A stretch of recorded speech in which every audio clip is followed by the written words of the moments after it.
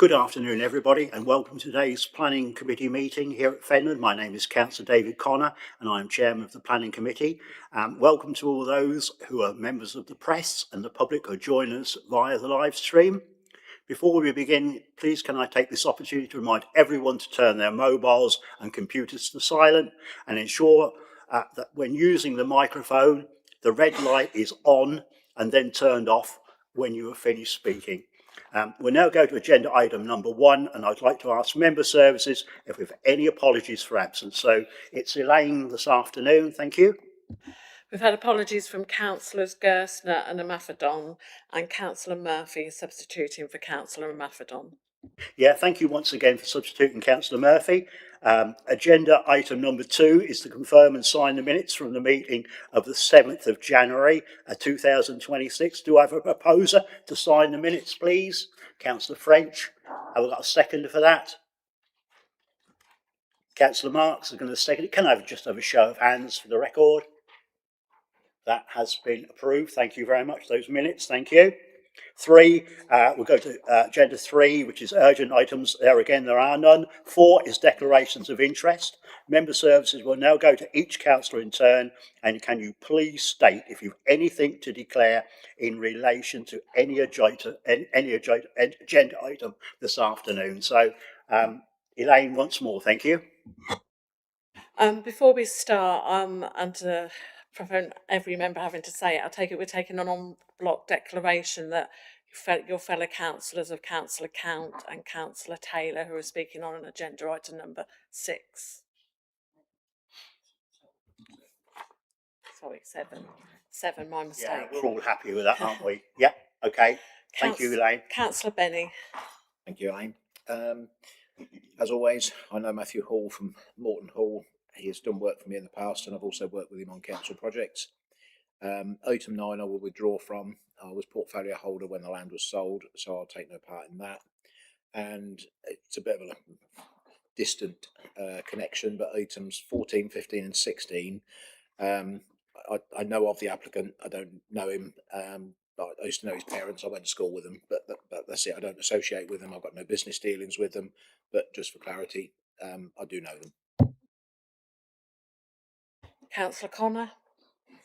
Thank you very much. I know 14, the applicant 14, 15 and 16, but that was many years ago. But I do not socialise with him or drink or do anything with him at all. So just thank you, just for open and transparency reasons. Thank you. Councillor Mrs French. Thank you. A member of March Town Council but don't take part in any of the planning applications. I've been lobbied on agenda number 9, which I sent on to Head of Planning to look at, but I did not respond. And also I'm a member of 10 drainage boards. Councillor Marks. Thank you. On item number 6, one of the applicants is known to me on a personal basis, so I won't be taking part in any debate or vote. On item number 7, I've been lobbied, but remain open-minded. On item number 10, a bit tenuous, but I guess I ought to declare it. Turf Fen Lane is where I am a director of a business a bit further down the lane. However, we don't use Turf Fen Lane, although our address is. We actually come off the A141, but again, just for clarity, and items 14, 15 and 16. The applicant's sister is known to me, as is the family. I have done some personal stuff for the sister, but again, that was regarding something with Camden County Council, but haven't done anything for the family, any other stuff for the family. Don't socialise with the family at all, so again, remain open-minded. Councillor Murphy. Yes, I'm a member of Chadderstown Council, but take no part in the planning, and I know Matthew Hall, but have no business dealings with him. Councillor Purser. Yes, thank you. I'm a member of Marchtown Council. I don't take any part in any planning applications whatsoever. Also, Mr. Matt Hall has actually done work for me in previous, but we don't socialise or anything like that. So I'm completely open-minded as far as that's concerned. Thank you. Yeah, thank you, Elaine. Thank you, members. We'll now go to the main part of the meeting. Members should only make a proposal on a planning application when invited to do so. However, I will initially be asking if anybody is going to propose the officer's recommendation. Clearly, if no such proposal is forthcoming or that proposal fails, I'll be looking for an alternative proposal. Members are reminded that such a proposal should be accompanied by the policy planning reasons for going against the officer's recommendation. So I'll now hand over to Hayley Parker Haynes. She's the Senior Development Officer here at Fenland to present application F/YR25/0496F, agenda item number 5. Thank you when you're ready. Thank you, Hayley. Thank you. Thank you, Chairman. This application seeks full planning permission for a detached, self-built 3-bedroom dwelling on land to the east of Cattledyke, within flood zones 2 and 3 in an elsewhere location. This is the site plan and aerial imagery, the existing and proposed site plan, and the proposed plans and elevations. These are some photographs of the site. So the top left is the application site itself. Top right is the access road towards the commercial units, and the bottom middle picture is land adjacent to the site. It is advised that the dwelling is required in association with an established business known as Humphrey Contracting Limited. However, limited evidence of a genuine operational need or how the absence of an on-site dwelling would affect the viability of the business has been submitted. This significantly undermines the claim necessity for the proposed dwelling. Furthermore, it is considered the development would introduce a large dwelling onto an undeveloped rural site, resulting in the loss of openness and significant harm to the character and appearance of the area. The scale, massing and design failed to reflect the local context or integrate with the surrounding pattern of development. Lastly, compliance with Lim A of the flood risk exceptions test has not been demonstrated. While the proposal would provide limited economic and social benefits through supporting an established rural business, these benefits are considered insufficient to outweigh the environmental harm, and it is therefore considered the proposal is contrary to the relevant local plan policies and NPPF. Accordingly, this application is recommended for refusal. Yeah, thank you, Hayley. We have one set of speakers on this application. I would now like to ask Shana Penny, she's of course the agent, and Mr. and Mrs. Humphrey, they're of course the applicants, to make their presentation to the committee. You've got 5 minutes between you.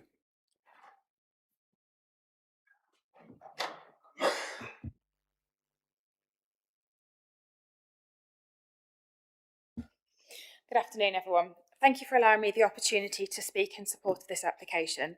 I'm here with the applicant, Mr. Humphrey, who won't be presenting to you, but is here to answer any questions you might have. As you've just heard, this application is for an occupational dwelling at Cattledyke in Gorefield. The proposal supports a long-established and multi-generation local business operated by the Humphrey family for over 3 generations. It is a business that's not only viable, but one that provides an essential and often urgent service to Fenland District Council and Cambs County Council and the wider community. Mr. Humphrey is the principal call-out for the council when buildings are damaged, unsafe, or require emergency works to prevent injury or potential loss of life. His presence and rapid response are often frequently critical. This is not a business that operates during normal working hours. Call-outs occur at any time, often late at night, when immediate action is needed. The nature of this work means Mr. Humphrey must be able to arrive on site without delay, collect plant and equipment, and respond instantly to dangerous situations. Living on site is not a convenience, it's essential to the functioning of the service that he provides. Security is another key factor. This is a business which relies on heavy, valuable machinery and specialist equipment. Sadly, there have been repeated break-ins and attempted thefts at the yard, all occurring at night. CCTV shows vehicles entering the yard, stealing significant quantities of goods and causing damage. These incidents have been formally reported to the police and to the local authority. They demonstrate a clear and ongoing security risk. To effectively run the business and maintain the safety of the site, Mr. Humphrey and his family currently rent a dwelling to the north of the yard. However, this house is not tied to the business, is accessed separately, and offers no direct surveillance of the yard or entrance.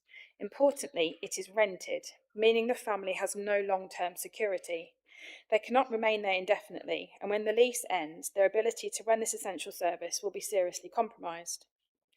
By contrast, a dwelling on the application site would allow proper oversight of the business, immediate response to security incidents, and the ability to react quickly to emergency call-outs.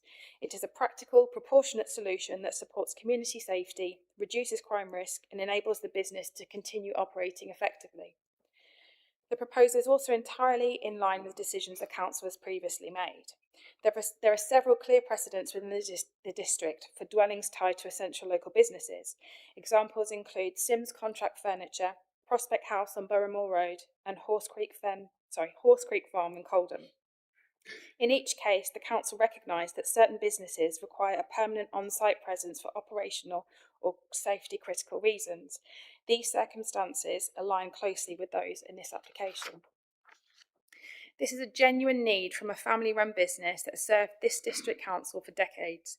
The proposal will not only safeguard the livelihood of the Humphrey family, but crucially will ensure that the council continues to receive rapid, vital assistance for emergency works that protect public safety. This dwelling is modest, justified and essential. It ensures security, supports the emergency response service and enables a long-standing local business to remain viable in the long term. Support of the principle of this development allows for the sequential test to also be passed.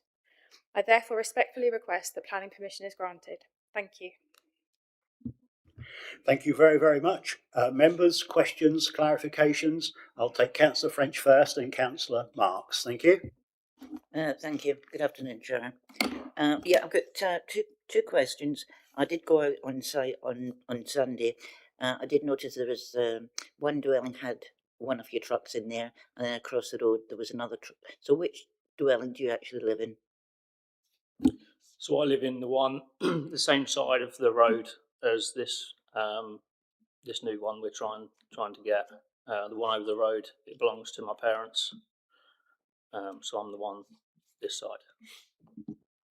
My second question, how many times have you been called out in the middle of the night over the last 12 months?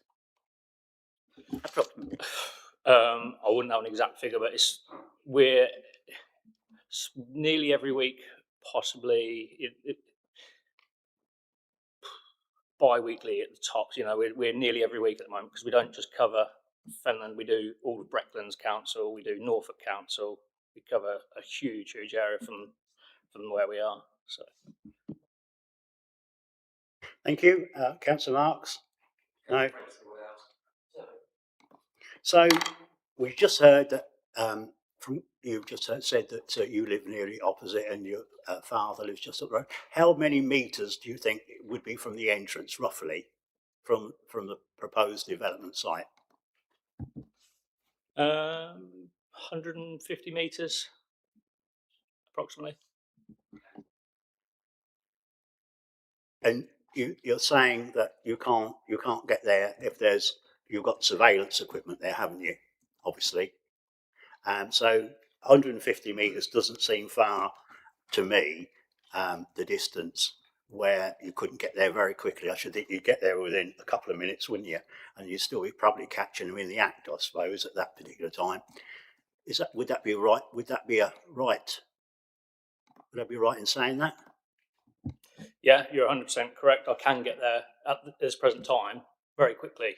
The problem I have is the property I'm in at the moment isn't my property. It's rented and is going to be very shortly sold off with no potential of me buying it, with it being such a substantial amount of money. So I'm then going to be put out of that area. There's nowhere else close by for me to respond to these situations. So that leads me on perhaps to the next question. How long, I've got it written down here before you've sort of half answered, I suppose. How long have you got left of the tenancy agreement then?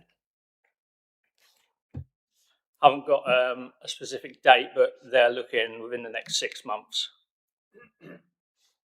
Yep, thank you.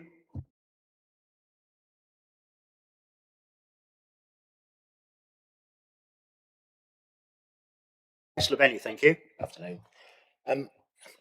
Just to make sure we're talking of the right dwelling, when myself and Councillor French visited there at the weekend, you've got the driveway into the industrial units at the back, and the house you're living in is the one at the front with the big garage to the left of it.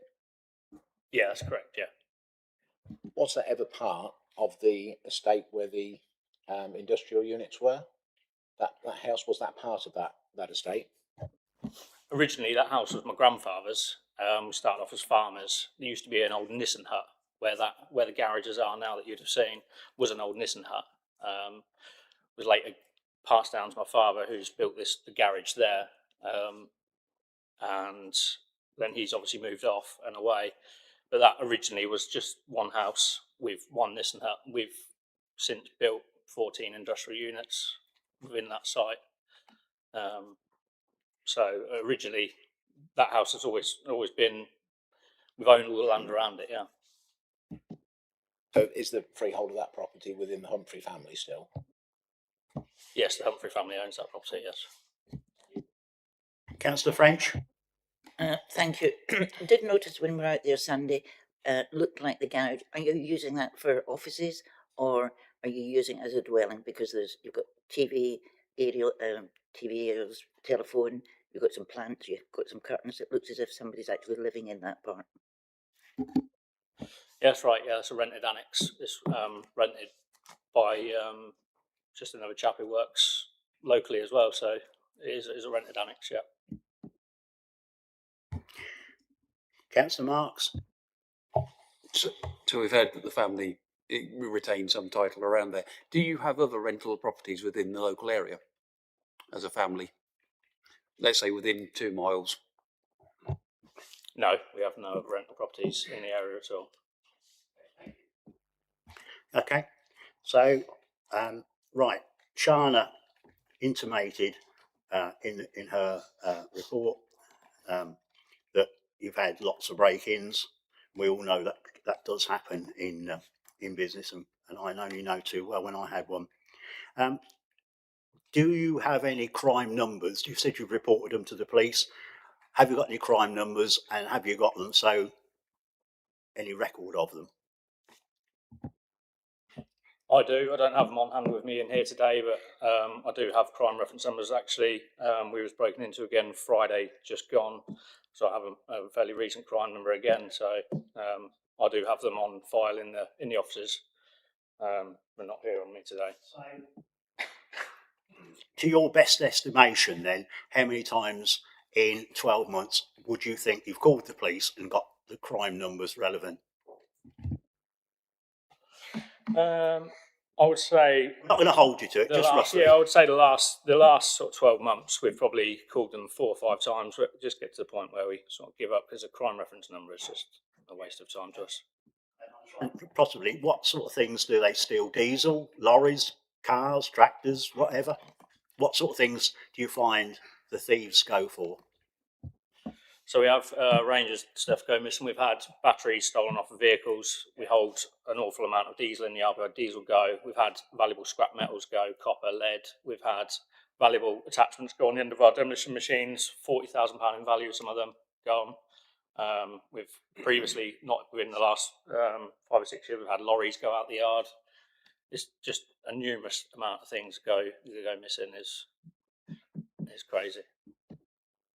Another couple of questions, but I will bring Councillor Marks in. Thank you. Sorry, can you just clarify attachments? You're saying £40,000. What attachments are they? So on the end of our demolition excavators, we have different attachments for cutting down steel buildings and grabs and whichever else, steel shears, concrete pulverisers, £40,000 upwards for these attachments. Thank you. I think he means cleavers on the edge of, on excavators, what cut through the girders and that sort of thing. And I think that's perhaps what he means. So going back on what you said, you only live 150 metres away from the premises. It does take a while to load scrap metal in and taking batteries off wagons or diggers or whatever, or taking cleavers or whatever has been stolen.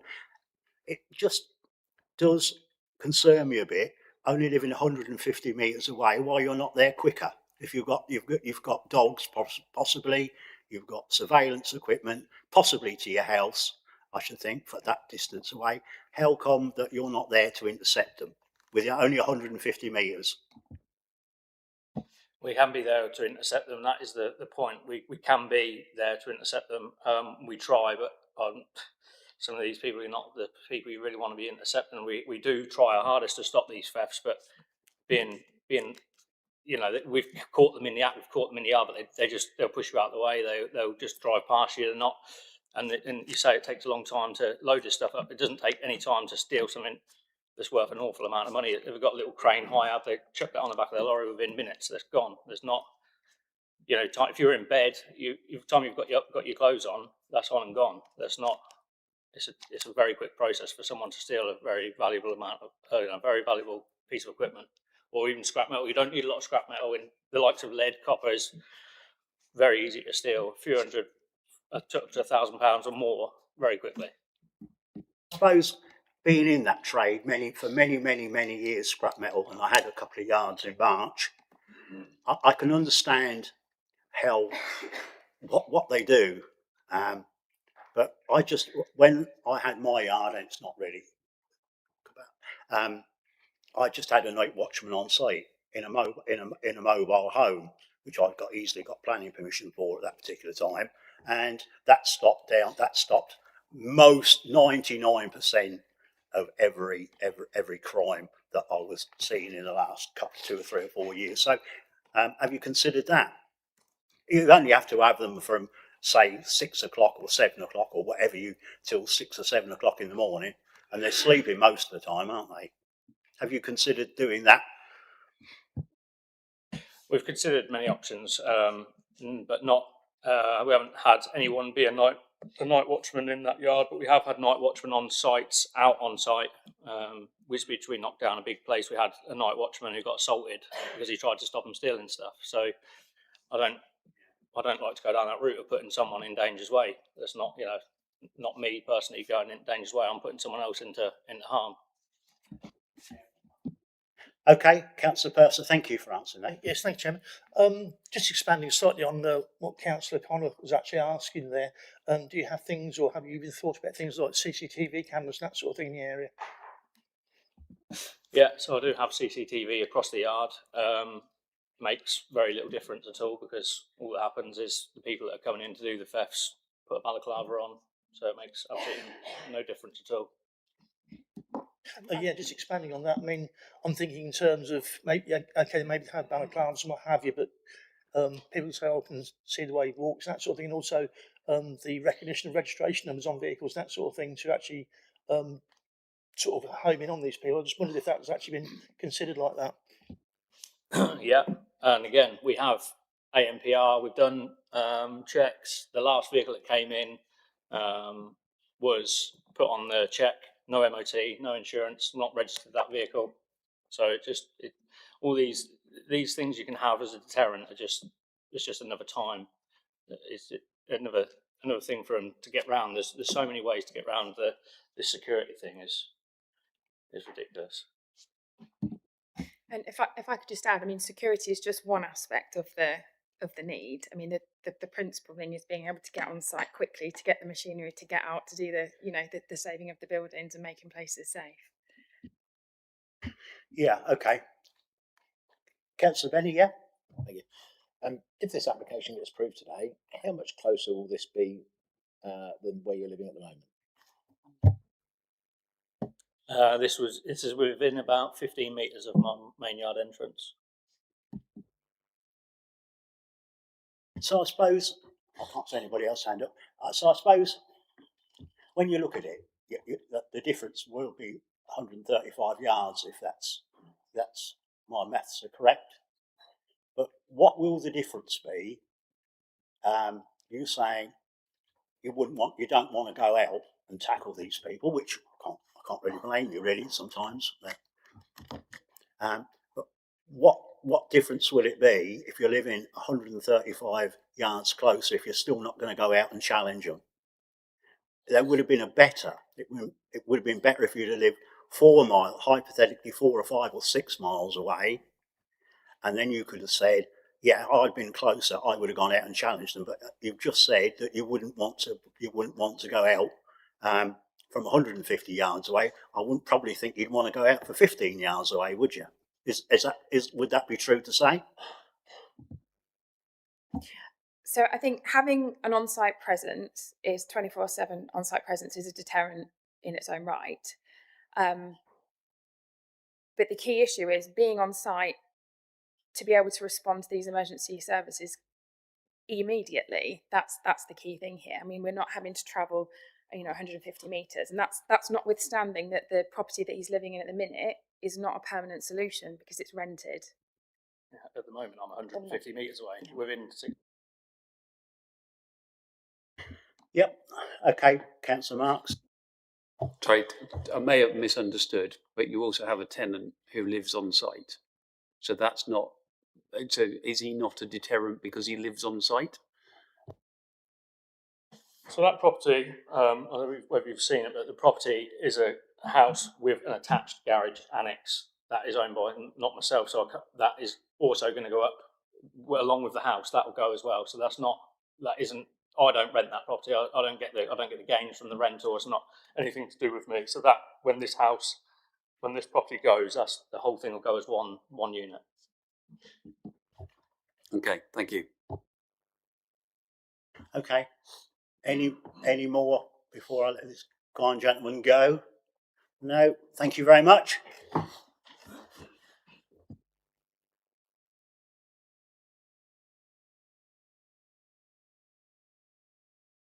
So members, questions, clarifications to officers? We have one. Councillor Benny, thank you. Yeah. Question for officers. I looked at this and I went back and looked at the site history because of the industrial units that are there. They were all put up as agricultural buildings. I couldn't see any change of use to industrial on there. Can you tell me whether I've missed it or whether it was there?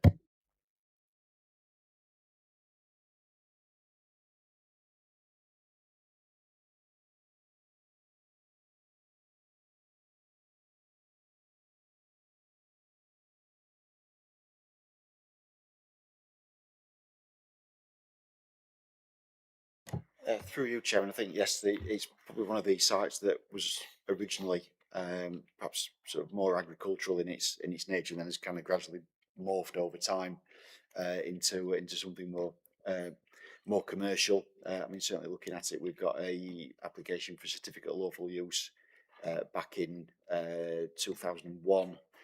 The various other sort of bits and bobs sort of around the various units as well. So I think, as I say, it's one of those that sort of gradually evolved as time's gone on. Okay, thank you. Thank you for that. Anybody else got any more questions to officers? You have, Councillor French, thank you. Thank you. I know there was a sequential test done, but in your report you said it's not sufficient. What's missing from it? So in terms of the sequential test, obviously the justification for the development was that it couldn't be located in another location in terms of the functional need.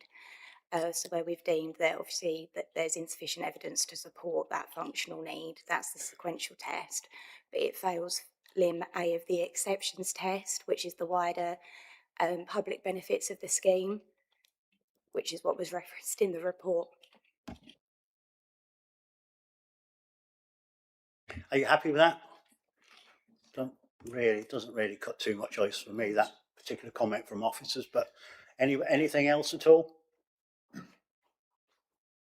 No? No more questions for officers? One more? Yeah, okay, Councillor French. Thank you. I can't actually find it. If it's for Matt, is it for Matt or for David? I would think David could answer the question. Thank you, David. Okay, carry on. I can't remember which part it was, but I did read it the other day. There was a question of certificate A and certificate B with regard to ownership.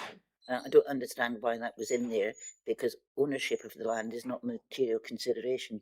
So I'm a bit concerned about that, because in another application further down the list, there's a part saying it's a civil matter, it's nothing to do with planning. So I just can't understand why one application it does relate to another application it doesn't. I think in this instance, you're quite right. Ordinarily, land ownership isn't too much of an issue, and normally we wouldn't report on issues of whether certificate A or certificate B is being served. I think in this instance, the confusion over who actually owns the site did cast a bit of a doubt over the actual functional link that is being put forward by the applicants, and that's why that was referenced within the report. Right, finally, any more questions, clarifications to officers? Nope, I'm closing that. So now I'd like to invite members to debate the item in respect to the material considerations relevant to the application. If you'd like to speak, raise your hand. Who wants to kick the debate off? I'm looking at you, Councillor French. Thank you. Thank you, Chairman. Yeah, I mean, obviously this is a very difficult one. It is a business, obviously has heavy equipment, etc. And it's certainly not a yard that you could have in the middle of his beach or somewhere like that. So I think, this is quite a difficult one for us to make a decision on to justify a dwelling next to a very vulnerable business due to thefts and break-ins, etc. So I'm not sure at this time. No, for me, I think I think business, it is imperative to live close to your business. I absolutely think that's an absolute given, really. But what did concern me, with the applicant and the agent has said that they've been broken into a lot. But I would have liked to seen the police. For me, the police, referrals to me, I would have liked to seen them, because they would have been absolute proof to us or to me that there is a business a house needed on site. So I think that's where I am. But I've got sympathies, obviously got sympathies with the applicant. Thank you. Councillor Mark. Thank you. Running a business, yeah, it really concerns me. Living on site would be far better than we've got 4 or 5 miles to travel. What's really did concern me, though, is this gentleman lives within 150 metres, yet he's had break-ins. So if he lives within 15 metres, what's really going to be the difference?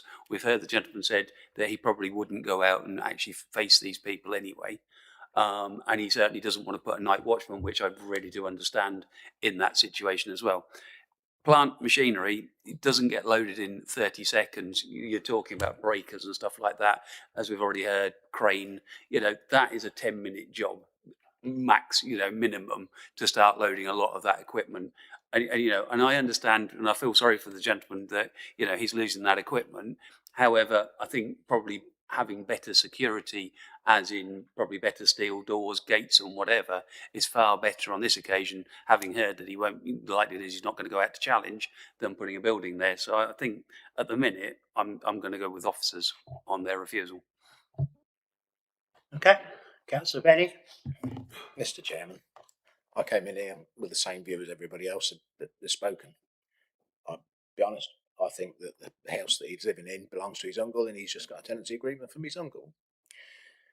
Which then, if you take that away and it's still in the family, there's no need for this. But we've got no proof of that. We always support business that is business in this area. We always go with security. And we always usually say that the best thing to have is the person living on the site. And I did come in here thinking, no, I think officers got this right. I've sat and listened to this today, and I've had a bit of a change of heart whilst I've been here. And I think back to the one at Maney, which we had many, many years ago, where you have your things stored, Charlie, and that was the chap lived up the road down Westfield Road in Maney. But we gave him his planning permission for his house, and as far as I'm aware, I don't think he's had any break-ins and stuff stolen. You would probably know better than me because you rent one of his yards. But I do think having a house on site does bring a lot of security. It looks to me like there's quite a lot of industrial units there. You've had scrapyard, David. You've lost stuff on a site, and we all know it goes on. And like I say, I came here today saying, no, I think officers have got this right, but look at Mr. Humphrey today. He's trying to run a business. We've supported other businesses all the way through it, but as long as I've been on the planning committee with this, and truly, I've had a bit of a change of heart on this one. I really feel that, the best place to be when you own something. You don't expect somebody to go out, night watchman to go out and do it. But as the owner of the place, when someone's stealing stuff out of your pocket, you don't think of that. You do go out there and you do try and stop people who are stealing stuff. And I think personally today I've had a bit of a change of heart on this, and I really feel that this could be supported. You know, we've got a local business, we've got other businesses within that footprint of land. To be honest, I do feel it's a bit of a grey area with the previous house. But looking at this man runs a business there, and he needs security to safeguard his equipment, safeguard his stock. And if that means that he's secure there, and that gives longevity to that business, and that supports local rates that we receive from businesses with it from that state. Not a planning consideration, but I really feel that this one, yeah, I think I could be supporting this one today. In Councillor Marks, and then I'll have a go then. Just for clarity, the main reason for living on site was actually because he had a potato store and had to be in there during the night because of the refrigeration and stuff. Yes, there was a security issue, but mainly it was down to the potato store. Okay, I think Councillor Purser. No, not at all, Sorry, I Chairman, do not at all. apologise. No, like Councillor Benny, I came into this very, very open-minded. I didn't really know where head was going to go on this one at all, to be honest with you. But then I actually thought back to other applications we actually had for the Sharman brothers when they had their yard broken into on several occasions. Another wood store down Whittlesea Road where they moved in down there, and apparently that's actually stopped an awful lot of problems like this. So I think I'm possibly going along with Councillor Benny on this. You know, so I think it might be helpful to actually live down there like that, and I think that may be where I'm actually sort of heading for on this one. Thank you. Councillor Murphy, thank you. Yeah, thanks very much. The funny part about it was I was talking to somebody this last weekend, and they had the same sort of problems as what this gentleman's got now. And at the end of the day, he moved and built a place. And what he said was it stopped it straight away when he done that. And he said because it's no good relying on the police or anything like that coming down there, because they've told the gentleman don't go out and confront them, and they don't want to go out and confront them either. So I think I agree with the other two that have just spoken, that it needs to be there. Yeah, thank you, Councillor Murphy. I've been always an advocate, as this committee knows, for having business security. You can't beat living on site. And as I intimated earlier, I had a night watchman, but I wish I'd had a bungalow on or a house on site. It would have made it far, far easier, but it wasn't to be. But at the end of the day, I'm an advocate that Fenland is open for business. That's our slogan. We are open for business. We need to be consistent here. We've passed numerous ones where we've taken security into consideration. I do know from I used to have a cleaver and a grab and that sort of thing, and they are really, really expensive. And there is always a market for them somewhere along the line. So I shall be going against officer recommendation on this particular occasion, and I will be voting for it. Thank you. So still in debate, anybody, very welcome. You know I was debate, and thank you, Councillor Benny. Yeah. I mean, we supported the Woodyard at Wisbeach St Mary's. We've supported various businesses throughout that need these. I came here today, and this is the purpose of debate and listening to the applicants. I came here thinking no, but I really feel that this is worthy of support, and I wish this young man well with his business. It's tricky enough being in business as it is at the moment, with the taxman screwing you from every direction and legislation that drops like a brick through your door every day of the week. Good luck to you. I will be supporting this application this afternoon. Yep, thank you, Councillor Benny. So we're still in debate. Anybody's very welcome. Will I close it? I'm closing it. Okay. Officers, would you like to say anything? I'm sure you would. Thank you.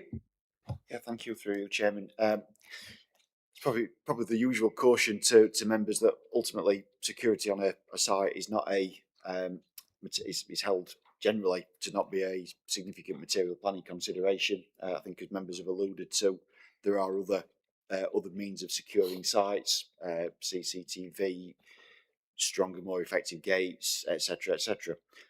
Notwithstanding that, I think probably just to highlight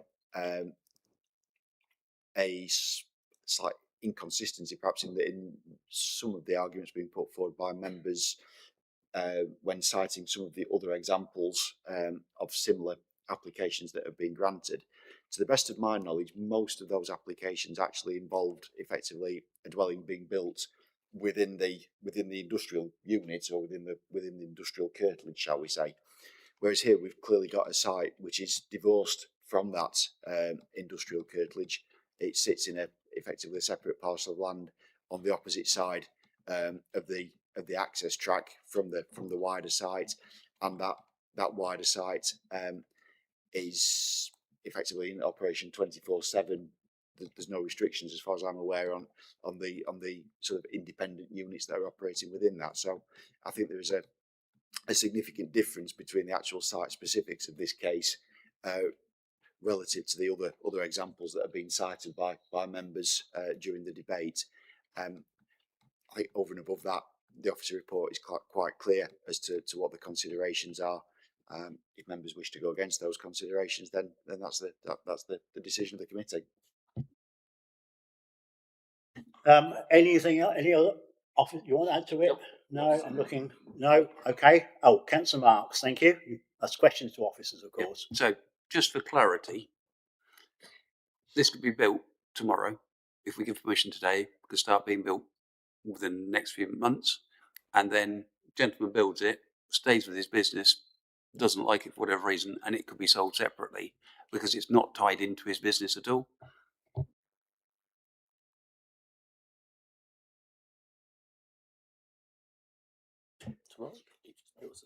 I mean, it is something that we could condition. The point I was making was more that it is a different set of circumstances in terms of how effective this dwelling would be relative to security.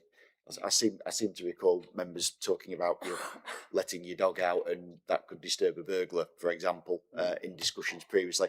Clearly, if you let your dog out here, it's in the back garden and the burglar's 150 yards away in the industrial units. So that was the difference I was citing.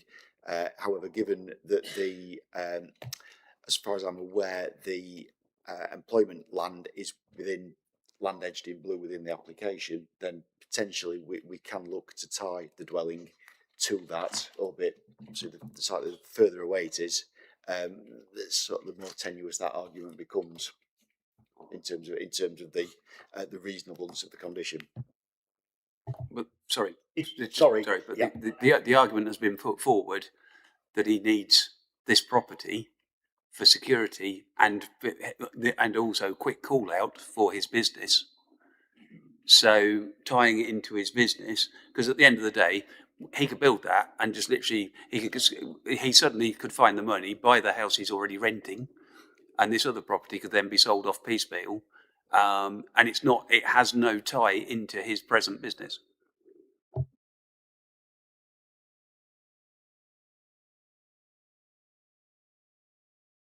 Sorry, what we seem to be missing is a guarantee that the gentleman's business. We're here because of the gentleman's business, which I accept. I don't have a problem with that. But as I say, could build a house and then literally wife doesn't like it, whatever, and at the end of the day, sell the house. The business could still be there, but he could have already taken measures by putting extra security or whatever, or alternatively bought the other rented property, which concerns me. That I'm hearing so much that this has had to be tied around the business, but actually it's freestanding from the business. Okay, well, I'm going to come in there. I think we could obviously put a condition on this. I do believe, couldn't we? Because we did at an application for Mr. Sharman. We did put that down, didn't we? We tied it to the business there, didn't we? Well, it was. That was it within the grounds of the business. And to be fair, you would have had a hard job to have split that. This stands alone away from the actual associated business. So you know, it's not, there's a roadway between the two. This could be easily sold off separately. Let's get to the crux of the matter now. What's the question you're asking? I'm sorry, that was the question I was asking, because I think members need to be very wary that we could be giving permission for something that for a property that's not actually connected directly to the business. Through you, Chairman. I think, so I haven't got my glasses on, so let's hope this all works. As David explained, obviously the application site is here. I'm trying to say I haven't got my glasses on, so I'm guesstimating that I'm right. And obviously the employment site is separate to it. Normally, from my recollection over the last 18 months, when members have gone against officer's recommendation, there's been a very clear, direct relationship between that dwelling and the building, normally within the same planning unit, within the same quite large area, that naturally allows for interaction, engagement, etc. When that happens, it's quite reasonable to impose a condition restricting the occupation and tying it to the business. There's a clear relationship. It meets all the tests. As David said, due to the separation of this, it gets more difficult to, want a better word, defend it. So we would be able to impose a condition if the appellant, also if the applicant chose to appeal the condition. An inspector may say, due to the remoteness of the building in relation to the industrial area, that the condition doesn't meet a test, particularly if less likely potentially if it was to be appealed tomorrow straight away, but if it was to be appealed in a short time. So the ability to be comfortable that this will be retained in perpetuity on something like this is a lot lower than would be on a normal situation where you are cheek and jowl between the new dwelling and the premises.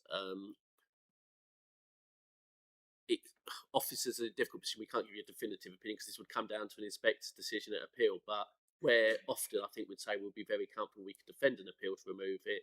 In this instance, it wouldn't be as clear, I would suggest. And I think Sorry, through you, Chairman, if I can also just elaborate on Matt's points a little bit further. I think there's also a greater potential in several years' time this dwelling gets built, and then for whatever reason the business use gets separated out because of the separation that we've got physically, that potentially that linkage could also be very difficult to then, the separation of that linkage could become very difficult to resist in the future. Come back in. Just a bit of clarity. From my understanding, is the future occupant also doesn't own the business anyway. Doesn't. It's his relative. So obviously that would make it potentially even more difficult to tie it in because it's an employee. We wouldn't be giving permission in theory to the owner. You're giving it just to an employee, which obviously adds another layer of difficulty in the question of actually is it reasonable to impose a condition on this, because in theory you are allowing someone to build a whole dwelling but they can't control whether they retain in business, whether they're employed by the business, etc. And then in theory, if they were to ever, that would end, either they would need to move out or we'd have a very difficult situation in relation to where a dwelling that's tied isn't occupied by someone that can ever meet that condition.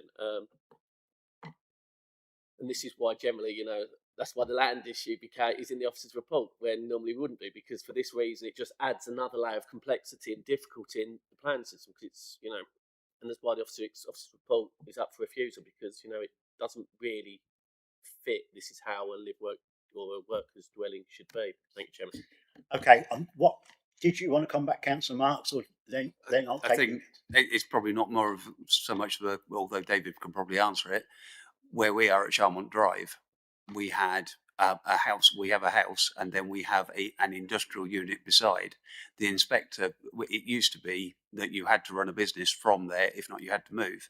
The inspector then took the look and said that wasn't fair. So he then gave, I think it was a 3-year period to either start of the business. Then it's gone to now where they've actually become residential, because the inspector took the view that it was being unreasonable. And I think this is where we are with this again today. We could be in the same area, that the inspector looking at this in 2 or 3 years' time could just turn around and say, well, no, how can it be connected to the business because of the roadway? Right, Councillor French. Thank you, Chairman. I would have been happy to support this if it could be conditioned, but having listened to Matt, the head of planning, I think it would be a waste of time putting that condition on. So I'm sorry, Mr. Benny, Councillor Benny. I'm going with the officer's recommendations. Right, okay. So any more questions for officers at all before I close it? No, you've done a good job answering that then. So we're going to go into, do I have a proposer to go with officer's recommendation to refuse this planning permission? So I need a proposer for that. Councillor French. Okay, what are you proposing then? Obviously, Go with the officer's recommendations. we've got a seconder on that. Councillor Marks. So we've got a proposal to refuse this, go with officer's recommendation to refuse this application, proposed by Councillor French, seconded by Councillor Marks. Can I have a show of hands on that? 1, 2, I'm going to say those against. 1, 2, 3, 4. Okay, so obviously that's failed to my maths. Okay, that proposal's failed. So I'm looking for another. Councillor Benny, what are you proposing? Well, I know we've heard from Matt, and he's telling us that we can condition it, but the condition could be challenged. I would like to see the condition on there that this is tied to the business. If it can that be done? You said it can. It's a weak link, but at least it is a link. I do feel a little bit uncomfortable with just granting it because of where it is, but I do think this is part of the Humphrey family. This is part of the business that is there.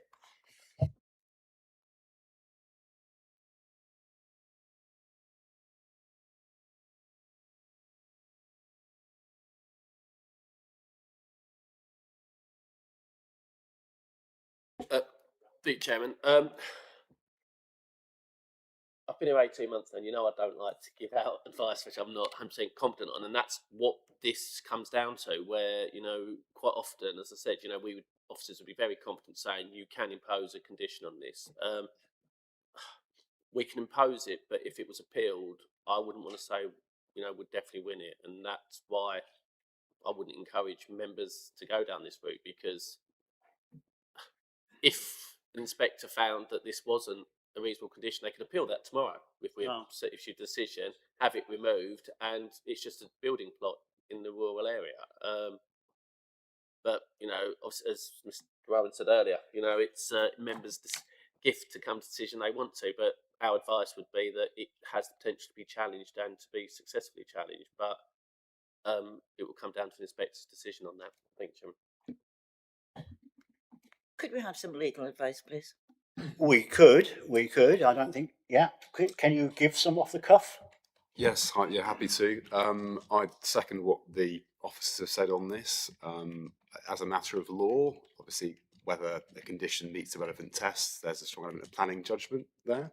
I think it is arguable that a condition of that nature could be imposed, but I also agree there are sort of planning merits arguments against it, and therefore such a condition could be vulnerable to appeal. But there is no, I think, strict sort of legal hard no as to why you cannot impose such a condition. I think it just on the balance of the planning arguments, I think there is some vulnerability. So I think really support what the officers have said, but ultimately as a matter of planning judgment and balance, it's within the members' gift.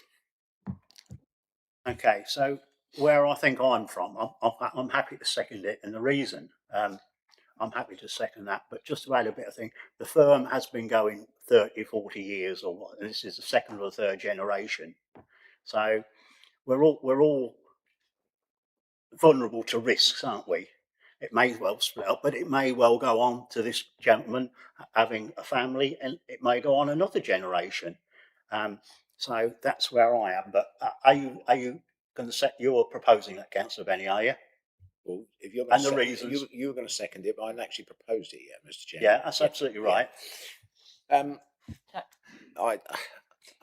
have slight hesitation on the fact that we can't tie it to the business, and I see the points with land ownership in here. But truthfully, I think all of that land in there, including the house you're living in at the minute, is in Humphrey family ownership. This is a business that is going to grow, and that's what we should be looking at.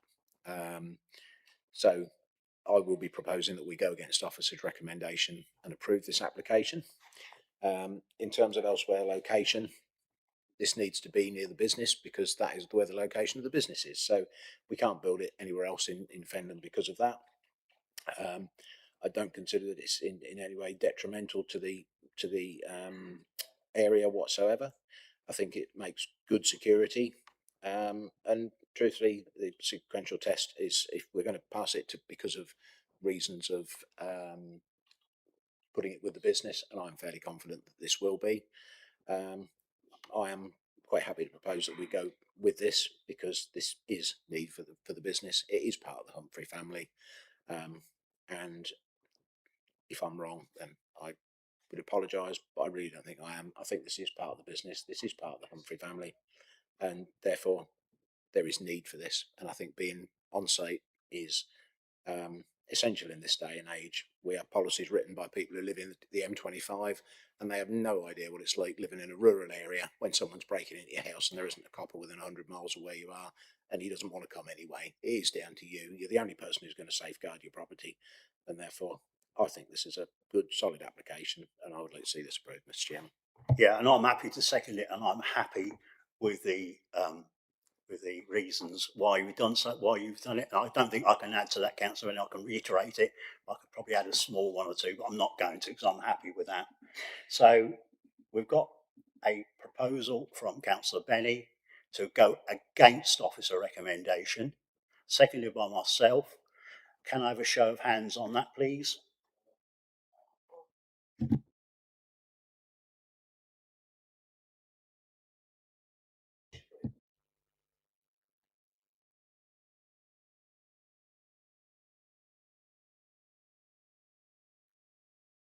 That was my next comment after that. So that's my next thing. So anyway, so we'll go back to vote just for clarification. Those who go against officer recommendation, 4, is there? Yeah, 4 of us. Those against it, 2 of us. That application has been approved with those conditions. And what I also would like to see the list of conditions as well, if that's okay. So that's Councillor Benny, myself. Anybody else would like to see any conditions before we put this to bed? No? So just Councillor Benny and I would like to see the conditions. Thank you. So that's obviously been approved. Thank you.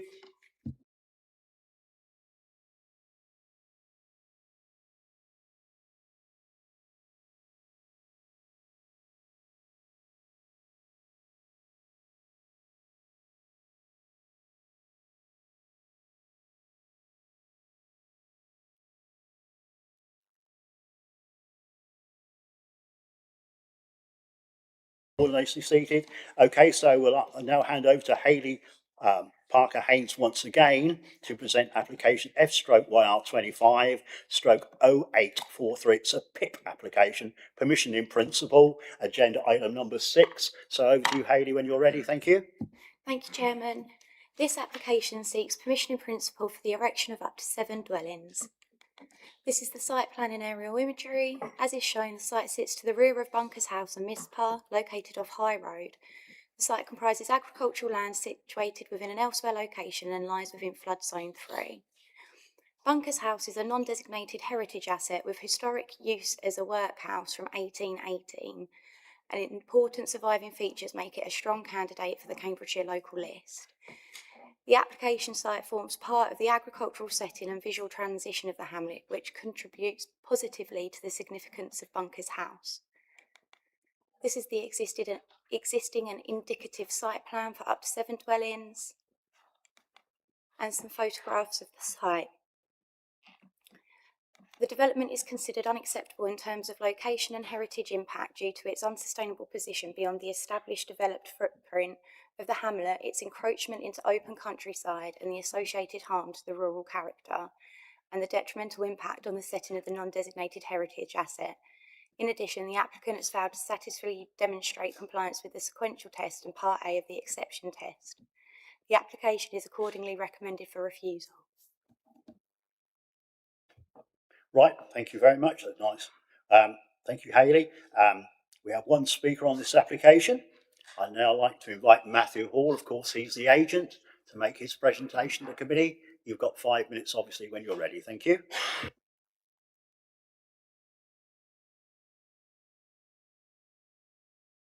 Thank you, Mr. Chairman, members. So, as per the report, this site lies approximately half a mile from a primary school, convenience store and fish and chip shop.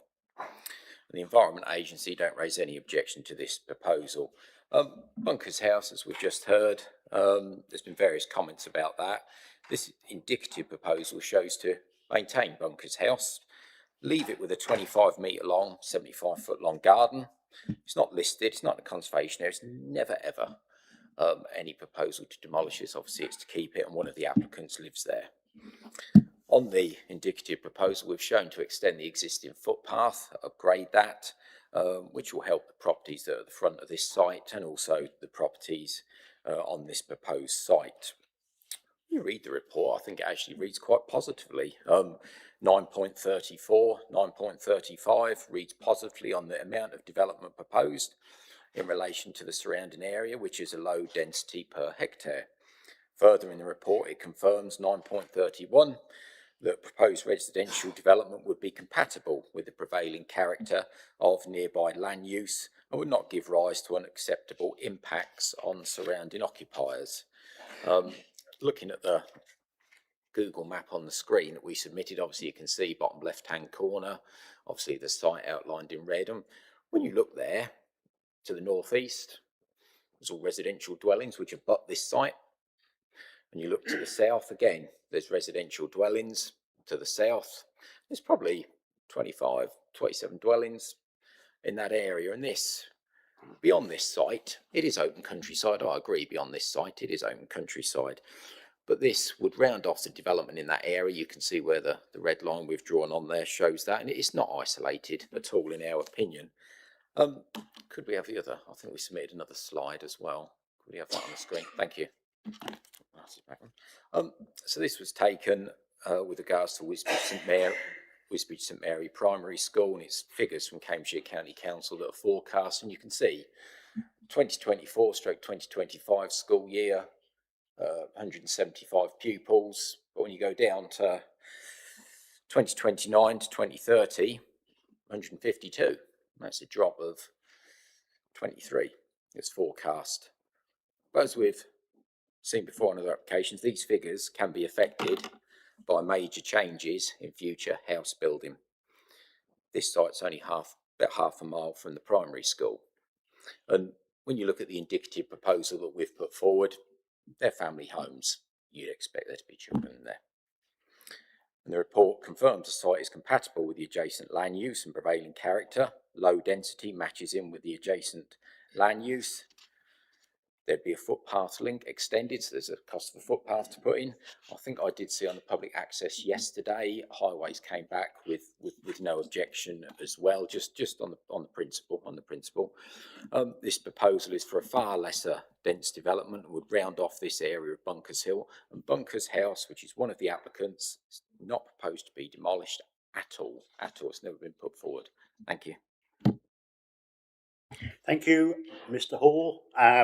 Questions, clarification, members to Mr. Hall? You have one, Councillor French, thank you. Thank you, Mr. Hall. Looking at reason for refusal on sequential test, have you looked around the area? We submitted a sequential test. I think it was for Bunkers Hill and Tomless Drove, which we believe passed. Officers, I believe, disagree. We believe that passed. So in that immediate area, yes, we have. Okay. Any more questions? No, that's it, Mr. Councillor Benny. Have you got any? No, that's fine then. So good then. So thank you very much. You've had an easy afternoon so far, Mr. Hall. Thank you. Members, questions, clarifications to officers?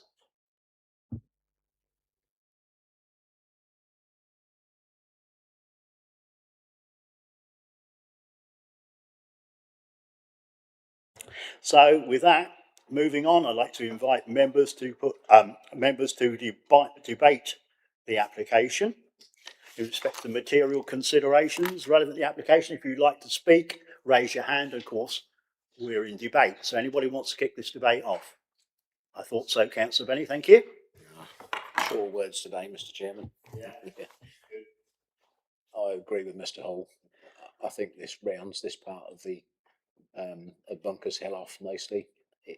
We had another case, and I've been trying to sit here and think where it was, but where we had infill on a corner, where we had on two sides, like here on an L-shaped plot, and that was considered infill. But I can't remember where it was. I also remember when I first came on the planning committee, when I first became a councillor, we were looking at the houses that are built behind there. You were on the at the same time, Mr. Councillor Connor, I'm sure you remember, and they were approved. To me, open countryside, where else are you going to build? Yeah, wherever you go to Chatteris. You cannot build within Chatteris because there's nowhere left to build. Expansion is only going outwards. People want rural locations to live, but not everybody wants to live in a city with buses. Some people like to live in the countryside, and this certainly is the countryside. We've got community benefit, we're having a footpath there, and also looking at the school numbers. We had this a few weeks ago with an application at Gorefield. As councillors, we're supposed to be supporting local communities. Communities need schools. Once a school closes, it never comes back. And with these school numbers falling, this will help contribute to the school numbers, hopefully, and therefore the longevity of the school. Councillor French. Thank you. Another site that we did visit at the weekend. This used to be my county division when I was a county councillor, and Bunkers Hill certainly, especially with the school. So I'm not going to go through what Councillor Benny has said, but I agree with his sentiments. Yeah, okay, I'll come in there. Yeah, this looks a good application to me. It's got everything sort of going for it. We need to be consistent. We're told we should be consistent. We passed 5 or 7. We passed several houses in Bunkers Hill. I think we've had 3 applications now where they've gone to committee and they've been passed in Bunkers Hill. And when you ride past there, they're good. They look nice. They're good. And we need to sustain these small hamlets, villages. As I said, I can't see anything wrong with it really, in my opinion. It rounds the site, it rounds off the site. Look, if you look at there's a footpath and then a drain, so that squares that off, in my opinion. I shall be, unless the rabbit's pulled out of the hat, I shall be voting for this application. Thank you. So, right, I'll take Councillor Murphy next, then Councillor Purser. Thank you very much. Absolutely. I mean, this to me is just a continuation of a very small, well, we might as well call it village because there's a lot of buildings there. It's just a continuation along, as Councillor Benny said, like Chatteris. We're continuing along different roads of Chatteris because it has to be, because you can't build in place. So I can see nothing wrong with this whatsoever. It's not outside. It's not. If there'd have been 2 or 3 fields between them, yes, but they're right up close to the other buildings, and it's just, as I said, a continuation. Yep, okay, thank you, Councillor Murphy. Councillor Percy, the floor is yours. Yeah, thank you very much, Mr. Chairman. Yeah, I have to say, when I came to this, again, I was quite open-minded on it and concerned about 1 or 2 things. Big thing, 2 things that really concerned me as much as anything else, really, was they said there was a historic building in there that was going to be, whether it's going to be knocked down or not. Having said that, that's actually now been clarified for us. And building out in the countryside like that, I think, is the only way to go like that, really. But the one thing actually reading through the stuff that actually came with this that concerned me was really there was letters of objections and letters of support for it. There was letters of objections from locals, which there was 25 of, which were their local people that kind of know the area. Then there's 22 letters of support, but none of them were local. They were very, very, very distant. And I thought to myself, I was quite a little bit confused over that. But that was my only big thing on it. But I think my fears have been allayed on it, so I think I can actually support this. Though, thank you. Yeah, thank you. So we're still in debate, ladies and gentlemen. Councillor French, thank you. Thank you. Obviously, our local plan is well out of date, 2014. Looking at policy LP3, it describes every village, but Bunkers Hill isn't actually in this book. So there's no policies for Bunkers Hill. Maybe David could enlighten me. Do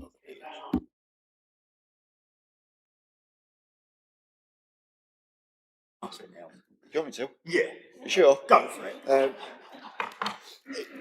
Well, there is a policy regarding Bunkers Hill, which is that if it's not a named settlement, it's an elsewhere location and residential development should be refused. That's the policy. Yeah, I think he's answered it. All right. So, anybody? So we're still in debate. Let's put a light-hearted view on some of it. Okay, I'm going to close this debate. Do you want anybody to come back? Everybody said enough on the debate? Yep. Okay, debate's closed. Officers, your turn. Thank you, through you, Chairman. I think just to pick up on a number of points that have been made through the debate. I mean, the first point to make is that this is a PIP application, so it's permission in principle. So while there is a plan on the screen showing how the site could be laid out, that doesn't form part of the application and isn't even a requirement to be submitted. Similarly, the footpath that is shown along the frontage of the site doesn't form part of the application, and therefore no weight can be given to that as a community benefit. And indeed, there is already a footway running along the frontage of the site, linking up to the sort of remainder of Bunkers Hill. So I'm not really quite sure exactly what community benefit would be afforded in any event. I think, and Councillor French's question probably touched on this, is the main issue with Bunkers Hill is that it is fundamentally considered to be an unsustainable location because there is nothing in it.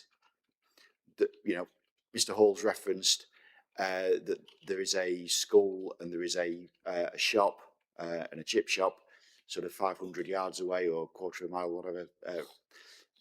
whatever measurement he gave, but there is no pedestrian connectivity. There is no footpath between Bunkers Hill and Wisbech St Mary.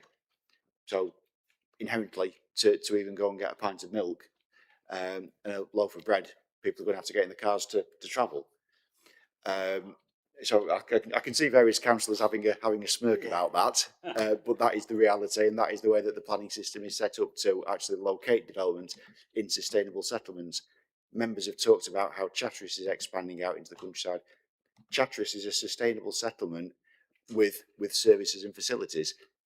Bunkers Hill, other than having a once every 2 hour bus service, has got no services and facilities. That is why it's not mentioned as a named settlement within the settlement hierarchy of the local plan. Mr. Hall's also referenced diminishing school numbers at Wisbech St Mary's School. I would point out that those figures were not submitted as part of the planning application and have only been presented sort of today, essentially. So there's no real verification of that argument with either the school or the local education authority. However, I'm not sure how an additional 7 houses at Bunkers Hill with no connectivity to Wisbech St Mary is going to address that particular issue, particularly given that in Wisbech St Mary itself, I think since 2018, there's been about 96 houses granted planning permission. So I think some of the issues that have been flagged in the debate and indeed by the agent when making their presentation, I'm not really sure how much weight they should carry as part of the determination of the application. Thank you, Chairman. I'm sure you've got something to say, Councillor Benny. I've just got that funny feeling, and and if it's not a question to officers, please go ahead. I found some words, I've got to say. It's going to be unsustainable because if you want a pint of milk or a loaf of bread, you have to get in your car and drive to fetch it. Last 2 weeks ago, we sat here with an officer's recommendation for 152 houses isolated from Chatteris because there's no road link in it that joins a red route main road, a road, and if you want a pint of milk or a loaf of bread, you have still got to get in your car to go and buy your loaf of bread. I'm sorry, Chairman. Now, I don't usually like to intervene and stop members in full flow, but I think when actual factual inaccuracies are being put across, then that is something that needs to be corrected. While the Chatteris application that's been referenced last month had its sole vehicular access onto the A142, there was nonetheless pedestrian and cycle connectivity through the site to connect up with Chatteris. So to say that there was no option other than people had to drive is factually incorrect. take it on board. But if people won't use it, well, we've been there. I'm not going to go back over that. Yeah. No, you know, to say it's unsustainable, the fact you buy a house there, you've got a car, because you wouldn't move there if you didn't have a car. So if you've got a car, it's sustainable. It's an argument that goes round in circles. I'm not saying anymore. Thank you, Councillor French. Thank you, Chairman. At the end of the day, this is a PIP application. We've got no details. It's the use of land. And looking at which David did point out, other villages and why Bunkers Hill. In the following other villages, residential development will be considered on its own merit. And we're looking at a PIP. We're only looking at a PIP. Use of land, and I think use of land would be okay there. Yep, absolutely correct. Thank you, Councillor French. Right. Questions to officers still? Sorry, we've had them, but any more questions to officers? Just reminding, because we deviated a bit, didn't we? Okay, thank you. Right, so no more questions. So, do I have a proposer then to go with officer recommendation to refuse planning permission, just for clarity? Anyone want to propose to refuse this? Can't see anybody long enough. So obviously that's failed. So I'm looking for another proposal and the reasons for doing so. Councillor Benny? Yeah, thank you. Go against officer's recommendation and approve the application. In its close proximity to its host dwelling and the dwellings at the back of it, I don't consider this to be an LP3. This is part of the Bunkers Hill for development. One of the other reasons is flood zone 3. Well, we passed houses a few weeks ago in Turves, we passed stuff in Benwick, and we passed stuff in Wisbeach, which is in flood zone 3. And there will be anti-flood defence mechanisms put in place by building the ground up. So we won't actually be building in flood zone 3, we'll be building in flood zone 1 because we'll build the ground up to make it. So I consider that the community benefit of footpath, new, old or replacement, and the support to the school outweighs the sequential test and the building in flood zone 3. Yeah. Okay. So don't forget, we're just doing a PIP. Obviously, just for reiteration purposes, there is a link. There is something on there for a footpath. There is obviously something for an entrance. There is some houses on there to see how they could look if one wishes. But this is only just for land use. Thank you. So, Councillor French, did you want to come in back? What did you want to second it? Because that's what we're. Yeah, I'm happy to second it. I was just going to say it's a PIP. It's the use of land, so we can't really take the school and the footpath or any other community benefits because it is a PIP. But as a PIP, I'm more than happy to second it, and I don't know what Councillor Benny's reasons are going to be, but I'm quite happy. Just go. What? You won't listen. I was given the reasons. I mean, I'm just given the reasons. I'm just asking you to second it. Yes, I'm happy, and also it does fall in with policy LP3. I'm happy with those reasons. I can't.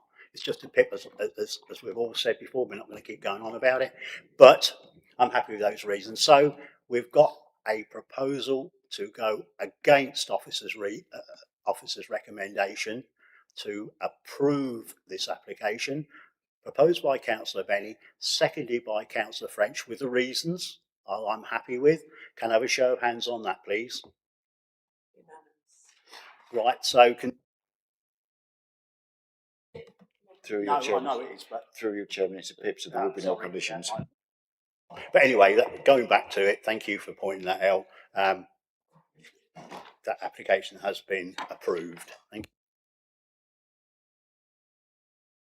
you. I'm looking at the time, and I always try to please the lady, so you can have, it's 14:20. Can we just have 10 minutes, please? Thank you.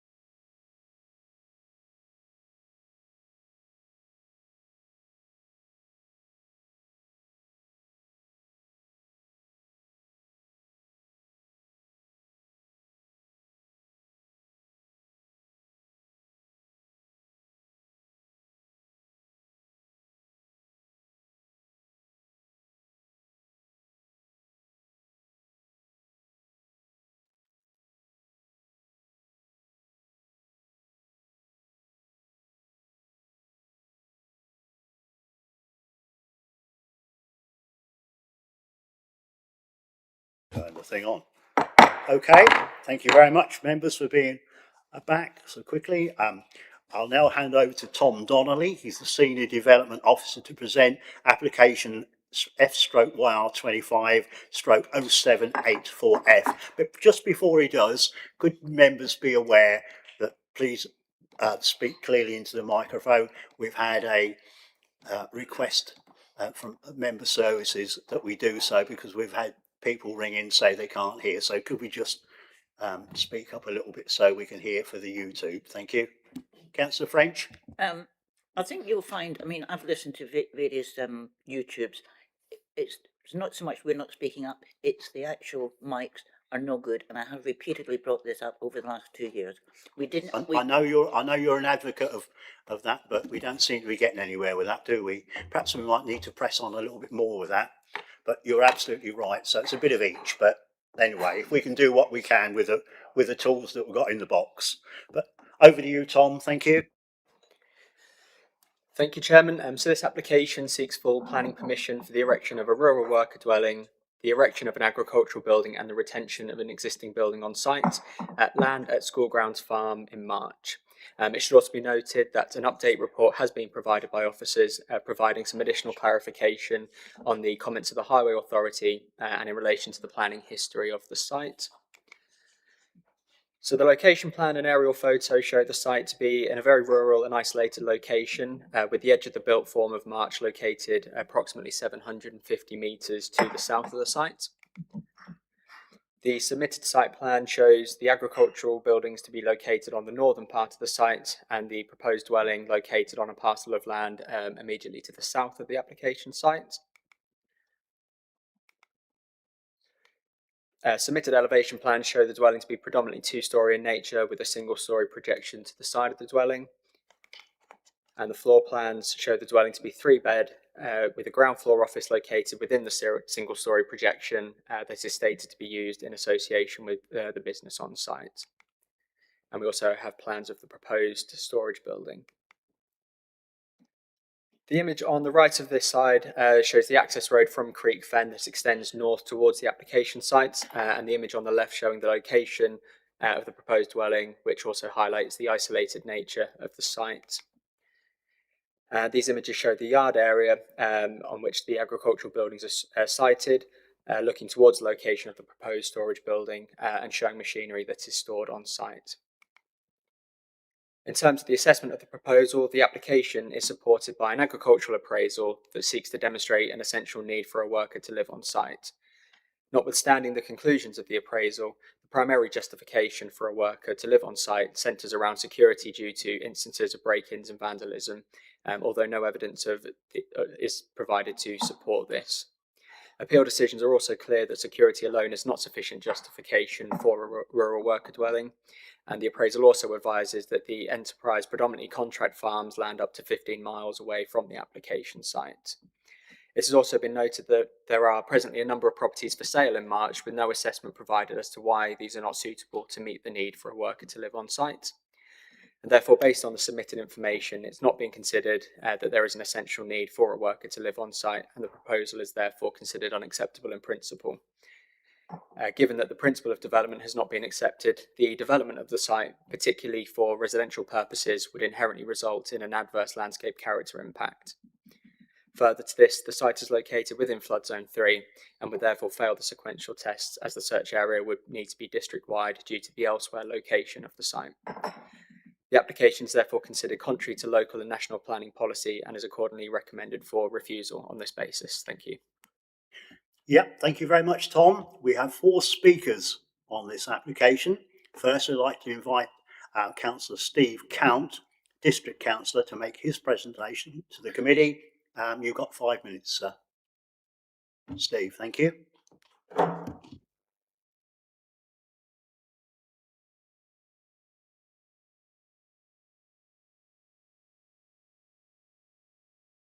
Thank you, Chairman. I want to thank you and the officers and the members of this committee for the work that's gone into it so far and the due consideration I know that they'll give it this afternoon.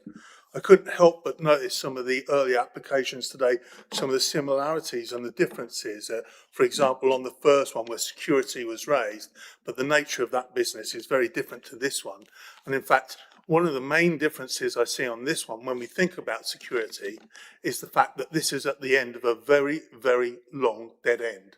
And if one thing there is about criminals, they might be lazy, but they're not inherently stupid. And we know from police that they do not often choose to go to dead ends, specifically when it's that remote and easy to close off. So there are differences, and I hope to bring out some of those other differences as reasons to recommend refusal in line with the officer's recommendations. One of which is the obvious and blindingly obvious one of the sequential test for flood zone 3. This fails on this, and it's a simple and easy way to continue to say that this is unsuitable. Part of the reasons this is in front of us today is we now have an assessment, a farming use assessment, trying to justify the need for a dwelling. But actually, when you look to take it apart piece by piece, it starts falling apart. The need for security, according to national planning policy, is very different to what is actually happening on the site. For example, there's no livestock. There's no livestock envisaged to be here, which is one of the core reasons you might wish to grant it. Security, again, is shown in the document submitted to you by the officers that this is no longer a substantial valid reason to pass. In fact, there are no crime records for this site, as has been brought out by correspondence with the police, who have actually confirmed this by email. There are a number of planning policies this contravenes, including the one about building in the open countryside. But I've got to say that the officer's report is absolutely correct in all of those respects. But reading report, it is factually dry, but correct. The one area, I think Fenland District Council has done a great job, but the one area where I think this has fallen down is the County Council Highways report. The County Council Highway report 2 applications ago for the paddocks, which is on the same strip, put down there should be no further intensification of traffic on this road. No further intensification. And they haven't put that in this. Now, if you take a 2,500 tonne barn, that takes 337 vehicular movements to fill and unfill that down this single track road, bordered by a drain all the way along. It is a really difficult one. There are no passing places. There are now paddocks down there. There are livery yards around the corner on Flaggrass Hill. This is going to be really, really difficult. And I'm surprised that Highways didn't put that back into this one. What they did do, though, however, after submitting their no objections description, it's technically correct no objections. They did put that the subsequent email that they considered this for the storage of machinery only and did not consider regular crop movements. And I'm disappointed that the County Council didn't revise their commentary, considering that that is contained in emails later on. Now, I know that we have Councillor Taylor speaking in favour later on, and I totally agree with the principle of supporting farms and farmers, and I even support the principle we need more housing. But it has to be the right application in the right place. But I'd also point out that I represent March North, where this is. I've been the representative here since 2011, 14 years. And in those 14 years, the one area of March I get the most difficulties with is here. I've been called out because of problems turning the corner into the fence. I've been called out by the Anglian water spillage of the sewage that goes down. Anglian Water have now doubled the capacity, and they are delivering what they call cake, which is foul-smelling human excrement, trying to limit that to every 10 minutes. And they're failing. And these are traffic that is going past these residents. It's enough. There shouldn't be any more here. There really, really shouldn't. It's a bad application. It's a great idea to have extra housing, but this is the wrong application in the wrong place. I please hope that you support Councillor Hicks and me, the local councillors. Councillor French is local, but I've not lobbied her, spoken to her, and she's kept her powder dry absolutely appropriately. But the local councillors who can speak are sitting here today, myself and Councillor Hicks, and we are totally opposed to this. I do hope that you will support us later on in the day. Thank you, and thank you for your time, Chairman. Yep, thank you very much, Councillor Count. Members, questions for Councillor Count? And I see one from Councillor Marks. Thank you. Thank you, Councillor Count. Yeah. The crux of this seems to be around crime. You say you have an email. Do we have a copy of that email that there are no crime numbers? Yes, Chair, we do. Dennis has brought, a later speaker has brought a copy in today. They asked yesterday about whether they could submit that, but we was told that they'd have to lobby every single member of the committee first. So if it's up to you, Chair. When Dennis speaks, he can either circulate it or we can keep it. But I can tell you, unlike a member of the public who might come here and say, oh, there's a lot of crime or not a crime, or, unlike an applicant might say that, I'm a councillor. If I say something out of order here today, I'm up for code of conduct. So I can tell you I've seen that email and that's what it says. And the same, I've seen the email from the highways officers talking about they hadn't considered crop movements. But it's up to you, Chair, whether we can circulate that or not. Okay. Councillor Marks again. Yeah, if I can go back. Sorry, that was a bit more of an explanation I was actually looking for. I just wanted a yes or a no, but yeah, I understand.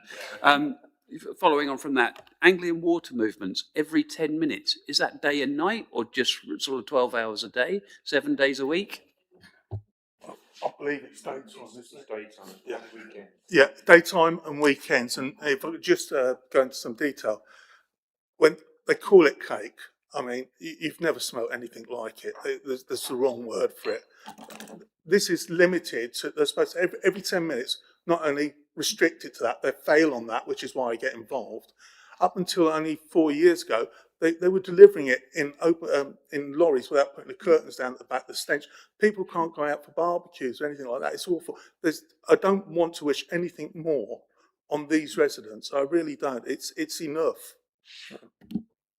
So, and just to clarify, these transit down the road past the junction, the T junction that turns up past the chicken farm and goes further down.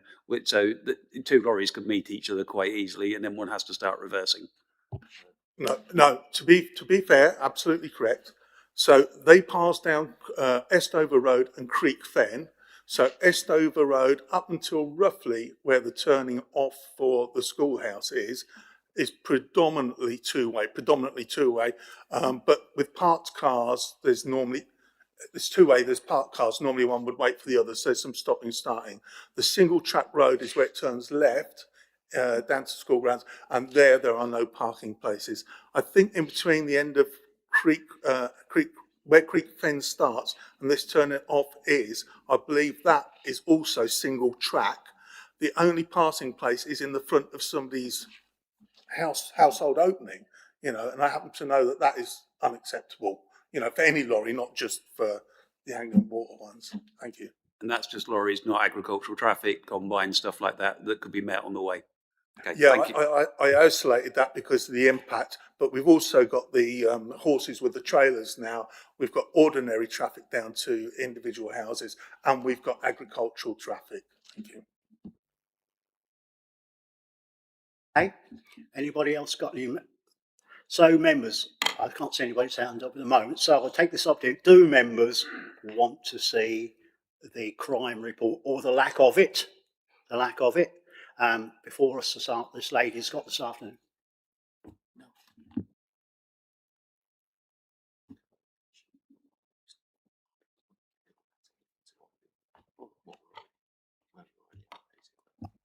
I see the advice you're giving us, but I think there might be maybe some different views on it. I'm just trying to clarify if there is or there isn't, because, well, do members want to see it? Check. I think obviously if it's a letter that's dated like yesterday or whenever, that is the most up-to-date piece of information. So it can't be argued further back. Had it been put in with the application, it would have probably been 3 to 4 months out of date. We actually have a document, by the sounds of things, or at least an email, to say, and if it's from the police, and we have no reason to dispute with Councillor Count, so this is the most up-to-date piece of information if we have or do not have crime down there, which is quite salient to this point. Okay, so I absolutely. So on chairman's discretion, I'm going to ask for this document to be passed round. I'm going to suspend this for 5 minutes while members have a look at it. I think it's something that we need to see and look. So that's what my decision is. So if you can. Hey, Chair, to clarify, so I understand it's dated January the 8th, 2026, so quite recent. It's about, yeah. But That's near enough. But what happened was yesterday they decided the people who live locally thought this was so important we should enter it, and then we hit this difficulty. I wasn't unavailable. It's dated January the 8th, and I'll ask them to bring it up. That's my decision.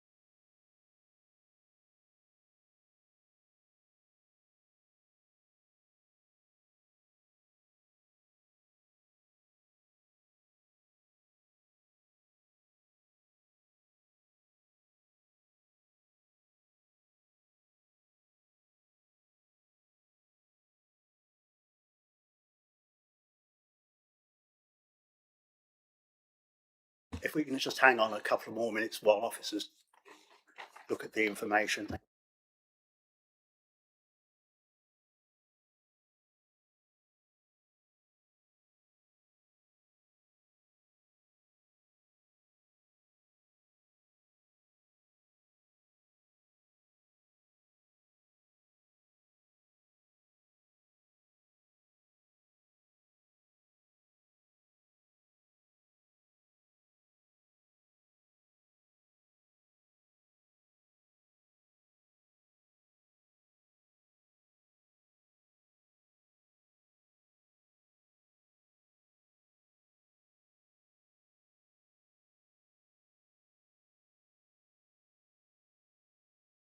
So we're still in questions, obviously, and thank you for that, supplying that evidence. We're just still in questions.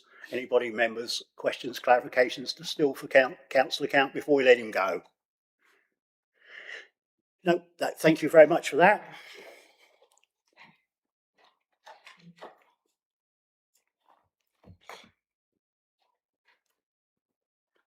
So now I'd like to invite Tim Taylor, who's also a district councillor, to make his presentation to the committee. You've got 5 minutes as well. Thank you.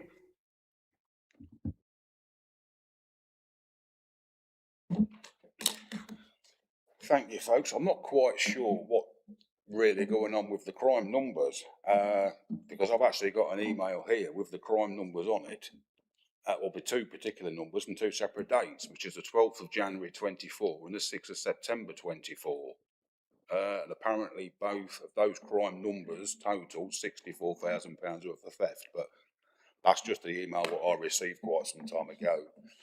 But as I'm here representing the farming committee, obviously it's my job to assist and look after farmers on both sides of arguments on everything. So one of the reasons for the house security is obviously after several break-ins, but at the same time, if the new building goes up where it's going to be full of grain and crops, you've also got, and I don't know what sort of potential drying facilities are going to be in there. Could be ground dryers, could be air dryers, I don't know. So there is also a significant potential fire risk. There is one shed down there, which at the moment is being used for either crop or machinery. You can't use one shed for both. If you're caught storing machinery in the shed with your cereals and crops, then you can lose your red tractor status, which means you've got no way of actually selling your products on. So one shed, as I'm aware, is for machinery, the new one for crop or vice versa. Machinery needs to be undercover because all machinery these days, or most of it, is computer controlled. It's got computer panels and that going into the tractor cab. So electrics being stood outside don't work well with computer panels inside tractors. Bearings and stuff on machinery seizes up on the outside when it's being used, so you're potentially looking at a lot of repairs before you even go out on a job. I noted that the planning officer's comment of saying that there is land 15 miles away. I mean, I'd land 42 miles away from our farm. It's just a dumb thing. You get land wherever you can get it from, or you even swap with some other farmers at times for crop rotation. There's a multitude of reasons why you have land in different places. The government have made such an absolute lash up of the farming industry, they're actually advising us now and assisting us now to diversify. Diversification could be many a thing within the farming industry. Some people go contract farming. You are being helped to diversify and assist with farming because nobody knows how to get out of farming being in such a bad situation. So for me, the application is a security for the house to have somebody on site because of the break-ins and the potential fire risks of the grain store, and the shed basically to put products in. I've heard comments in the past that it's in the middle of nowhere. Well, where else would you want to build a farm? You wouldn't let us build one in the centre of town, would you? Because you wouldn't want it. So it's got to be on the outskirts of nowhere. We have a few people around us trying to thieve at night. And yes, we have got all cameras linked straight to our phones or anything else. You can't get there within seconds, you know that. So yes, security is a big, big thing. We've heard about transport and lorries. Now, most of you know where I live. I average 150 lorries a day going past my house, going into the factory. That means 150 coming back out again. That's only on a little narrow track. So if we refuse applications on lorries using small roads, what are we going to do? Put a compulsory movement order on every factory what's in our area that's on small roads? We're not going to do it. It's just not going to happen, is it? So for me, as the chairman of the farming committee who's got to work and try and keep all the farmers happy, the middle of nowhere is an ideal place. Security is an ideal place, but granted, it's not the best of roads. So, thank you, Chair. Thank you, Councillor Taylor. Members, questions, clarifications to Councillor Taylor, and Councillor Marks has one. Thank you. I have a few, to be fair, Chair. Thank you, Councillor. As you know, a bit like yourself, farming background, quite interested first and foremost to hear you use the word corn, wheat, and then you say crops. What other crops do you think could be stored in that barn? as far as I'm aware, that farmer is predominantly wheat and barley and sugar beet. Sugar beet won't go inside, obviously. So as far as I'm aware, it's potentially cereals. Okay, but it could be potatoes or anything going forward. Don't think you would store potatoes in it unless it had actually been altered to a potato store to make it sort of more ambient temperature with the foam lining and everything else. I'm not sure if there's any lining going on the inside of this building or whether it is just a building. As far as I'm aware, no. But I'm not going to guarantee that because I generally don't know 100%. Okay, so therefore the tonnage may be different with potatoes going in, which could actually mean, if it was box store or whatever, more vehicle movements as well, instead of what we've already heard, the 300 plus. And bearing in mind, it could actually be, the store could be filled 3 times in 2 years, as opposed to once a year annually. Would you agree? Should it be a different crop? I don't think so, Councillor Marks, to be truthful, unless if it went solely potatoes only, then yes, it could be a lot of in and outs and refills. But I don't think, looking at the design of that, the eaves are actually right anyway to make it into a potato store. I mean, we've got one shed and it's an absolute pig to store potatoes in because it's actually, the eaves are built in the wrong place. So no, I think it is predominantly cereal. But as you've already previously said, farming is in such a state, let's be fair, farmers will go for whatever product they can make money at. So today it could be corn, next year it could be potatoes, the year after it could be rape or whatever. So we haven't got a cast iron, it's just going to be corn. So therefore the volume of traffic could go up depending on what is stored there. So moving on from that, you then mention fire risk. Interesting comment. We've always, when I've been involved with drying corn, I've never known a barn go up because of a fire risk. Now, and again, we've lived either on site and away from site, and we've never had that worry overnight. I've seen crop come in at 19, I've seen crop come in at 16, 17. To dry it through, I've still not known fire risk. So where do you get the fire risk from, please? The only time I've really seen one go up was when somebody, I'm not going to name him because he's not a million miles away, decided to switch the batch dryer on to try and dry some linseed one night, and that didn't go very well. But anything could happen. I mean, the climate's changing. If it comes in too moist, it could predominantly heat up on its own. There's many things could happen. Not that wills, but things are changing. It could happen. Okay, I'll go with the could, however unlikely. But then in saying that, haystacks can go up if they're put away wet. But to me, I think that's a bit of a blind just to say it could be a fire risk for a reasoning to be on site. Then moving on again, you mentioned about tractors needing to stand inside because of computer chips and all the rest of it. I'm sure if you come through Coates, as you do, I'm sure if you now go through Chatteris, as I'm sure you do, there are numerous tractors that stand out year in, year out at tractor dealers. They don't seem to take any harm. In fact, tractors now are steam cleaned off and stuff. So again, I'm a little confused as to that comment. I understand you're going to come back and say, or I'm guessing you're going to come back and say, well, you know, they can get damp, they can get rats, whatever. But at the end of the day, again, it's not really a security issue to have this tractor shed put up. And again, I don't see why then we need somebody living on site. And the third, and just to follow on from living on site, I was reading quite an interesting article regarding what they're saying about hill farmers and stuff who are living a long way away from people, and the suicide rate actually goes up because, you know, young families and stuff and mums are literally farm workers' wives as well, have a high suicide rate because there is nobody else about. So I don't quite see this whole scenario of why we're building that, why we're putting a house there. You know, I just don't see it. And obviously coupled along with the roads, as we've already spoken about. So I'll start off with the machinery because that bit I can remember. So yes, we're not talking about the tractors having to be stood outside or inside, whichever. But if you've got things like drills, they're obviously once you've used them once, the bearings and whatnot's full of dust and the wheels are full of dust and you pressure wash them out so you've actually got moisture in them bearings before you leave them outside. They're better off undercover. But wait your turn. May I just come back on that?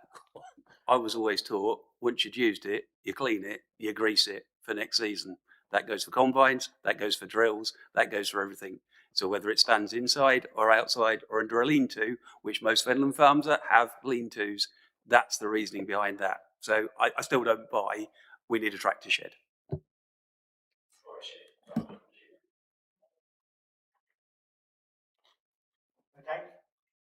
Do you want to, obviously you're still on, do you want to answer Councillor Marks?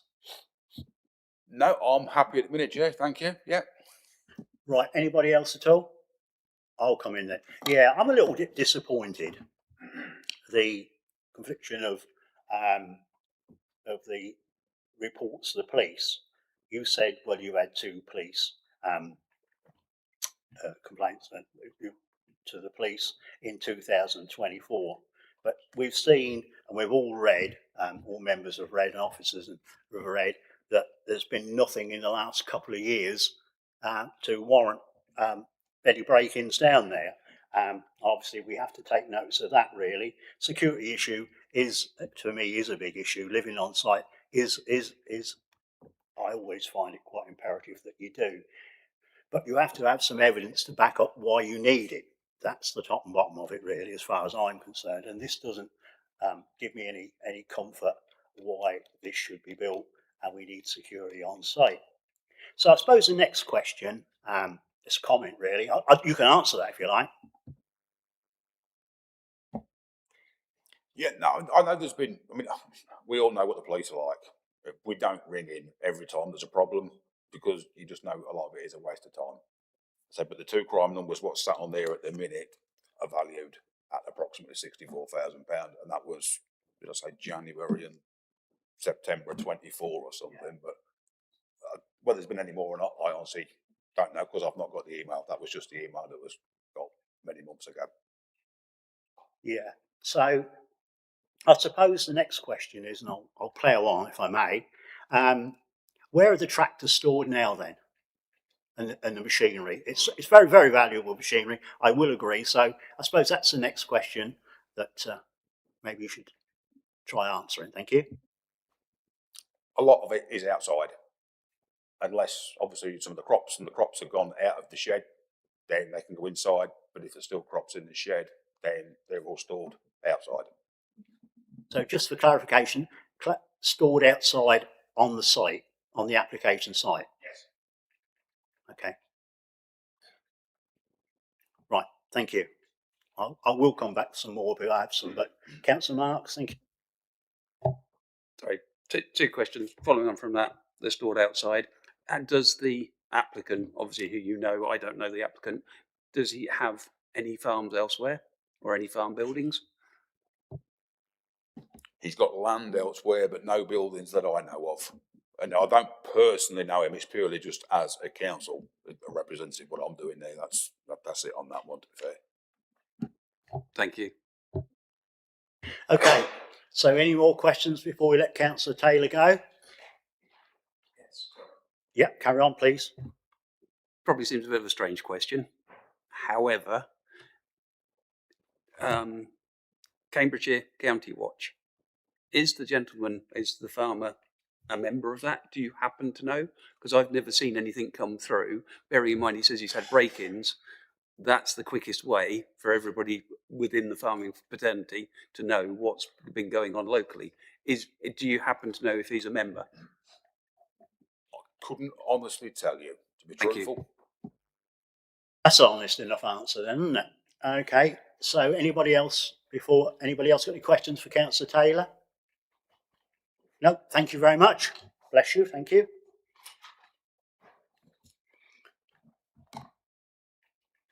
So now I'd like to ask Dennis Spears, he's an objector, to make his presentation to the committee. You've also got 5 minutes, Mr. Spears, thank you. You've got 5 minutes to make your presentation. Thank you. Good afternoon. My name's Dennis Spears. I'm a resident of Creek Fen, and I'm here representing objecting residents. Thank you very much for the opportunity to speak. This application has inaccurate inconsistent, missing and misleading information, with an overall lack of transparency, to be honest. Absolutely shocking that highways have not understood or even considered the traffic statistics that will have a substantial negative impact. 2,500 tonnes of crop storage is a minimum of 337 HGV movements, passing our doors with no limitations whatsoever.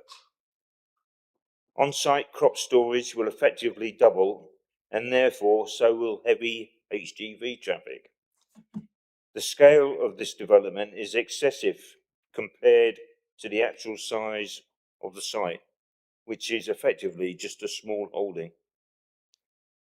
This amount of traffic will have a detrimental effect on so many local lives on a daily basis. Noise and air pollution from HGVs will increase substantially,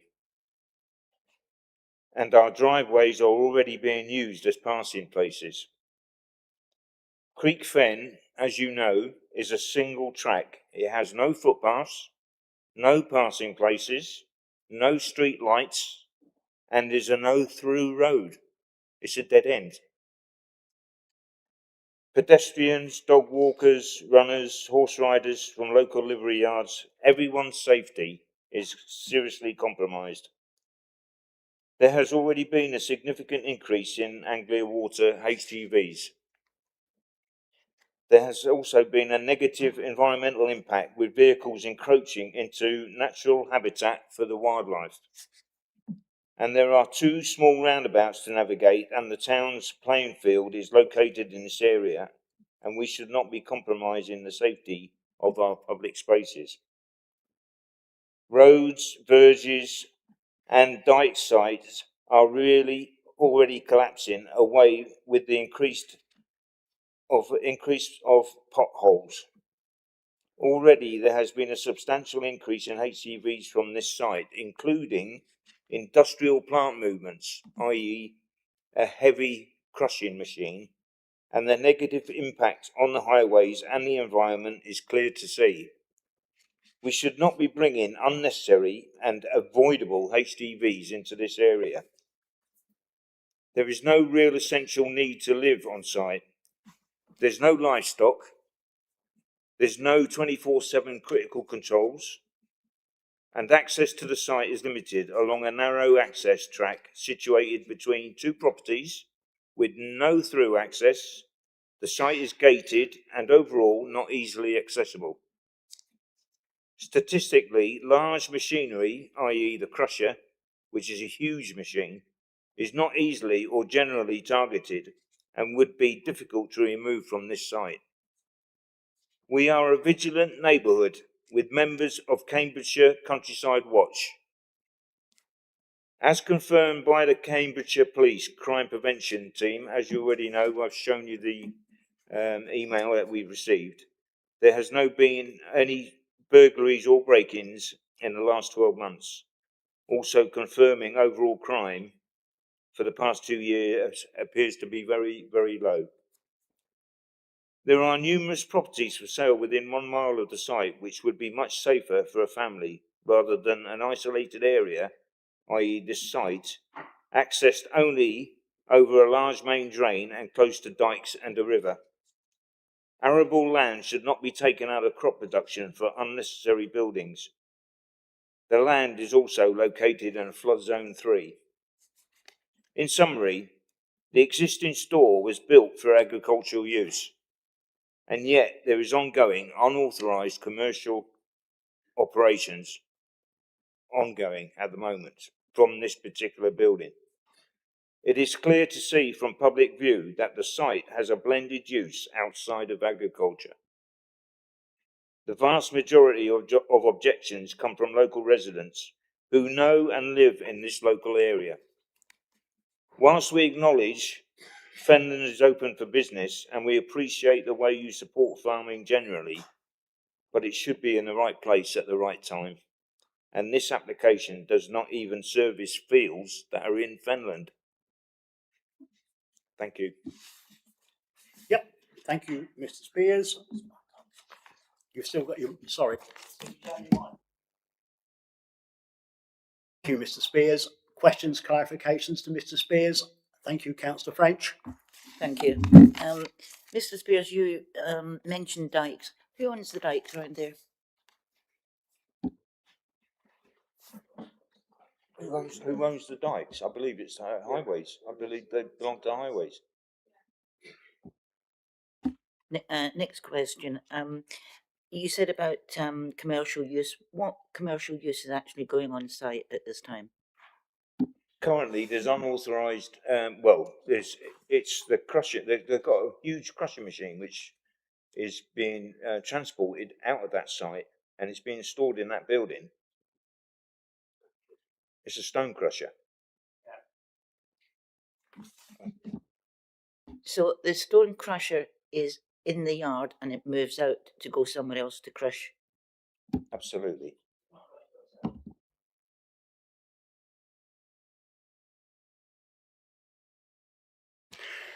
Okay. Any more questions? Well, I've just got one really.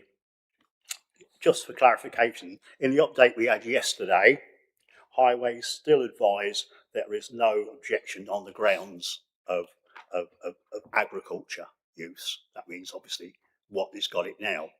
If it was used for crushing or taking sort of crushing material away, as you've seen that they probably you intimated that they do, they probably have a different view. But what we're looking for today is, of course, that would be a county council. Would be common to the county council. This wouldn't be coming under Fenland District Council, although they would be consultees.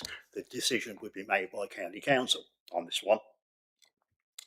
So what we need to look at today, what may not be, or may not be, we've got to look at us before this application. We've got to look for what's in front of us, and what he's looking for is a shed and a house on that piece of land. So let's be clear on that one. So that's where I am. Any clarifications, or anything you want to ask or reply to? Yeah, it's got to be you.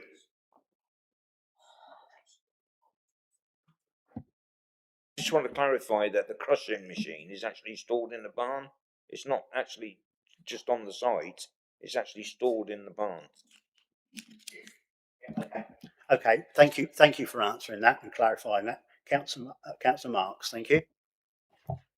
Just so I get my head around this, the crusher is stored in the barn, which is for agricultural use, but you believe the crusher is used for industrial use off-site?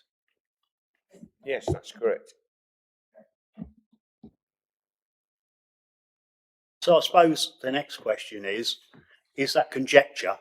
In other words, do you think it is, or have you got any absolute proof that you know it is? Because that is what we, that is really not part of this application, but just for clarification. I have actually seen the machine actually coming out of that site and actually travelling down Creek Fen. Okay, that's fine. Okay, Councillor French.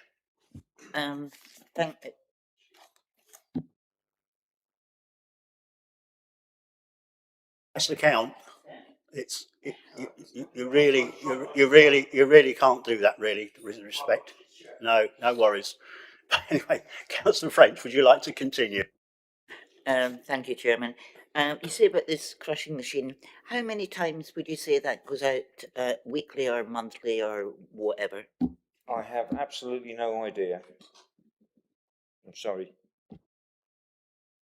One would have to say, with that answer you gave, you're a resident, and then if it was there, I don't know, 4 or 5 times a month, hypothetically, just hypothetical number, or 10 times, you would see it, wouldn't you? Absolutely. So probably it doesn't leave the site very often for you to miss it, but you have seen it. I have seen it, but I'm not always at home, so it can come in and out any time. That's why I was referring back to the fact that a lot of operations are happening out of that site, and there's no limitations. Nobody's monitoring it. Councillor Mark. Sorry, I'm trying to get clarity in my own brain here, and it's blowing my brain. So we say it is an illegal crusher being stored in an agricultural building, which we believe to be industrial. Do we know if there is any actions being taken by the councils? It won't be FDC, I would have thought CCC or any other environment agency or anything else regarding this crusher.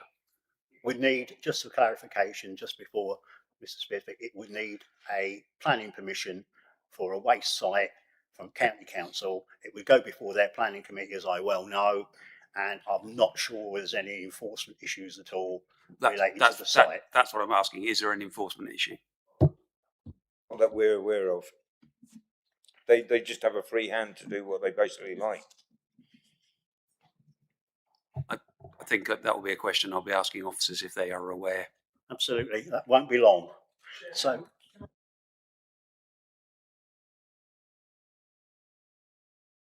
afraid I wouldn't, no, not being disrespectful, I wouldn't allow anybody else to do it. So I can't allow you, Councillor Cowan, either. So anybody else got any more questions? Anybody else got any more questions for Mr. Spears at all before we let him go? No, thank you very much. Thank you very much, Chair, for the opportunity. So finally, I'd like to ask Shana Penny, of course she's the agent, to make her presentation to the committee. You've got 5 minutes, thank you. Thank you. What we're looking at here is an application for a dwelling and storage buildings, not an expansion to a business or the generation of traffic. This is an agricultural enterprise within a rural location, which is what planning policies require. This application is a policy-led resubmission, and it's now supported by a detailed agricultural appraisal carried out by Brown & Co. And it should be assessed against policies of the local plan, together with paragraph 84A of the NPPF, which supports isolated homes in the countryside where there is an essential need for a rural worker to live permanently at or near their place of work. The appraisal clearly demonstrates a genuine requirement for 24-hour on-site presence arising from both essential functional need and site security. School Grounds Farm handles significant volumes of high-value crops. Approximately 1,500 tonnes of sugar beet and 1,500 tonnes of fodder beet, valued at around £85,000, are already stored on site and must be covered and uncovered at antisocial hours to prevent frost damage or overheating. Hauliers access the site from early in the morning, requiring an on-site presence to manage loading and access. In addition, around 900 tonnes of cereals worth approximately £250,000 are stored and conditioned using fans, which can operate continuously depending on moisture levels. Fertiliser and agricultural chemicals are stored and delivered on a just-in-time basis, requiring immediate, secure receipt and supervision. These operational requirements cannot be managed effectively from an off-site location. Alongside this functional need, there's a demonstrable security requirement. Following repeated break-ins, thefts of specialist machinery components and unauthorised access. Sorry, I got my tongue twisted. While security alone may not justify a dwelling, it further supports the essential functional need, which is clearly evidenced here. Turning to policy LP12D and E, although dwellings exist in March, none provide accommodation that meets the operational needs of this enterprise.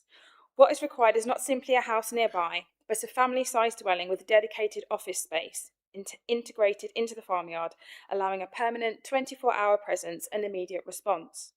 A dwelling several miles away cannot function as an effective operational base for a farming enterprise of this scale. Once the principle of the dwelling is accepted, sequential and exception tests are passed, as the dwelling must be located at the farm it serves. The Environment Agency raises no objection, subject to conditions, satisfying policy LP 14 and Chapter 14 of the NPPF. Finally, the dwelling is located within an existing cluster of agricultural buildings. It does not encroach into open countryside and causes no visual amenity or landscape character, fully complying with policy LP 16. Despite the objections received, there are no highways issues, and the local highway authority raises no concerns, and this is noting that part of their remit would include the impact on the local highway network. The stone crusher is a separate issue and is not part of this enterprise. It has an environmental permit and it falls under the county council jurisdiction. Taken as a whole, the proposal accords with local and national planning policy, supports a viable and expanding rural enterprise, and justifies a permanent 24-hour on-site presence. I therefore respectfully request that the application is supported. Thank you. Thank you very much. Members, questions, clarifications to Ms Penny? Thank you, Councillor French. You may carry on, thank you. Good afternoon. Can you tell me what's different from the application that was refused 11 months ago?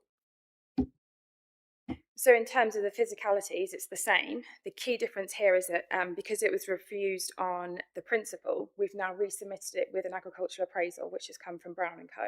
And that's how I was able to give you those facts and figures. We've had somebody go out, assess the site, assess the enterprise, and provide that factual detail. Can I come back, Mr. Chairman? Yes, of course. Thank you. I understand what you're saying. Most farmers don't need permission for an agricultural building. They can do that and just put their certificate in. I'm just surprised that you've actually put the two together, a dwelling and the building, because I don't think there'll be any problems with the agricultural building. It's because it's linked. I just wondered why you did it that way. I mean, I think for sort of non-planning professionals, the planning process is quite daunting, and I think it was a case of sort of ripping the plaster off and putting it all in one go and just getting it all sorted at one time. I'll take Councillor Murphy first, and then I'll take Councillor Marks. Thank you. Thank you very much. How long has the business been going as it is now without security? My understanding is that it's 5 years. Yeah, my understanding is that it's 5 years. And of course, we've heard that there's been the security issue, which was in 2014. I don't want to labour the point about the criminal reference numbers, but that was, so yeah, sort of in the middle of the running of the business time, if that makes sense. What you're saying is then once in 5 years. Yeah, so there were 2 incidences that were recorded in 2014. I'm told that there have been, very much like the previous application that I spoke on, there are times when things have happened, but it's not always reported because reports to the police aren't always fruitful. Yeah, that one you just said 2014. I mean, that's 11 years ago, 12 years ago. Sorry, that was my mistake, 2024. That was, yeah, no, sorry. That. Do you want to carry on, Councillor Murphy, or is that... Sorry? You're happy. Okay, Councillor Marks then, thank you. I'm going to make it quick, promise. Okay, so basically you mentioned storage of fertiliser on a just-in-time basis. Can you tell me where that's stored then? Because if there's already crop in the shed, which we've already heard, you can't cross-contaminate by putting fertiliser in, surely? No, I hear what you're saying. To be completely honest with you, I don't know. I don't know. Okay, thank you. Next question. You mentioned fodder beet and beet, and you mentioned covering it up and having to sort of like get to it. Well, as far as I'm aware, the sugar beet factory and most customers give you at least 24, 48 hours notice when they're sending lorries in. Lorries don't just drop out of the sky, which they did, we wouldn't have this road issue. But, you know, so again, why is there such a necessity for somebody to live on site? Bearing in mind, I know a lot of farmers around here, and actually I can think of one who lives in Chatteris, farms in Maney. I can think, you know, there are plenty of farmers and farm workers who don't live close to site. And equally, you know, I have another concern. You mentioned lorries arriving early in the morning. Well, if they arrive in a winter's morning down that road, that is a major concern to me. You know, again, you've come forward and then you've brought in very neatly. Sorry, I'll let you come back on that one. So I think what we have to remember here is we're not looking to expand the business. So whatever's happening now is going to stay the same. So in terms of lorries arriving, they can, at this minute in time, they can arrive at any time anyway. The benefit of having somebody on site is that can be controlled. So, you know, things could be, for example, they could be booked in because there would be somebody there at any time.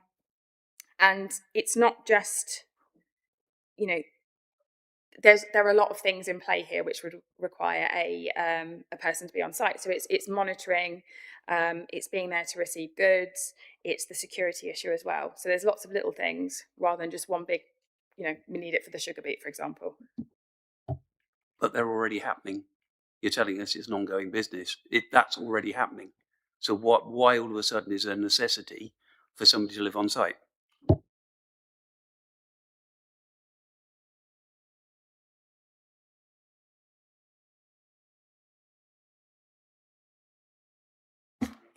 That's okay. Yeah, move on. Okay. Jana, just take yourself a couple of minutes to think of that one. Councillor Marks will ask you another question, and perhaps you can give an answer when you feel able to do so. Okay? Councillor Marks, the floor is still yours. Sorry. Equally, Brown & Co.'s report. Brown & Co., Stratton Parker, Carter's, the various people who do reports are doing it for the applicant. Not necessarily. They are being told and given that information by the applicant. I've read the report. I've read it 3 times. The first time I read it, I thought, okay, I can see from both sides. The second time, there's a lot of stuff in there that isn't said as well. And regarding vehicle movements, I would actually look at the vehicle movements, but they're saying just with the lorries delivering and stuff like that. But there's all the other things around it as well. The crop that's being taken, the tractor movements and everything else. So my concern is that this application doesn't make any sense because of, as we've already spoken about, why does somebody need to live on site? The business is already up and running. We also have thrown into the mix a crusher, which we've seen a nice 360 degree digger sitting there with a crusher as well. Is this not more an industrial operation being hidden under the disguise of agriculture? Bearing in mind, Councillor over there has actually said, and I do agree with him, diversification is needed. However, we've already heard there's a license for the crusher. Is that crusher license actually from this premises? So I can only give you the information that I'm privy to. The information that I'm privy to is that this is an agricultural enterprise. It deals with crop. I'm also told that there is a crusher on site. It doesn't operate on site. It does leave the site to operate at other sites. And it has a permit to do so. So thank you. And it's a pity that the applicant himself isn't here to answer these questions, which again does raise alarm bells to me. Yeah, so I'll come in. So I've just touching on what Councillor Marks has said, just putting a little bit more. Where does the applicant live? How far from the proposed? I'm not sure where he lives. Okay, so we don't know. This application is for it's not for the applicant. It's for it's not for the applicant. It's for the manager of the site. Yeah. I'm trying to get at is at the moment it's a working business, isn't it? Okay, so the fertilizer, fertilizer and everything has to go somewhere, doesn't it? Everything has to go somewhere. That's what I'm trying to get at. So where does it all get stored now? And everything else gets stored now because it's a working business. So that's the question. Okay, that again I'm not able to answer, and I feel like there are a lot of questions which will probably be better coming from being answered by the applicant. And you know, if it's something you want me to go away and find out, if you give me sort of a shopping list, I'm able to do that. I hope I'm not speaking out of turn, but I feel like there's a lot of detail that you guys are missing. It's really unfortunate that the applicant hasn't taken the time to come here this afternoon and sit next to the left of you and answer some of these questions, questions that we've had here this afternoon. To be truthful, it doesn't fill me with too much comfort, to be honest, at the moment. Perhaps if he'd have been there, he would have answered questions, it would alleviate some of my fears, probably all of my fears, and we could have probably probably looked at it probably in a different light. But thank you very much for trying. And did you want to come back on Councillor Marx's? Don't worry about it. Okay, I'm just going to give you the opportunity. So thank you very much for that. Okay, members. So we come to questions for officers. Councillor Marx. I think we actually know the answer because I think Shalana has already just said that. But do we believe the crusher is licensed to work from school farm?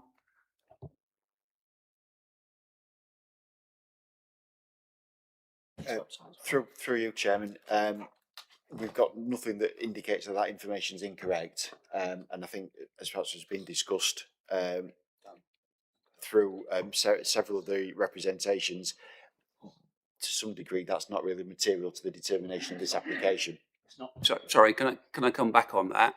Because obviously, if this site has got some industrial usage, that changes the ball game. Because if it's got a license for a crusher to be there, that's industrial. That is not agricultural. That changes again. Through you, Chairman, certainly there's no planning permission being granted by either this council or the county council for any commercial use at the site. This application that's in front of members today is on the basis of the site being used for agricultural purposes. If the site isn't being used for agricultural purposes or isn't used for solely agricultural purposes in the future, that would be an enforcement matter, a matter for a further planning application to consider at that time. This application is on the basis of the site being used for agricultural activity. Assure you to give some comfort to it. If it was for industrial use, it would come under Camps County Council and it would have to have the appropriate planning permission for that use to continue. Whether it's illegal, I have no idea, but that's the crux of the matter. But that's not for this afternoon, no. Councillor Marx. Chair, I understand that, but it does seem as though, from what we're hearing from not only the councillors but also locals, that it is stored on site. And it worries me where this permit has been issued and whether that is correct, because it does change whether it's an agricultural site or it's a multi-use site.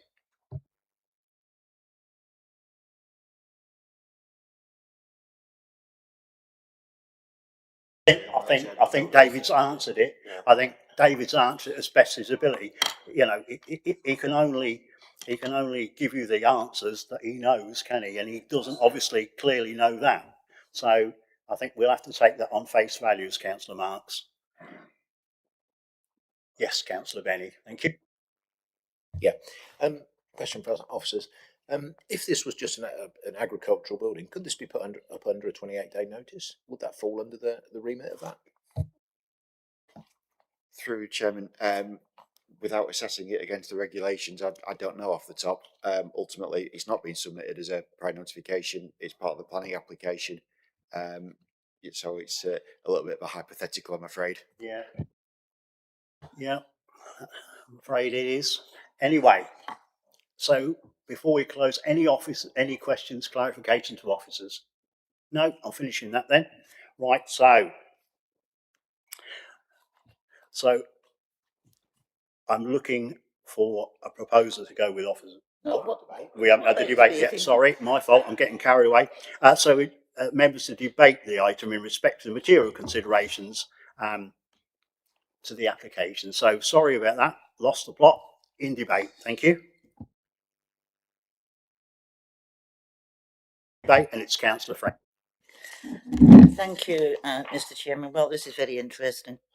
I used to be the county councillor, one of the county councillors, with my colleague Councillor Count, from 2017 to 2025, 8 years when I gave up.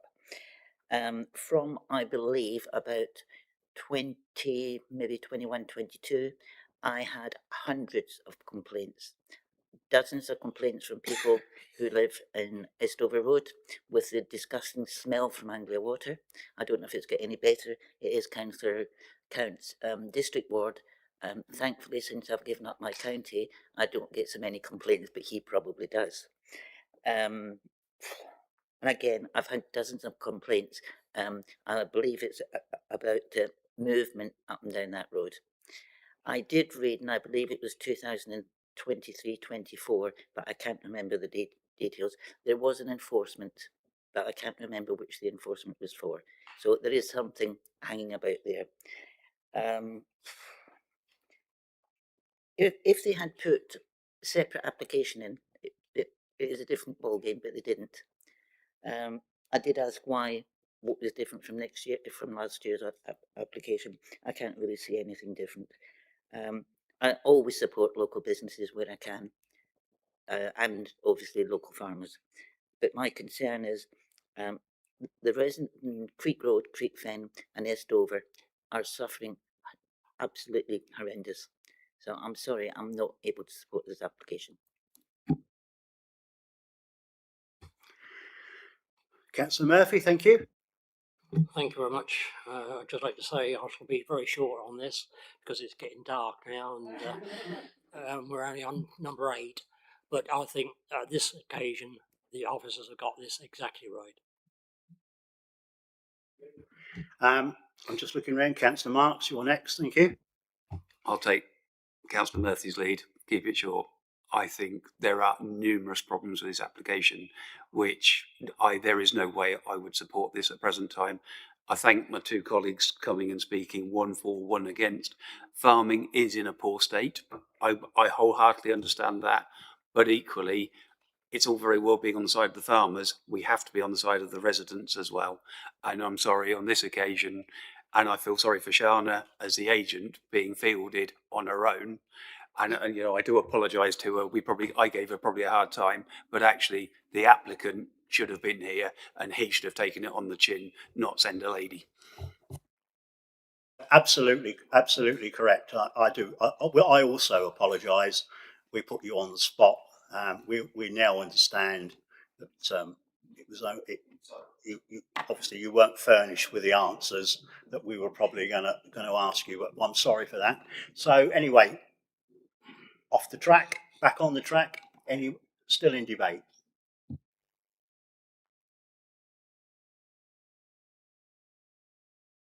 So what I'm doing now is, do I have officers? Sorry, anything else you'd like to say?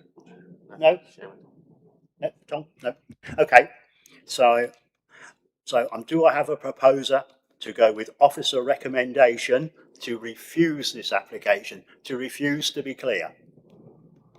Councillor Marks, you're looking to propose to refuse it. Have I got a seconder?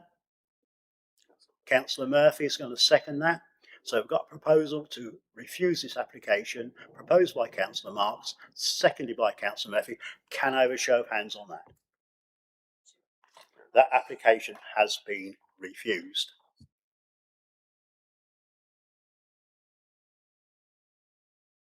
Another one because it's 20 to 4, and as Councillor Murphy says, we don't want bed and breakfast as well as the lunch or the dinner. So the sandwiches. So I'm going to do another one. So when they've gone, the people have gone.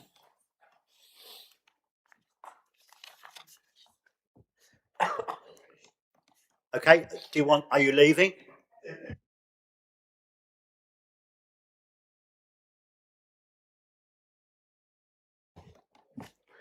Okay, without further ado, we'll crack on and I'll now hand over.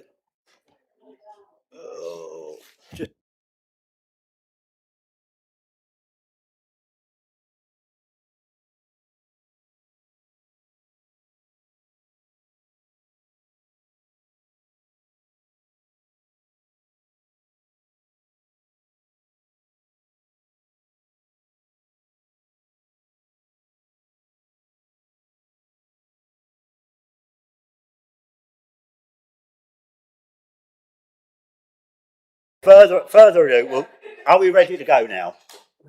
Yep, let's go. Now I'll hand over to Tom Donnelly to present agenda item number 8, F/YR 25087 8F. So Tom, when you're ready, thank you. Thank you, Chairman. So this is an application seeking full planning permission for the erection of 2 dwellings and garages following the demolition of existing buildings on a site at land west of Prospect House Farm, Whittlesea Road in March.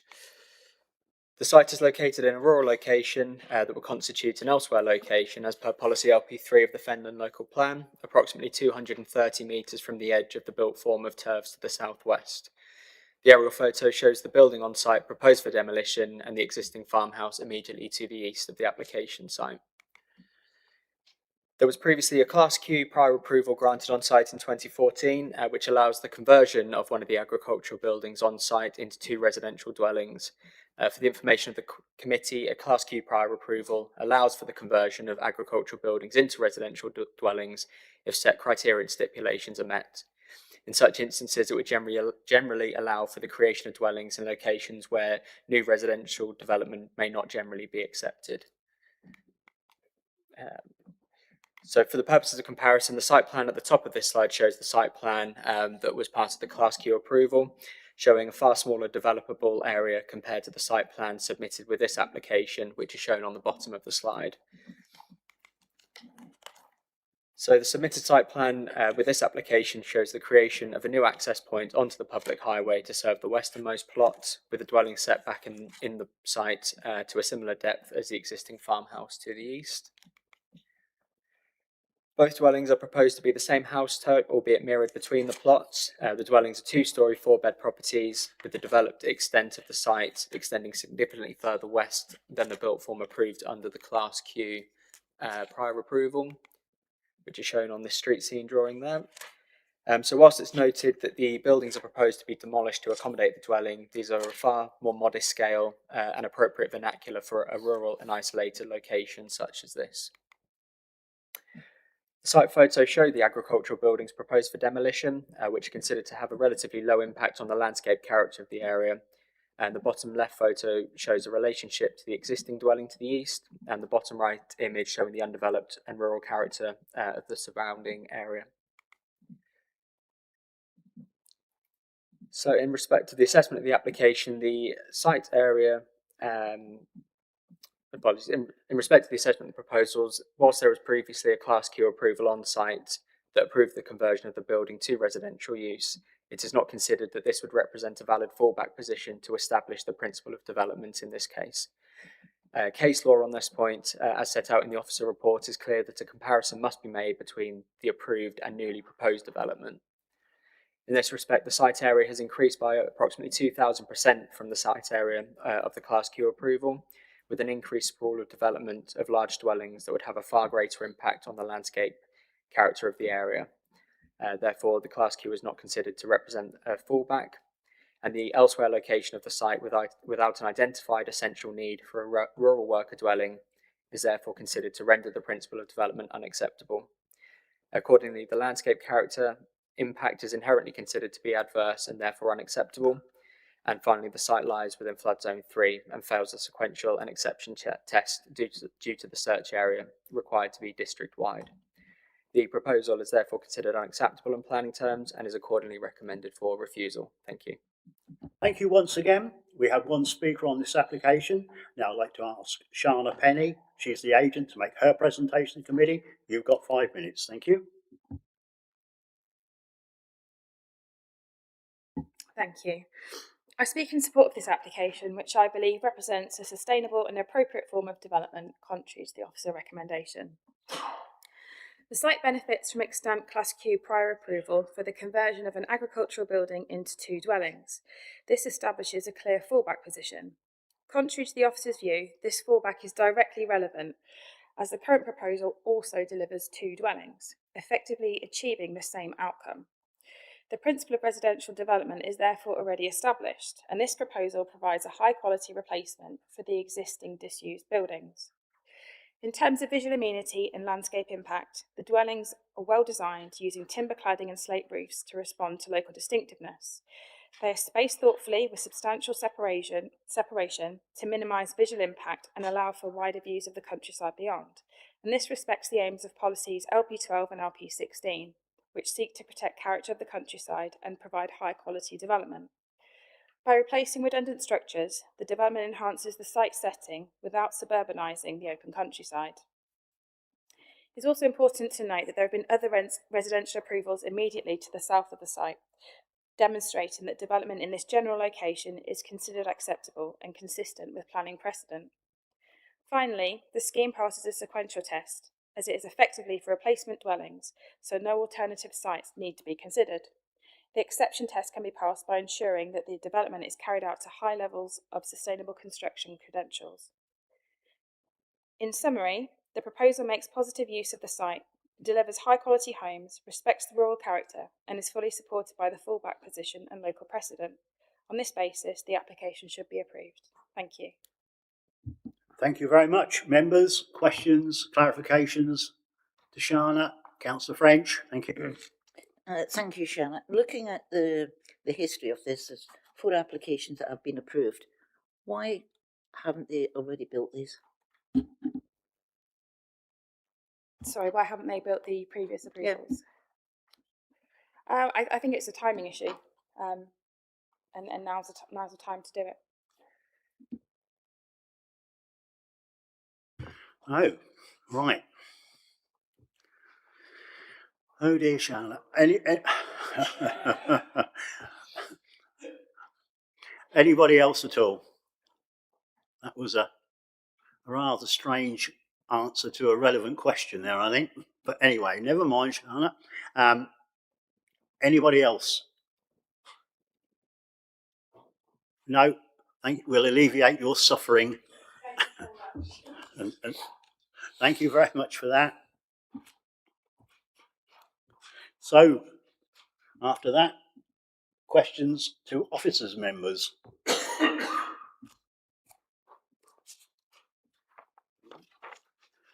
Can't see any.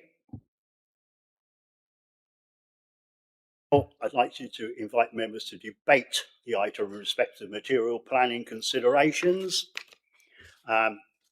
So who wants to kick this off? Councillor Benny, thank you. Yeah, thank you, Chairman. I think officers have got this one absolutely right. Myself and Councillor French visited this at the weekend. This is in the middle of nowhere. It'll have a nice solar farm next to it if it did get built. Other than that, this is it's the wrong place and at the wrong time, I feel. Yeah, okay. Did you? Yes. This is debate. I think, yeah, just as an observation, it's strange. It's not come back for a barn conversion. I mean, that's the only thing. I agree with Councillor Benny. It's just in the middle of downtown nowhere. You know, I think, yeah, I agree. Officers have got this right. Okay, Councillor French. Yeah, looking at the timing of these approvals, surely one of them is still in time. Well, surely there must be something in time.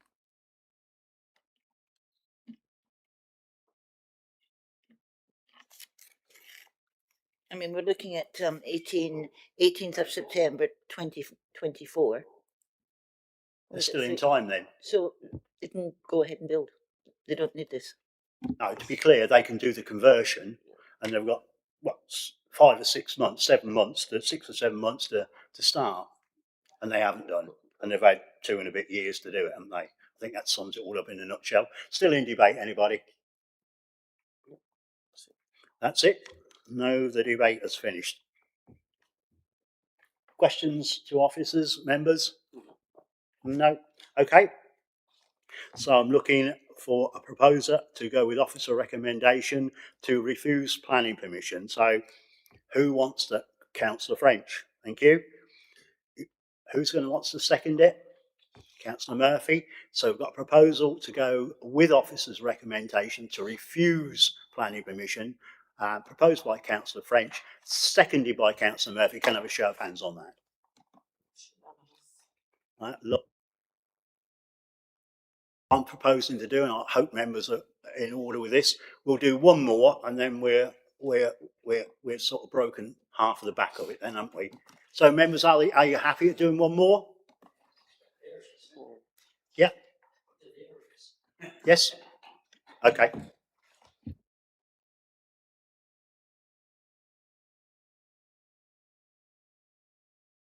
So, are we ready? So it's moving swiftly on. I now hand over to Kimberly Crow. She's the Development Officer here at Fenland to present agenda item 9, F/YR25/0808RM. So when you're ready, Kimberly, thank you. Thank you, Chair. So agenda item 9 is a reserved matters application relating to detailed matters of appearance, landscaping, layout and scale for 4 dwellings at land north of 2 to 8 Gibbside Avenue, Chatteris. I'd like to draw members' attention to the update report that was circulated yesterday.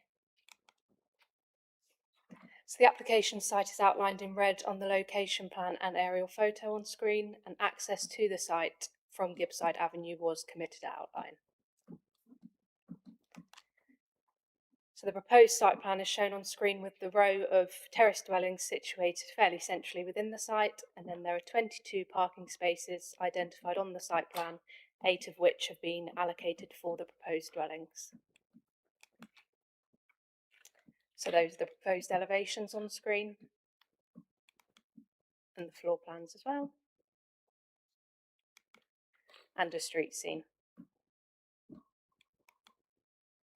So there's some site photos on screen. So the top left photo is taken within the site, looking towards the rear elevations of number 2 to 8 Gibbside Avenue.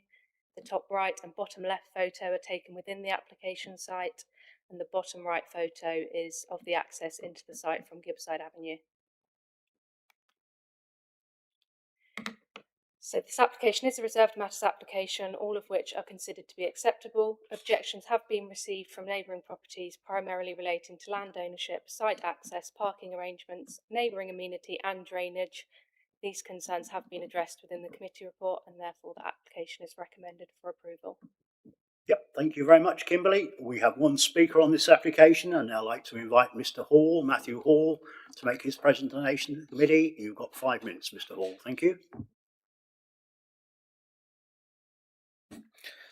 Thank you again. So the site, as we've heard from Planning Officer Kim, has got outline approval already for 4 dwellings that are still extant, and this follows a very similar proposal shown at outline stage. 4 dwellings, 3 bedrooms, very similar location to the outline approval that Fenland gained, 3rd garden area, adequate parking. The dwellings match in with properties on Gibbside Avenue, West Street and Fairway. This officer report is excellent. There's everything in this report, the report that Kim has done. Absolutely excellent. There are no technical objections to this application from Highways and Environmental Services who've been consulted during this application. We've shown a bin lorry going in and out of the site, dimensioned it. So that will go in and out of the site. I attended a Chatteris Town Council meeting in the evening on this application and spoke, and also a resident did whose garden backs onto this site from West Street. She spoke in favour of the application. She's a resident there who backs onto this site, and Chatteris Town Council supported this application. This is a really good report carried out by Kim. Officer recommendation for approval, and I've got nothing else to say. Thank you. Well, thank you very much. That was a nice compliment to officers there. It's much appreciated. They don't always get proper appreciation for their reports, but it's nice to hear that they did from you, Mr. Hall. So, members, questions, clarifications to to Mr. Hall. Councillor French. Mr. Hall, I was lobbied on this, and it was quite a lengthy objection, and I understand that you were discussing with the objectors, and hopefully you've got them sorted out.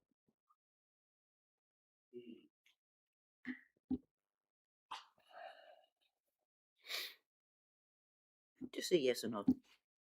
No. Well, thank you. All I can say is thank you for your honesty. But anyway, never mind. We can't please everybody all the time, can we? Just try to please most of the people most of the time. That is what we try and do. Anybody else? Any more questions for Mr. Hall before we let him go? Nope. Thank you very much.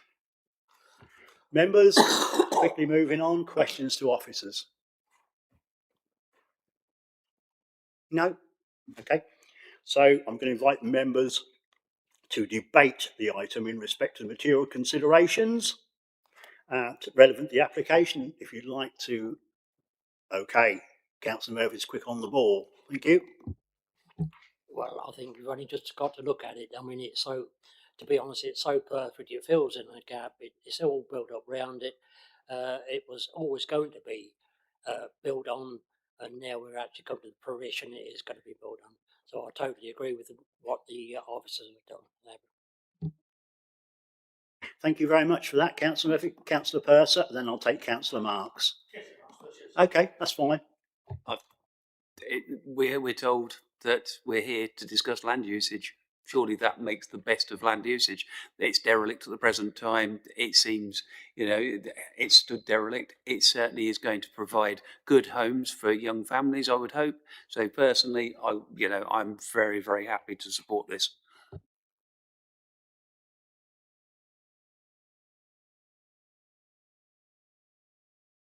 I'll take Councillor Purser, thank you. Mr. Chairman, yeah, I've had a look at this, and it's just a piece of waste ground, really, very derelict and what have you.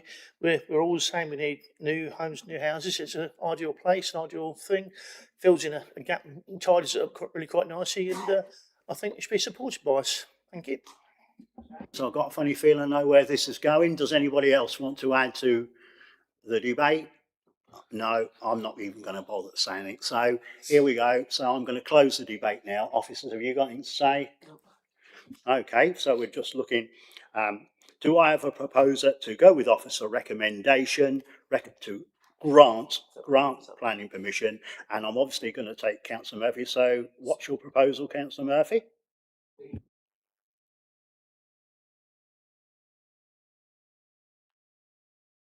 Members update. Yes, it is, with dedicated parking. You're happy with the members update, dedicated parking, aren't you? Make it so much easier for everybody else. Councillor Purser's happy to second it. So I've got a proposal to go with officer recommendation to approve this. Councillor Murphy is going to propose it. Councillor Purser's going to second it. Can I have a show of hands on that? Okay. So do we want to do another one, because that's very quickly, or do we want the sandwiches and the bits and bobs now? You want to pack up? Okay.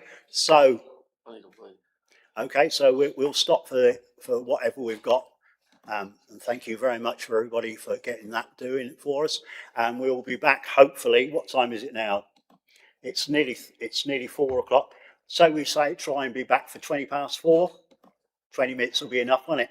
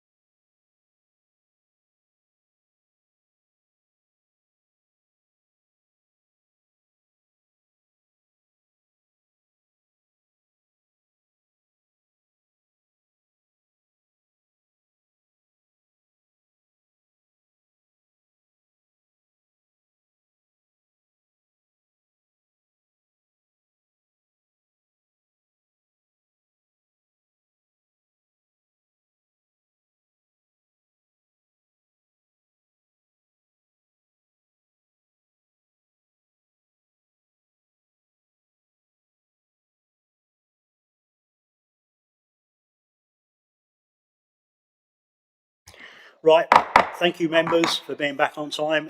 Thank you very much for everybody to make our sandwiches and bits and pieces. Very nice, very refreshing, and we can go straight away. So now hand over to Kimberly Crow to present agenda item 10 F/YR25/0860F. So when you're ready, Kimberly, thank you. Thank you, Chair. So agenda item 10 is a full planning application for the erection of one self-build custom-build dwelling at land east of 26 Turf Fen Lane, Doddington. A further 2 letters have been received from objectors to the scheme after the publication of update reports yesterday.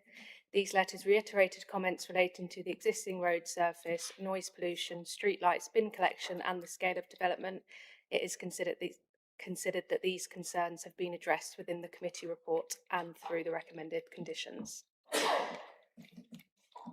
So the application site is outlined in red on both the location plan and the aerial photograph. The existing May Meadows development is situated to the north of the application site, with number 26 Turf Fen Lane situated to the west.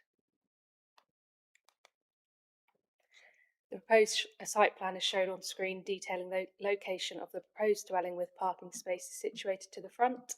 A bin collection point is proposed adjacent to number 4 May Meadows, and the dwelling is proposed to be accessed via May Meadows.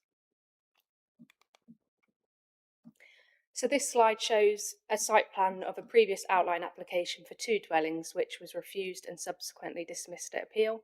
The reasons for refusal related to character issues, impacts on neighbouring amenity and flood risk due to plot 2 being partially situated within flood zone 3.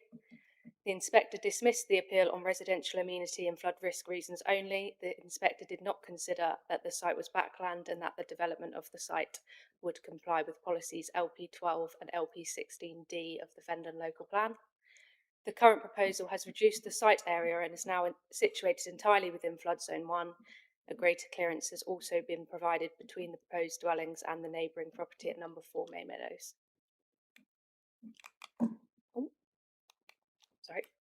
So the proposed elevations are shown on screen.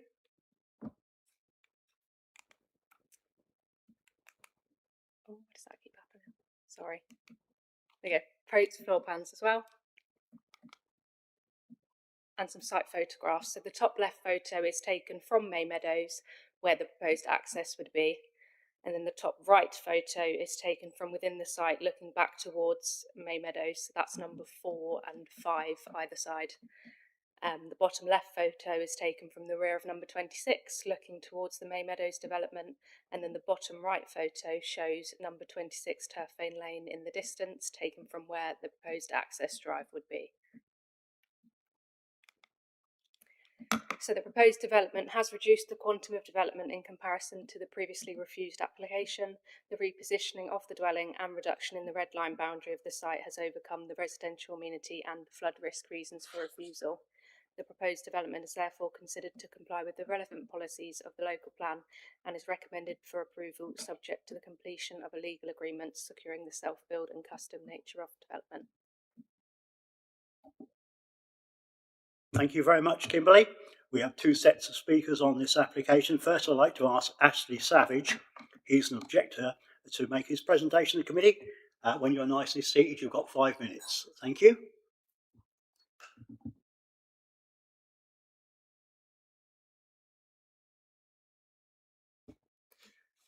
Chair, councillors and officers, thank you for allowing me to speak this afternoon. My name is Ashley Savage and I live at 5 May Meadows, immediately adjoining the application site. By way of context, I'm also an experienced property developer, and I mention that only to make it clear that my objection is not anti-development. I fully understand the need for housing and how schemes are delivered.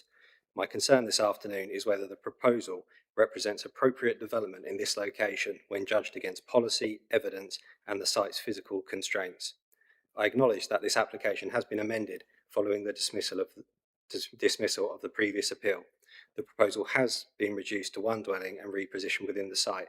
However, I respectfully disagree that the fundamental issues identified by the planning inspector have been fully resolved, and I ask members to apply their own planning judgment rather than relying solely on the recommendation.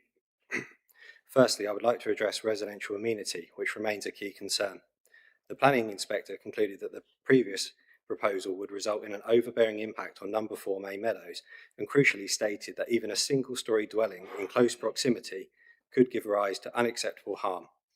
That finding was based on the relationship between buildings, including siting depth and mass, not simply on separation distances. The current proposal is now for a 3-storey dwelling with a ridge height of approximately 10.2 metres, which is taller than the surrounding dwellings along May Meadows. While the building has been moved further south, it remains a large and visibly dominant form of a development behind existing homes. Members may reasonably question whether increased separation alone genuinely overcomes the inspector's concerns, or whether the scale and height of this building would still feel intrusive when experienced from neighbouring gardens and rear elevations. Second, I would like to raise a factual point regarding access, which I believe is material. The officer reports that the access road into May Meadows is approximately 6 metres wide.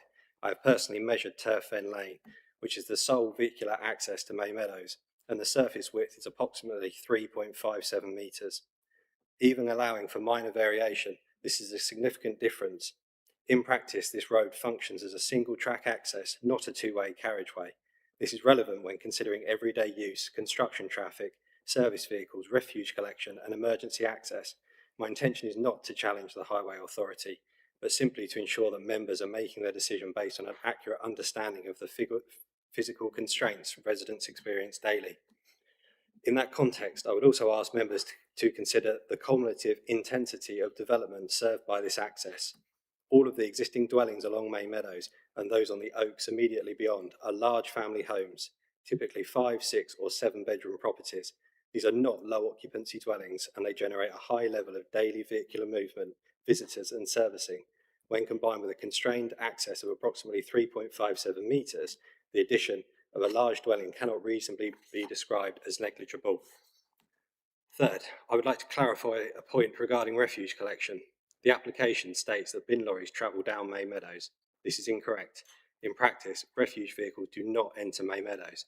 They can only collect bins at the junction with Turf Fen Lane because the gravel surface of May Meadows is not suitable for large waste collection vehicles. Fourth, I would like to address the planning way attached to the self-build justification.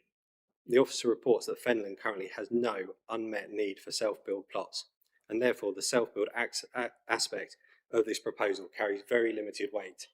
Members may also be aware that there are existing self-build plots on May Meadows that have been marketed for several months without being taken up.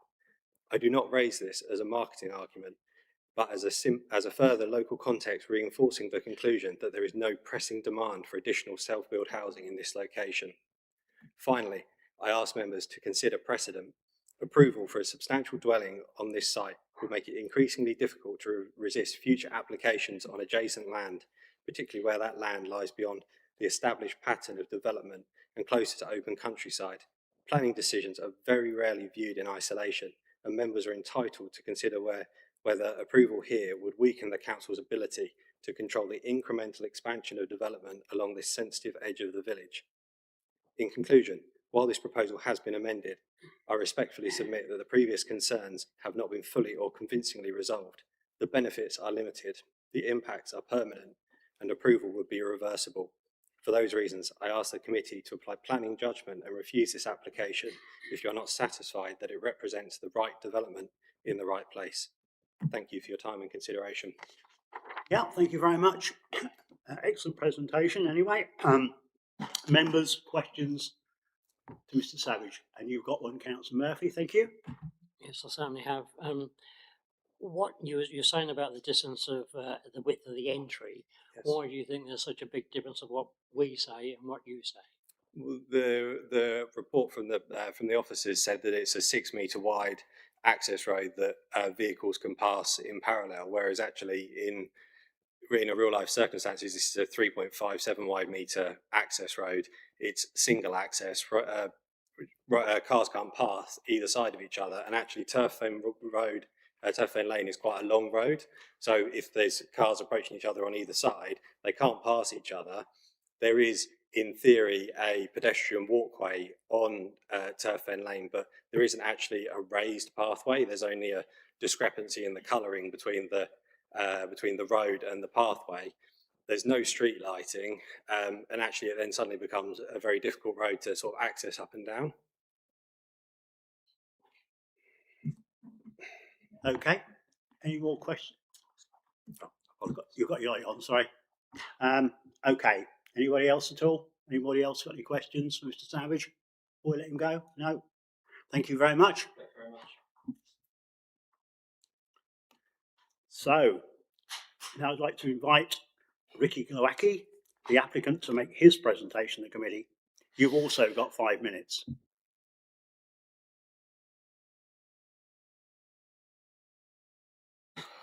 Lovely, thank you.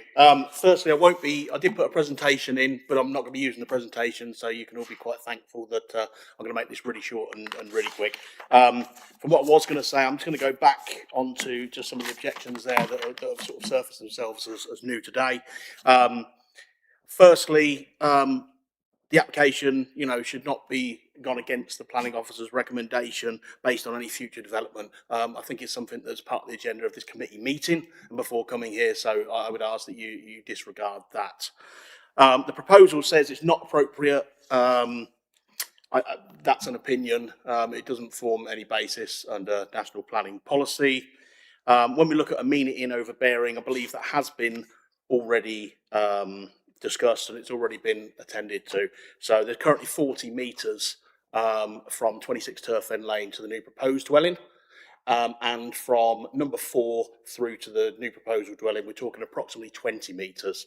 Now, to go back onto the two-way traffic, I believe the inaccuracy there is the fact that May Meadows is 6 metres wide. The objector is talking about Turfen Lane, and Turfen Lane actually varies in width and actually moves into footpath number 19, I believe, which actually sits at 9 metres wide as a footpath. That ends from May Meadows and continues that way towards, I think it's Tibbetts, HEV and the areas there moving forward. When we talk about 3.7, I believe we're only talking about the original road that's there. There was a highways footpath put in, and the footpath is not a raised footpath. It has a 10 to 25 millimetre lip, and it was purposed to be built as an extension to the road to be crossed by vehicles too. So I live in 26 Turfen Lane, and I'm quite happy to put a statement of truth that I pass vehicles very regularly on there along that path. Refuge lorries, I can't really comment on the refuge lorries apart from that we've put somewhere within 30 metres where the lorries can come down. There is currently a 550 millimetre sub base below the gravel pathway, and it was passed as part of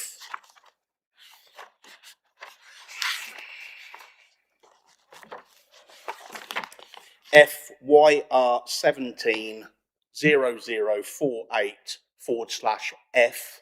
And on the drawing there that was originally put in by Brand Associates, it clearly says a gravel driveway. The gravel road that goes that way was originally put in for May Meadows for one reason: it's permeable. Moving back to the officer's recommendations, which biasly I completely agree with, obviously, I would like to just bring up a couple of items here before I end. I'll go back to the Donington Parish Council objection that was put in. The current application is still backland infill development, and as such will have an adverse impact on the character and appearance of the surrounding countryside and farmland, contrary to LP 12. I would like to reference number 9.3 of the planning officer's report, which clearly says around the inspectorate original pill that said the site is not outside the settlement's development limits, does not relate more to surrounding countryside, did not consider that the site was backland development.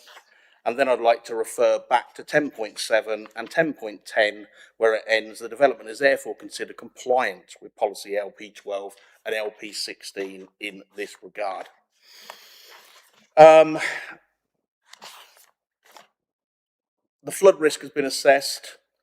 The overshadowing has been assessed. Windows face purely to the east and the west. There's no on looking onto the north. There's no one looking onto the south. The property is further away than any of the other properties in the local area, as you can see. So it's perfectly acceptable for those properties to be there. And this is significantly further away than all of these properties. Overcoming the previous concerns raised regarding overbearing, a subsequent appeal concluded the development on the site would not appear out of character. There's no flood risks addressed to here. LP 16 and 19 have been met. LP 12 has been met. There's no issues to address on policy LP 15. Biodiversity net gain is not applicable. I'll be in full agreement to take a unilateral undertaking legally for the self-build. It's going to be a property that I am going to build and move to myself with my wife Donna. Flood risk again is not applicable. We've moved it out of flood zones 2 and 3. 15 seconds. Okay, and overall, I'd just like to ask the planning committee to listen to a great report that was produced by Kimberly Crowe there, and I'm in complete agreement with. I couldn't have said any of it better than myself. Thank you very much. Yep, thank you very much. Members, questions, clarifications to Mr. Glowacki? You've got one, Councillor Murphy, then Councillor Marks after that. Thank you. Yeah, thank you very much. Oh, sorry. You talked about refuse vehicles. Do they actually reverse down there to collect, or because there doesn't look much room where they can turn round, or do they stop on the main road at the top and wheel barrows down? So I believe they must reverse down because right. So if you look at the lights and not the lights on wheel, yeah, we will say.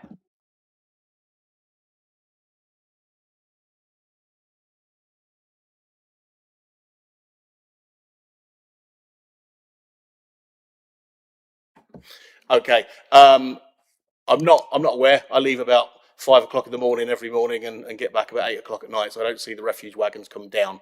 There's 6 metres of road to reverse down there. There's a bell mouth right at the top there that sits approximately 9 metres at its widest point going down May Meadows. I don't know how number 5, 6 actually currently get their refuge out because I don't see their refuges in the current bin storage area. So I'm assuming they must reverse down there to get to these bin storage. I don't know how they would get it up there if they're not in the bin storage area. Come back, Pete, because do you want to come back because you're an expert on this? Oh, you're not? Okay. I mean, you said about 5 and 6, but surely I must put the bins out somewhere on the line. I mean, I know you said you go early at 5 o'clock in the morning, but people do leave the bins about until 10 o'clock at night or 12 o'clock at night, that type of thing. So it would have been nice to know whether they have to go, because it's a fair way down to reverse it down.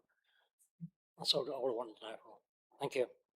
It's currently about 60 metres to reach that point between plot 4 and plot 5. I regularly see the bins for 5, 6, 4 and 3 in their properties, on their driveways, awaiting collection. I see bins in the refuge area for plots 1 and 2 in the bin storage area that's currently there. And there is turning between 4 and 5. That's ample enough. Again, that's about 6 metres wide. We can turn into that turning circle with refuge wagon 2. Councillor Marks. Couldn't allow that because I couldn't allow Councillor Count as well, and we have to be consistent, don't we? Unfortunately, sometimes. Okay. But there we go, Councillor Marks. So, knowing the road as I do, because having numerous times come down there in an Arctic, because I used to go into Tibbetts Yard through the back door, which has now been shut off. We still get a lot of deliveries because when you put the postcode in, a lot of our deliveries, and they are Arctics that come down there. Every time we've had a lorry come down there, they have struggled regarding the road surface all the way down and how narrow it is. But you're saying it's wider where you can get two cars to pass?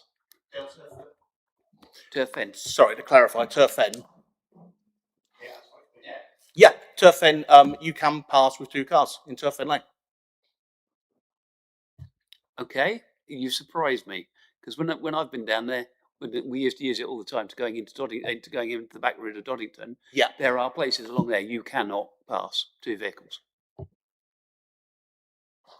The only area where it would be a struggle would be right to the north of Turf Fen Lane, as it goes into, is it Churchview? The rest of it, since 2023, when the footpath went in, has allowed it to be wide enough to pass 2 normal vehicles. Okay. Right, anybody else got any more questions at all for Mr. Glacki before we go? No? No? Okay, thank you very much. Thank you. Members, questions to clarifications to officers?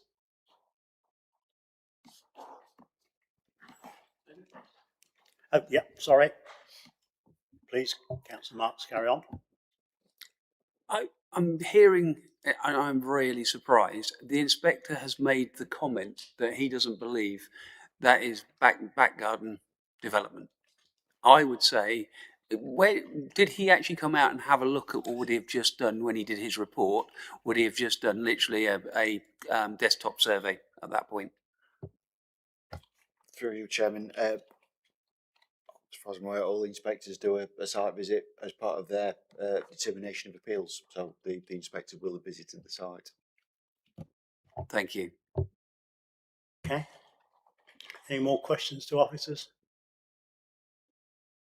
No? Okay. We'll move quickly on then. So I'd now like to invite members to debate the item in respect of material considerations relevant to the application. If you'd like to speak, please raise your hand. So who wants to kick off this debate?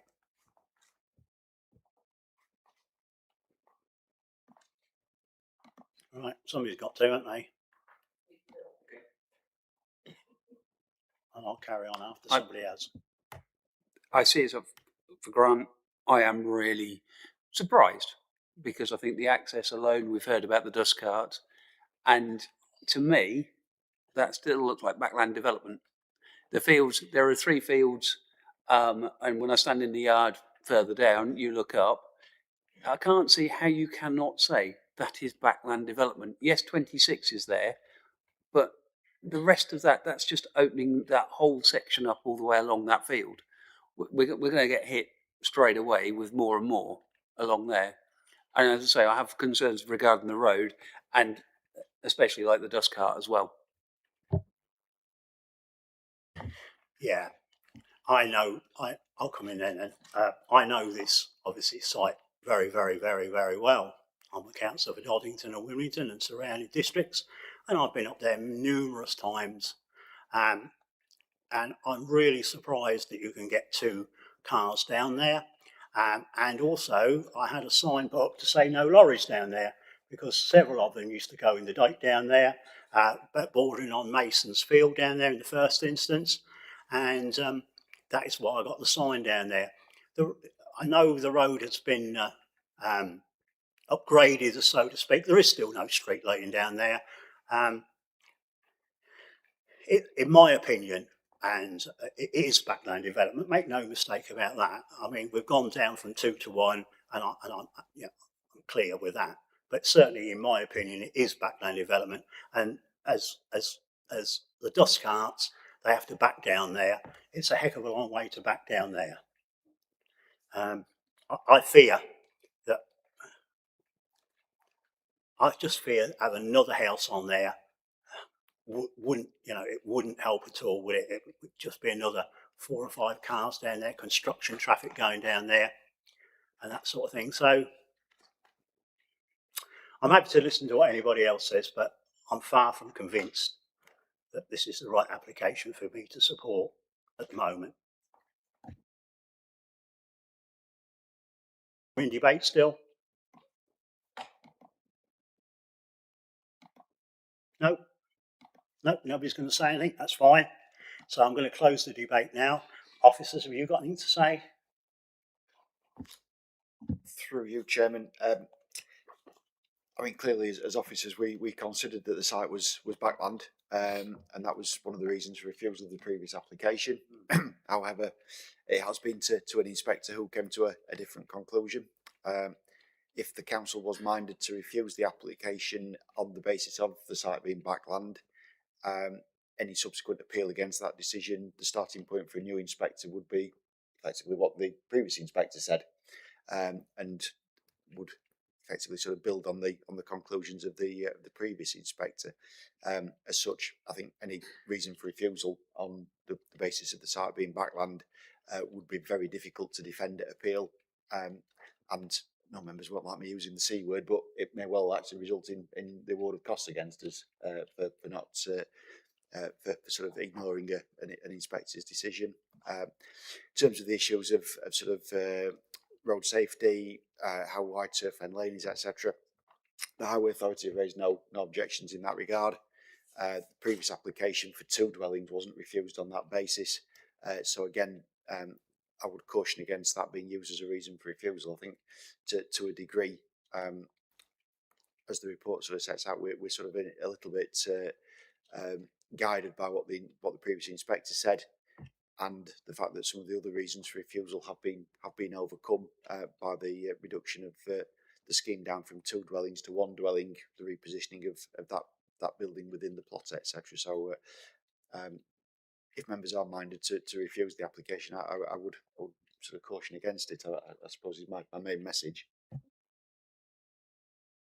Yeah, heard loud and clear. Councillor Marks. Inspector's only human like we are. Different view. What's the legal view on this regarding, should we turn this down?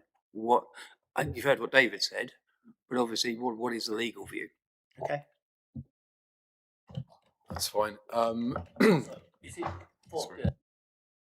probably the key paragraph just for members, you think, from.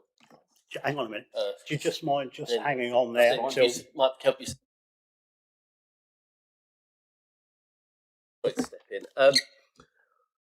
Obviously, so we discussed the item was as application for 2 has previously been to appeal. I'll read out basically the key 2 paragraphs. The appeal site is located on the edge of the settlement of Doddington. To the immediate north, on Main Meadows, there are several large 2-storey dwellings of varying designs, featuring different forms of fenestration and elevational treatment. There is no prevailing architectural character among these dwellings or within the surrounding area.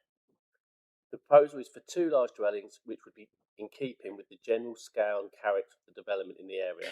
While matters other than access and layout are reserved, I'm of the view that the proposed layout would not be contrary to the character appearance of the area. A full assessment of the impact would require consideration of detailed design elements which would be addressed in a future application if the appeal were allowed. And it moves on to the fact that it's used as garden. Then jumps then to, I'm not of the view that the development on the site would be inconsistent with the established pattern of development in the area, nor would it represent a clear extension beyond the existing built form. I do not consider it to be a backland site, given the nature of the proposed access and the openness on the site, including its relationship to surrounding properties. Just for clarity. Okay, so what's your take of it? Again, my take is sort of sympathetic to officers' view here. Obviously, when it comes down to these sorts of things, it's a matter of planning judgment. But I think considering the sort of position the previous inspector took and looking at it in the round, I would agree that a decision to refuse runs the risk of being overturned at appeal. And again, I would agree that there would be a risk of costs. Did you want to come back, Councillor Marks? I do actually wonder what the inspector was looking at, hearing that, for what we've just heard that statement, because a lot of that doesn't seem to ring true to what we've got up there now. You can blatantly see that is backland development. What's more concerning is once one's there, that's got a very nice opening to the rest of them around the back behind number 5, number 6, and onward. That to me is backland development. What do you think it would cost if it went? It's not a material consideration, the costs.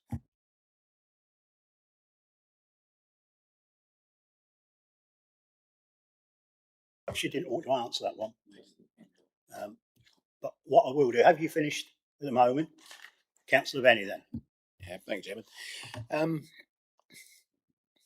I hear that the starting point for a new appeal on this would be the old appeal decision. That would be the starting point. we had two gypsy sites in two parts of Fenland. Both went to appeal at the same time, more or less the same thing. One came back with a dismissal of the approval. The other one came back and supported the approval. And it does depend on who you get as there is not consistency in planning at all. It's all grey, and the fact that it's been turned down once, I agree with Councillor Marks. It's backland development, but if it's policy compliant, I get that. But the inspectors come up with different answers on the same question. Very valid points. I've had several dealings with the inspectors, and it's only subjective, like it is to us today. One might like it, one of you guys over there might like it, so probably somebody else doesn't. It's a subjective planning. It's always subjective, but I can understand the comments that you've just made and Councillor Marks has made, and I'm going to bring Councillor Marks in again. Thank you. It is an observation and we cannot do it. But actually, if you scale that drawing out, you will see the rest of that is purely a field, where behind. So, yeah, thank you. We can do it. There you go. Look where that falls. Now, how can you not say that's backland development?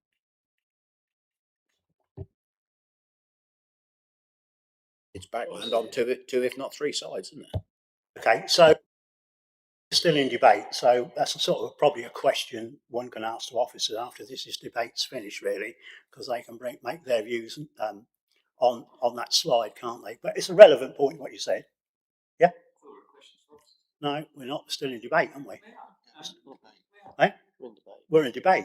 We're still in debate. Sorry. No, we're still in debate. I'm closed the debate. Yeah. So we're still in debate, to be clear.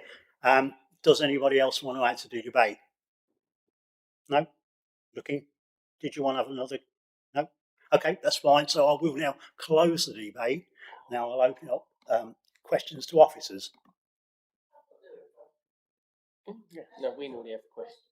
Yeah. Questions to... Yeah. Right. Thank you. I thought we'd done questions. Questions to officers come before debate. Clear, we've just come out of debate. We're in questions to officers. We've done it the wrong way about. The questions No, are we first. haven't. No, we haven't. Questions to officers.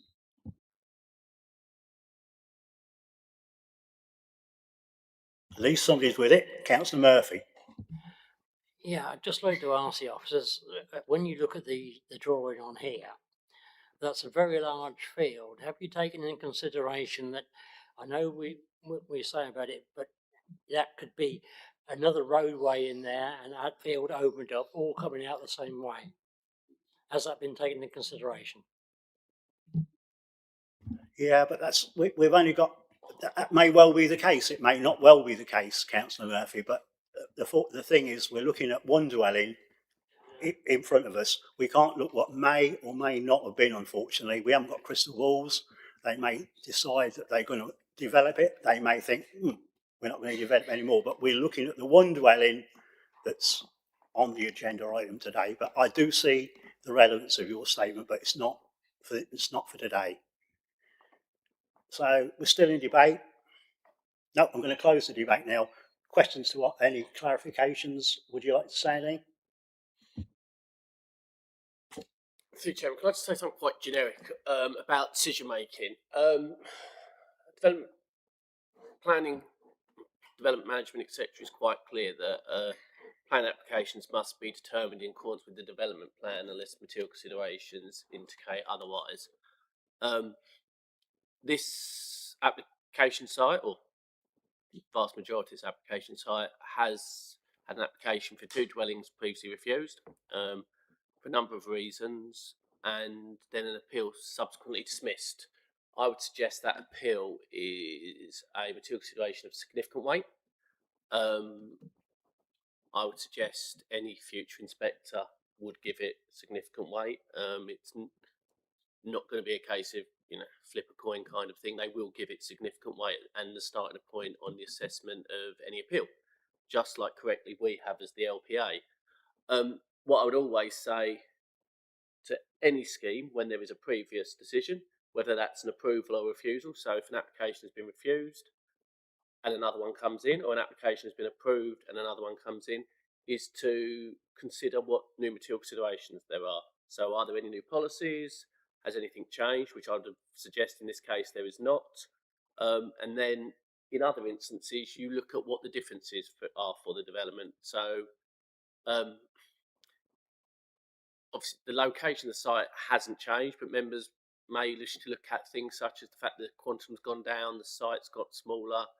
As the inspector said at the previous decision, it was only layout and access for consideration now, so we have greater detailed design. But that's just a general point on all planning applications. And I've probably also might be repeating something similar later with similar items coming along. But with the planning history, members, the starting point is always what the previous decision was, and if that's been confirmed by an inspector, what the inspector has said, whether it's for or against. As in this case, the backland part fell away, but the flood risk, etc., was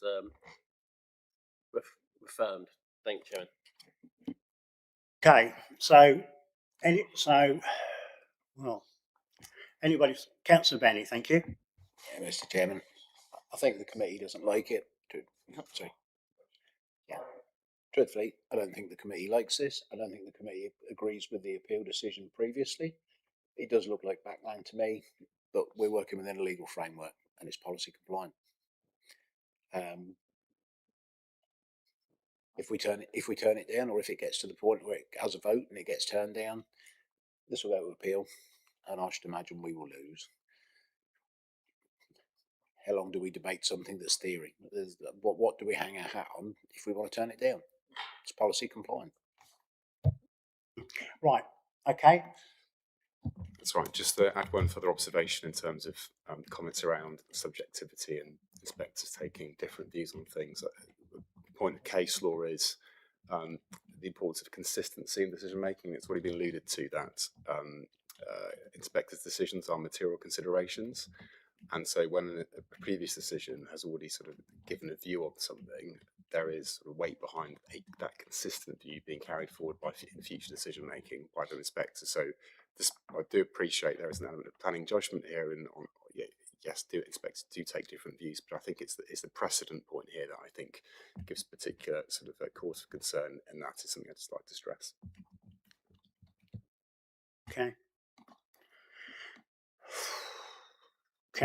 Councillor Marks. I'm not sure if it's where we are with officers or whatever, but surely, having just heard what the legal officer says, as a council, we need to be consistent as well. Our decision previously was that we don't like it for whatever reason. So, there's a consistency. It seems to me the inspector has got more consistency on his side than we've got consistency on our side. It doesn't seem right. We live with this. The inspector can live in Wales, but I just find it all. I find that really strange as this needs a fresh look at. If this goes in front of an inspector, and I understand what you're saying, but this needs a fresh set of eyes looking at it, because I'm not too sure what the inspector saw, but I don't think it's that picture.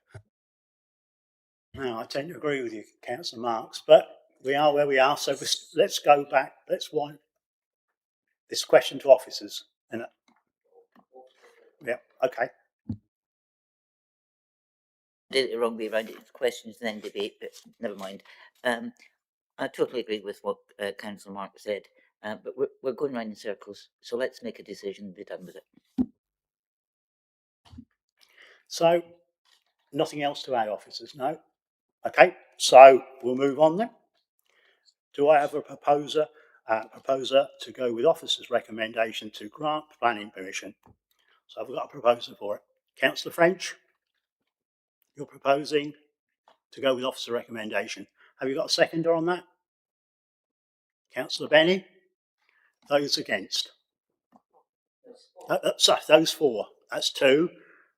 Those against? Can we do that again? Right. Sorry? No.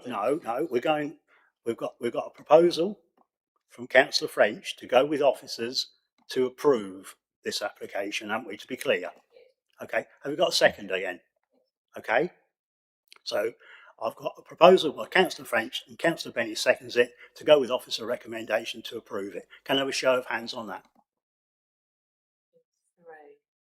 Those against? 3 again. casting vote.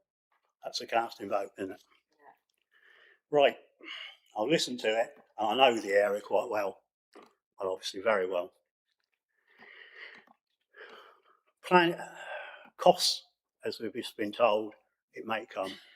But I, again, honestly can't see what the inspectors, where he got his decision from. It's clear that 2 wasn't any good. But this is definitely backland development. There is 3 sides of it. So I've been listening very carefully to all the debate. So I am going to go against officer recommendation to refuse this. Okay? So with that, that's it. No, really? No. So then we need to move for. They need a proposal. So, Yeah. Okay. Sorry. Yeah. So I'm looking for a different proposal. So have we got another proposal? Because that's failed. So, Councillor Marks, what's your proposal? I propose to go against officer's recommendation because looking at this, I still believe it's backland development. For one, I believe that the amenities that are non-amenities, so we have no street lights, the road the entrance in and out is poor. I also think that the road surface as well regarding the dust cart and stuff. So whichever one you want to take of those. Okay, I'm happy. Well, I'm going to add to that. I'm going to go further than that. I'm going to go to the scale of the dwelling, and also the design features. So I'm going to add that to thingy. So I'm looking for. I've got a proposal to go against officer recommendation, proposed by Councillor Marks. I'm happy to second it, and I'm also happy with the reasons aided by myself, which Councillor Marks and I have given. So I'm happy with that. So we've got a proposal, just to sum it all up. Councillor Marks refuse it, propose to refuse it. I'm second it. Can I have a show of hands on that, please? Those against? So it leaves to me. So I'm not, I don't see, with the last 3 or 4 minutes, I can't see anything to change my mind. So I'm still going to go for a refusal on this application.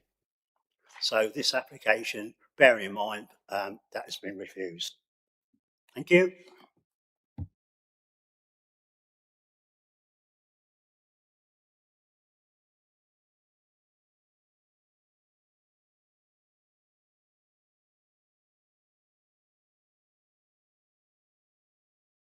We'll skip straight on to agenda item number 11. I'll now hand over to Kimberly Crow to present that such item. It's FYR 25/0782A for Apple. So Kimberly, whenever you're ready. Thank you.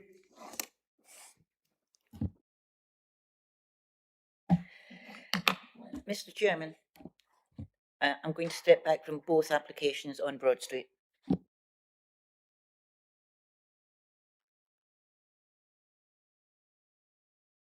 Sure you have. If you can please note, Councillor Marks stepped down on one application, Councillor Benny stepped down on the Chatteris application, and Councillor French is stepping down on the Broad Street application. Just the reason you want stepping away because of Mark's regeneration. Yeah, as she did last time, to be fair, so it's consistency.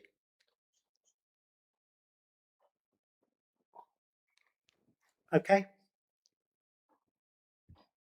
That's lovely. Thank you, Elaine. Right, thank you very much.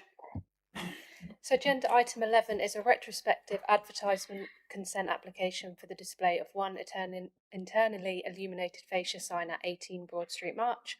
Members will recall the previous refusal for the retrospective advert, which was heard at the 17th of September 2025 Planning Committee. No amendments have been made, and this application is a resubmission of the previous refusal. So the application site is outlined in red on both the site plan and aerial photo. And then the elevations are shown on screen. And some site photographs of the fascia sign.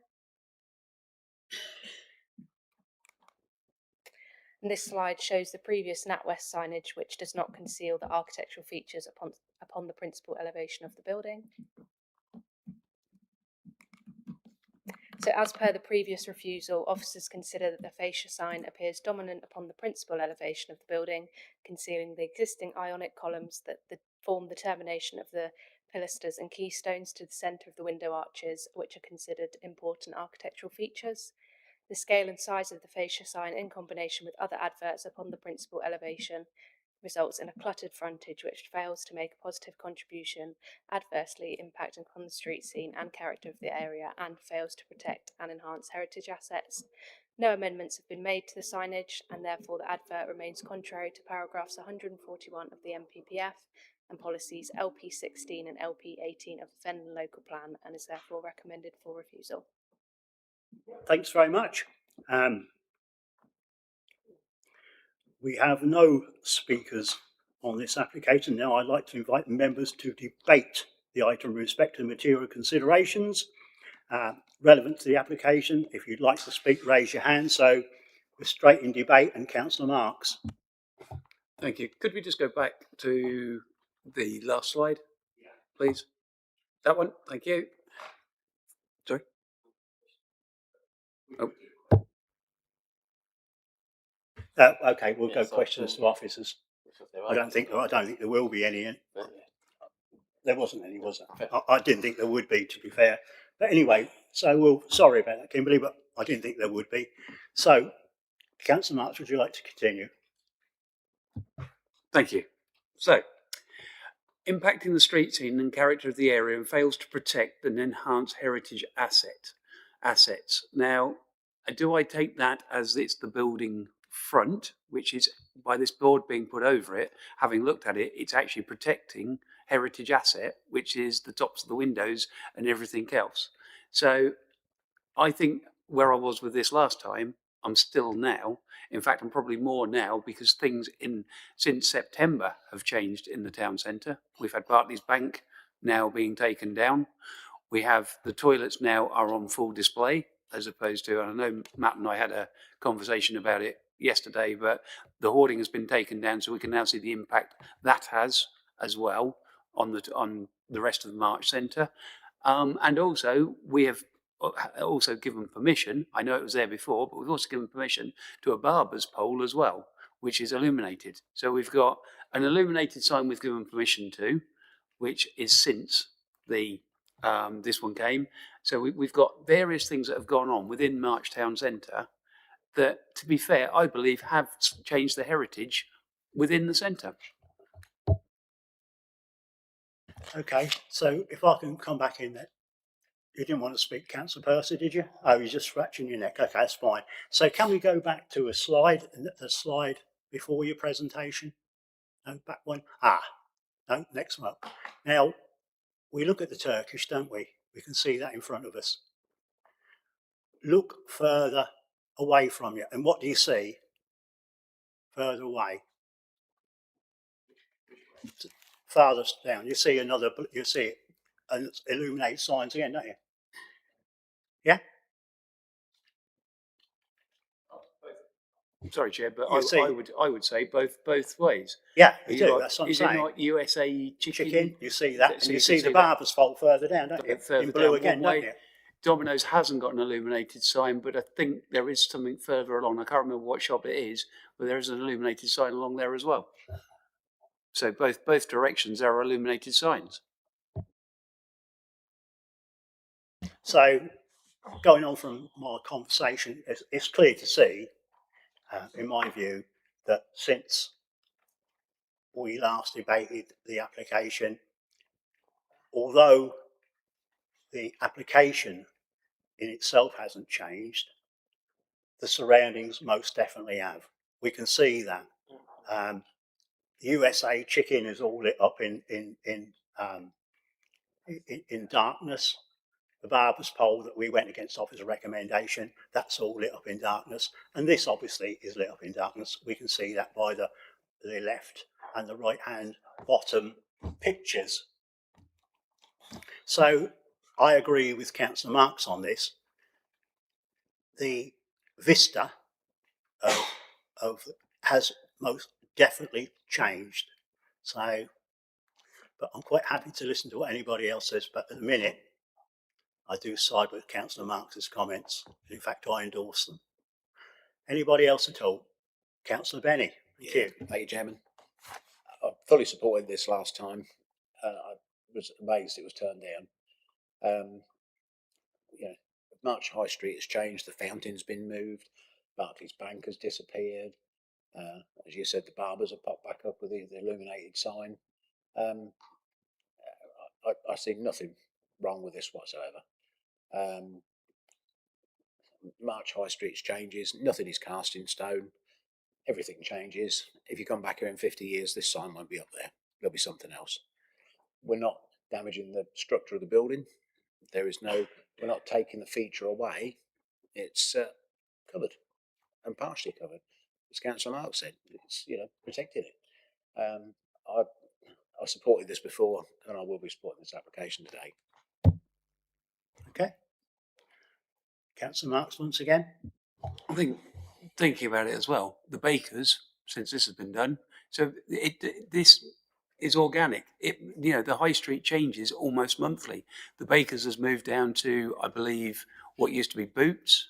Boots has now left the town. Is it not Boots? Sorry, Council of French is, but it's moved further down.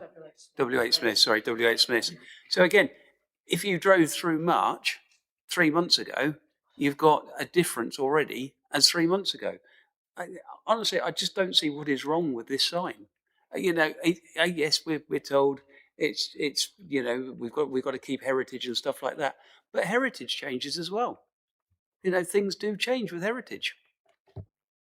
For clarifications, Greg's has moved from their original site into W.H. Smith's site, I do believe. So that's the difference, and that's been in the last 3 months as well. So, yeah. So I didn't take part in the application last time, but I do feel that had I have done, I would have gone for passing this. And at the moment, I just do feel, unless the rabbit is pulled out my hat, one of my favourite saying, I shall do so again. But Councillor Purser? Yeah, thank you, Mr. Chairman. Yeah, I voted against this last time. Nothing's changed about it. Nothing against a restaurant, nothing against signs or what have you like that. But this, to me, we're having spent so much money on the Broad Street and making it look that much pretty. This is sort of like trying to dominate the Broad Street. As far as I'm concerned, I think it looks quite. Personally, I think it looks really unattractive. And I think if it was a much smaller sign just to show what it's supposed to be, I think I'd probably go for it. But I still can't personally support it. Fair enough. As we were saying in the last application, planning is very subjective. Okay, and thank you for your comments. Councillor Marks. I think like any business, they are advertising as they feel that they should advertise. You drive down most streets, in city streets and stuff, you will see as bigger, if not bigger, signs on buildings. Some of those will be in conservation areas, some of them won't. At the end of the day, this is a business. We are here to support businesses. We're told Fenland is open for business. And then what's the point in having a very small sign? If you drove through March, you probably wouldn't even know it was there.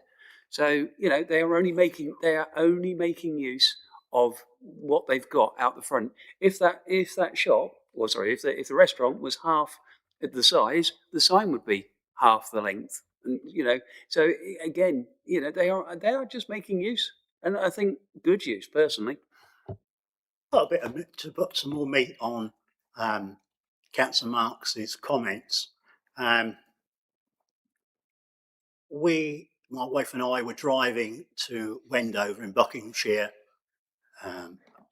3 or 4 weeks ago, and we took the wrong turning.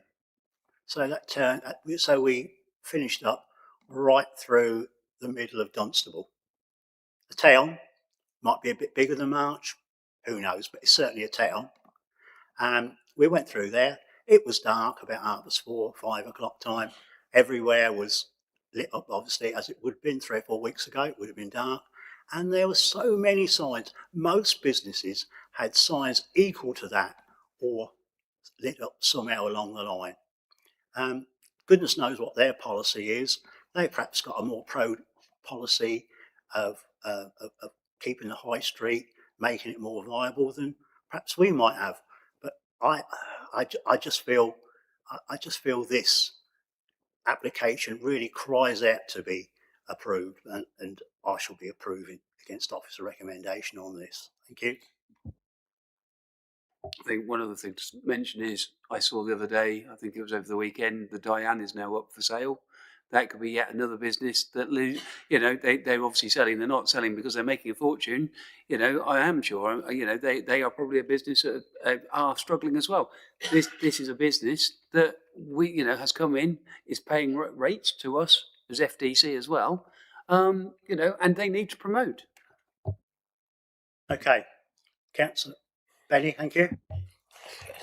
At the risk of going over this, the purpose of a sign for a business is to advertise its business. That's what this does. I've been to March several times. There are plenty of other black buildings going through March that have got internally illuminated signs. I'm not going to say who they are, but they are.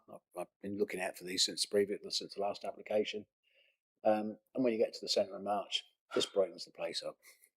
You know, the council's knocked Barclays Bank building down. I mean, that's made a massive change. There's a big hole there where it used to be. And we're looking at a sign. I supported this last time. I will be consistent. I will be supporting this again. Yeah. There's nothing else to say. I could keep talking about it, but that is how I view the signage.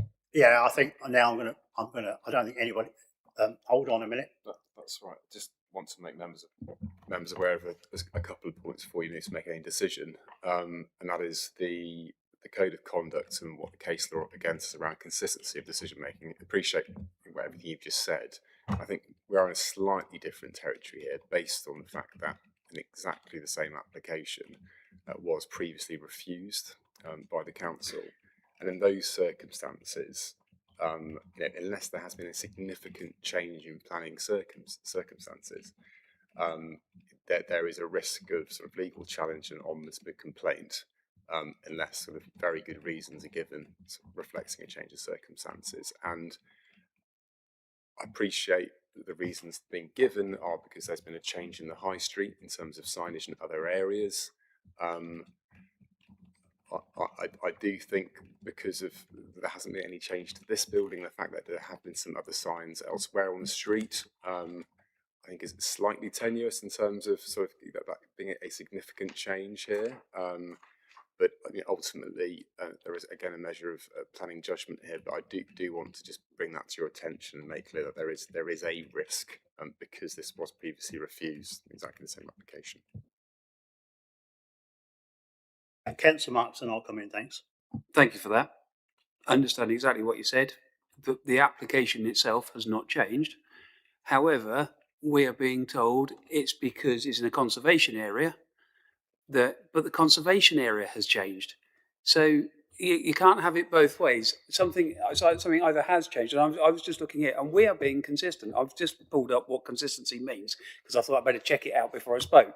You know, but so we things have changed. Okay, the application itself may have not changed, but everything around it has now changed. So therefore, we're still being consistent in what we're saying regarding the sign. If we vote for, you know, whichever way we vote, but the way I understand it is one of the reasonings is everybody's trying to, or this is being turned down, is because of what's happened around it regarding it being in a conservation area. Well, if the conservation area has changed, surely we've got to move with the times with the actual applicant as well, or the application as well. So thank you, Ken. So what I'll do is I'll bring you in, Matt, and then I'll bring Ian in. Thank you, Chairman. Just wanted to give a bit of consistency and context. What Councillor Marks is saying to some extent is correct. If, and as Will said in relation to the members' conduct about there need to be planning changes, and if the character of an area changes, if developments are approved, if you know whatever happens, and the character changes, then you know the members have a right to revisit a recommendation, a decision, you know, give different weight to the various material considerations. I think they just need to provide some context on the points that are being raised by members. Firstly, if I remember correctly, Barclays has already been approved for demolition before this item was at committee. So decision makers, when determining this advert, which is obviously this committee, were quite aware that Barclays Bank was going. Barclays Bank's demolition was actually not recommended for approval by officers, but members of this committee found the building as it was to be detrimental to the character of the conservation area, and actually the demolition of it being enhanced the character of the conservation area. So it would be a little bit, so conservation areas do change, the value of them, their historic artefacts, the architectural features, there may be small changes through permitted development, etc. And we have to assess that and we have to be conscious of that. But the demolition of Barclays Bank was categorically said by this committee to not have a detrimental impact on the character of the conservation area. While this sign, for the reasons that we had up earlier, was found to be harmful to the conservation area by this council. So to argue that that change, the loss of the Barclays, has watered down the conservation area, to then say that to allow this sign, I think would be a dangerous consideration, because actually the committee said that the demolition of the Barclays Bank improved the conservation area, and also the decision-making authority of the planning committee was aware of that when determining this advert. Then I move on to the other advert that was allowed, I think, the month after. Once again, the committee, against officers' recommendation, granted advertisement consent. Once again, it was found that that advert did not detract from the conservation area. So the character of the conservation area has not eroded, has not gone down since this application was last at committee. Therefore, to say that the conservation area has changed, which to some extent it has, is a bit of a moot point, because the quality of the conservation area has not gone down, has not been eroded, has not been detracted. And the council has considered, and as Will said earlier about on a previous item, about the importance of consistency in the decision making, the council has found that this sign detracted from the conservation area. The conservation area, to my knowledge, through everything that's been said, retail units changing within them does not impact on the quality of the special character and appearance of the conservation area is not affected by whether it's some were selling steak bakes or some were selling newspapers in it. Those things don't change the character, because it's still just a retail area with shops happening. So to be able to, members would need to find something that has happened in the last, is it 4 months since this was since September, when this was at committee, that in planning terms has demonstrably detracted and eroded the quality of this conservation area for the planning committee to now say that the harm from this is no longer there, which is obviously quite difficult when the points that have been raised have actually been promoted as either being neutral or promoting the conservation area. And then also what you need to remember is that if we can have the view up, differently to the one with the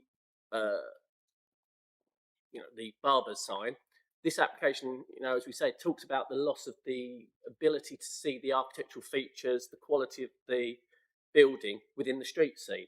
So obviously, the loss of those features, the ability for just the general public to experience them, enjoy them, those are the things that erode the quality of a conservation area. They're the things that really harm a heritage asset. And that's why that reason for refusal, which the council agreed, us members here, that was the committee's decision, council decision, harms the conservation area.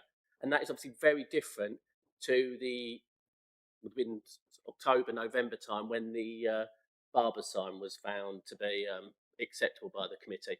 So that's just for planning context in relation to what Will was just saying about the significant planning changes, but actually you need to be able to demonstrate that what has happened that has brought the conservation area down to a standard that a sign that was found unacceptable 4 months ago is now acceptable. And just to quickly say, and I will make it very quick because it's getting on and I feel like I was just speaking for about 10 minutes. You have? Yes, so I will make it quick. Is obviously with consistency in decision making, it's not about individuals. It's not about how we feel. The planning system is about decisions. Members of committee change, officers change, inspectors change, but the decision making, in theory, should be consistent. So, irrespective of how you feel about an application, just like officers weren't very keen on the last one, I can tell you we don't suddenly think we like it after recommending it for refusal last time.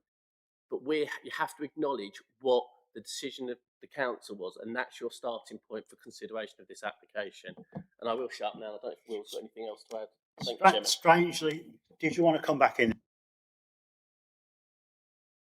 Again, it's just the sort of focus on the reasons for refusal last time, really focused on the particular features of the building, not just the impacts on the conservation area. I think that there's been no change at all in sort of planning terms from that. And again, it's about just emphasising, that there is the sort of legal framework we operate in, whilst it can feel sort of frustrating at times.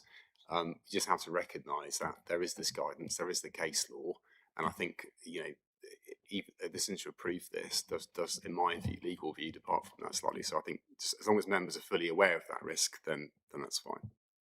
Right. Strangely enough, after 10 minutes of officer telling us quite rightly what their thoughts are, we're still in debate. So I don't want to forget we're still in debate. And Councillor Benny, the floor is yours. Thank you very much. I listened to the legal advice, and it did say that the application hasn't changed, but the legal advice actually used the phrase circumstances change. Well, the circumstances have changed, and I take on board what Matt said about Barclays Bank. We knew it was going to be demolished, but we've got approved over 2,000 homes in Fenland that have had planning permission that haven't been built out. There's no guarantee just because it's got planning permission it's going to be built. The fact that we gave demolition, we didn't know for certain it would be, because the decision could have changed and the process could have been lost. And now it's down, we can see what we're dealing with, which we couldn't do before because Barclays Bank was standing. Barclays Bank is no longer standing, so we can look at it with different eyes. And to look at the loss of the heritage status of the building by putting a sign over it, we're not damaging the heritage asset. The asset is still fully intact. And if people want to look what's underneath the sign, they've only got to walk underneath it because they stick out. And you can still see the arches, which were the predominant feature that we were being told must be preserved. And they are preserved, they're not lost. So as much as that's an argument, that is the alternative argument. And I stand by what I did last time. I voted for it last time. And I still think it's the right decision. Councillor Marks? Can we go back through the presentation? There's some photos. So, right, that one will do. Go. If you go back to that one, there you go. Things have changed. Those cars no longer use that piece of land. Use that, yeah.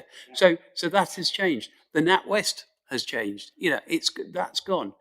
The thing is, we've been told when we did our planning training initially, as Councillor Benny will say, planners work in black and white. We were told we work mostly in the grey area in the middle.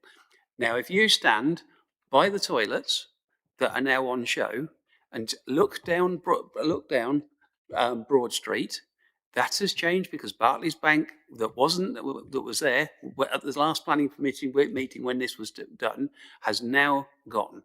So things have changed, and I'm sorry, it has changed. So things evolve, and that's, to me, I believe the heritage has changed because of what has happened in there. We have different shops now.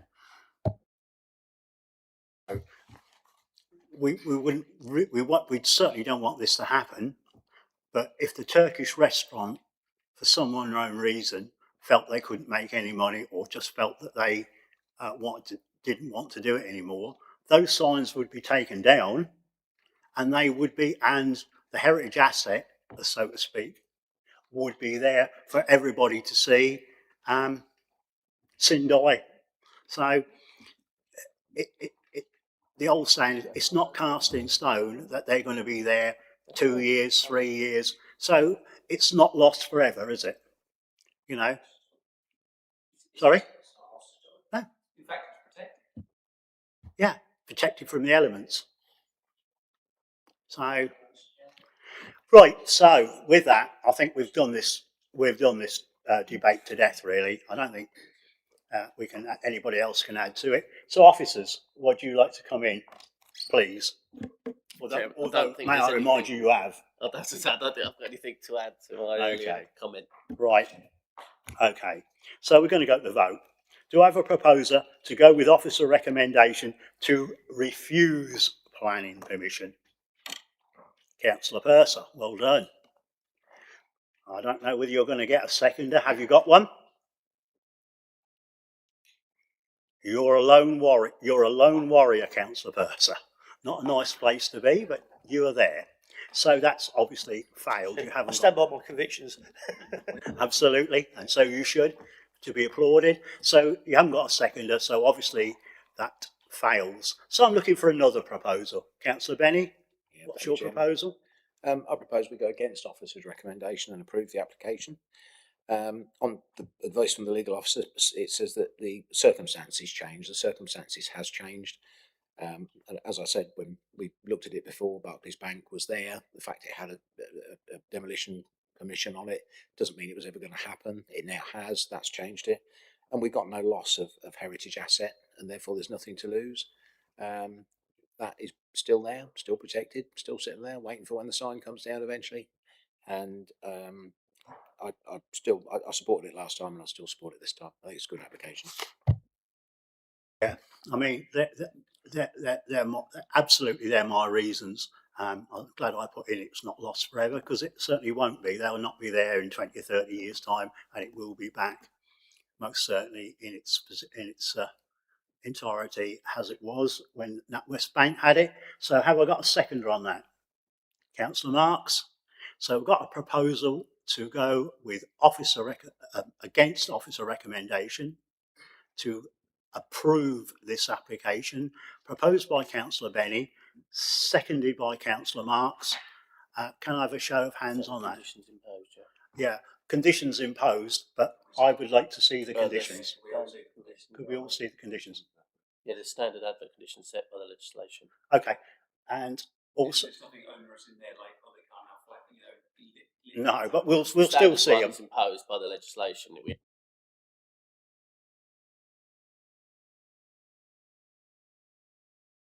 They shouldn't be backlit or whatever. That's not the application. The application. Right. Okay. Yesterday in chairman's briefing, for the rest of the council members, I said I'd like to see every one that is, again, which we oppose officer recommendation, all the conditions, and I'd like that just so that goes without saying. It will come to me. Anybody else want to see it? You would, and Councillor Marks would. So anyway, with that, the application has been approved. Sorry? Yeah, any against? One. So we knew that though, didn't we? He's not going to change his mind midstream, is he? So that application has been approved. So do we want a cup of tea or do we want to carry on? I'm looking to my left. Hey? Do we not?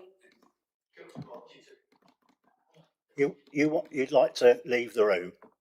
Okay. Yeah. Okay. Well, we'll give you a couple of minutes. Right. Okay. All right then. Yeah, that's a good idea. Well, we'll have 10 minutes then. That'll give you more time, won't it? Thanks.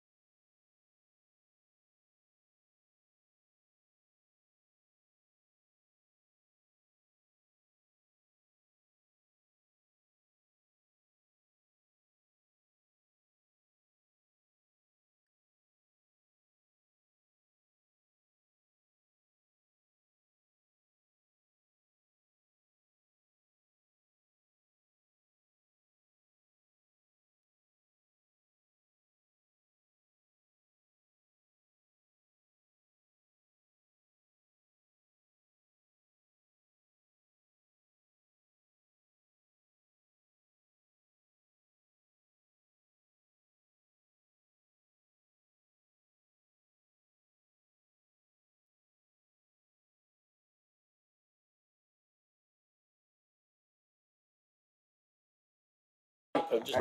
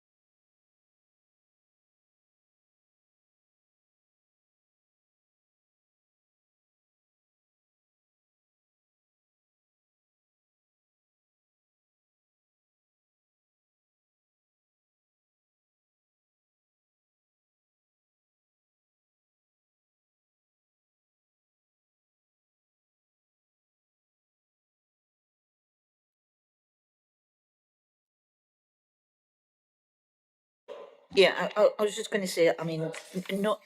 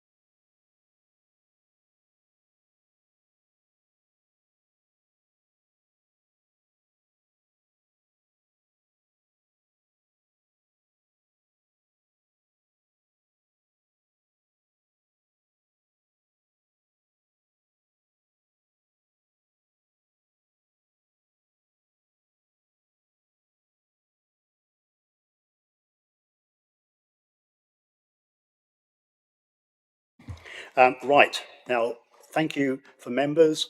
We hand over to Alan Davis. He's the Principal Planning Officer here at Fenland to present application F/YR25/03 780, agenda item 12. So Alan, when you're ready, please.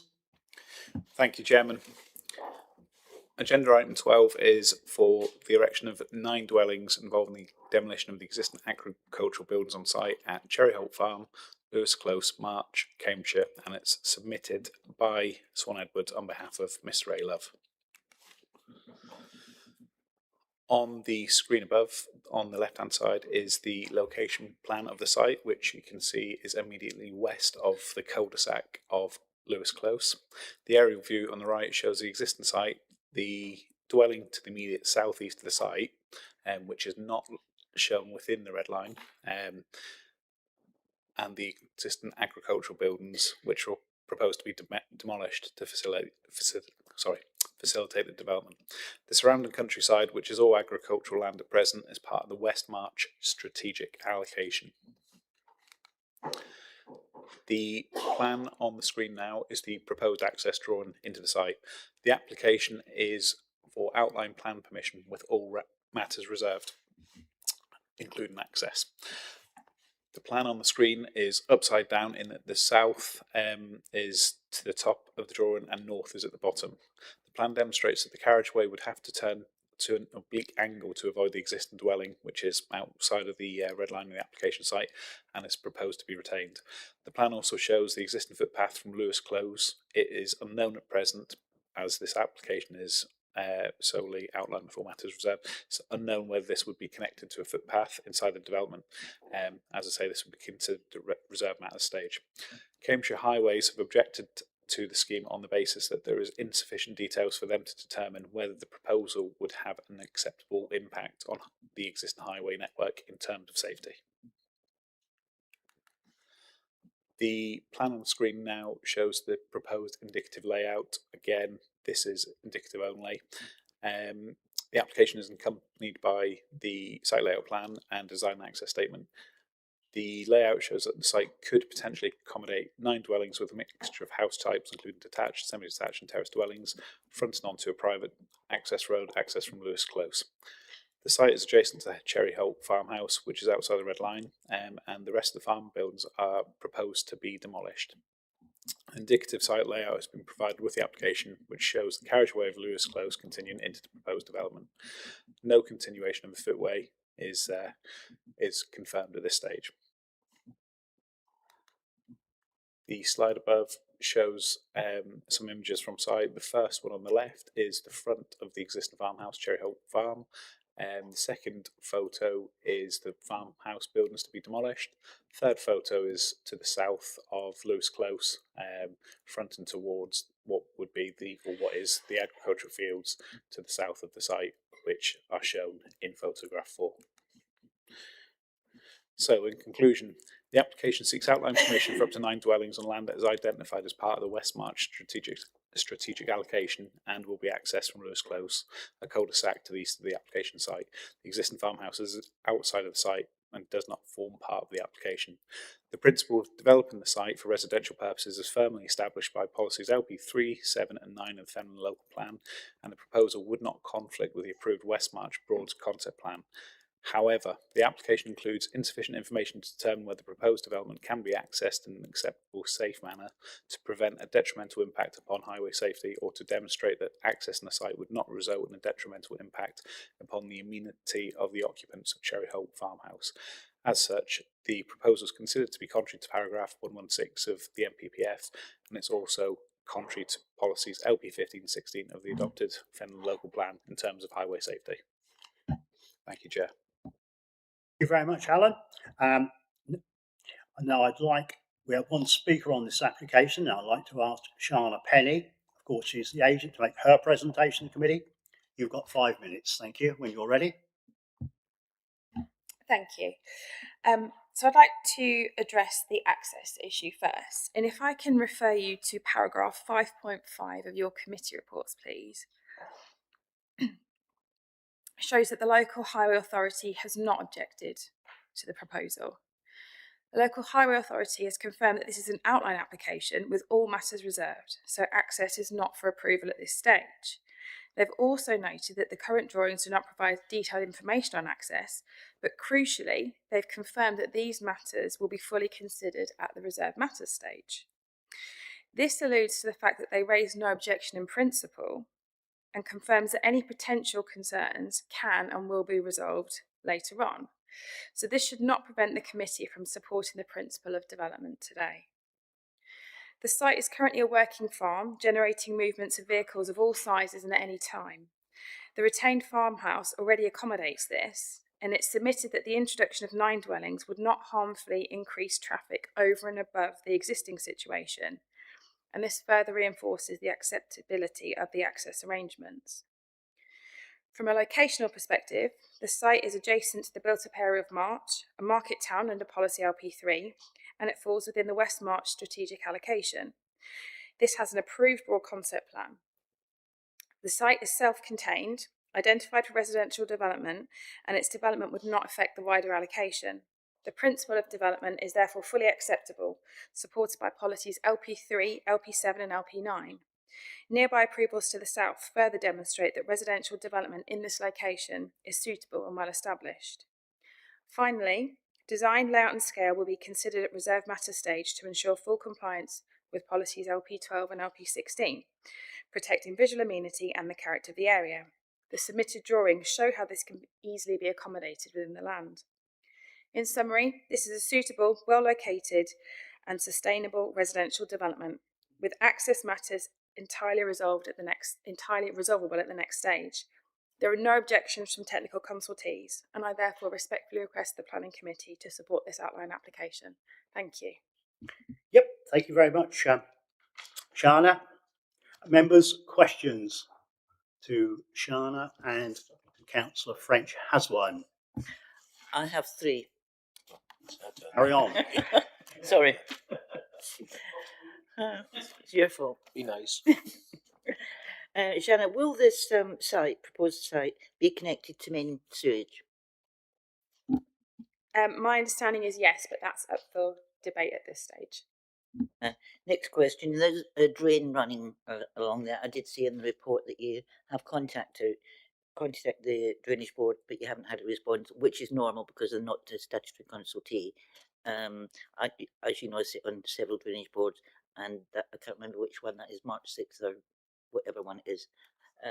So I would expect, if this is approved, before you do your reserve matters, obviously speak to the drainage boards because you know they're so important. And the last question, the farmhouse. Is the farmhouse still in the ownership of this owner? But I thought that had been sold off a couple of years ago. Is the farmhouse going to be retained? Yeah, so the farmhouse is going to be retained. It's still in a sort of reasonable state, so it didn't seem...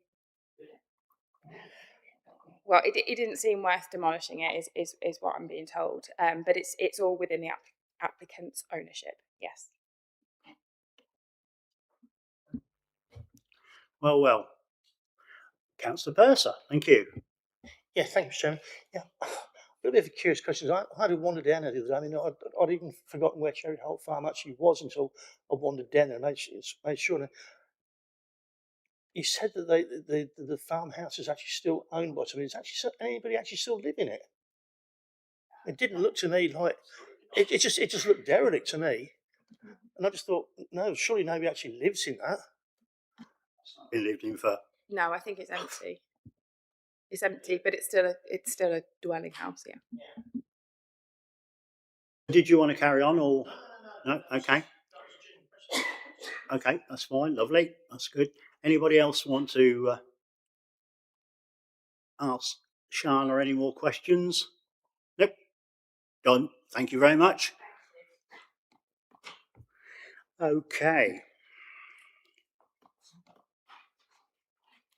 Members, questions, clarifications to officers, if you've got any. Councillor French?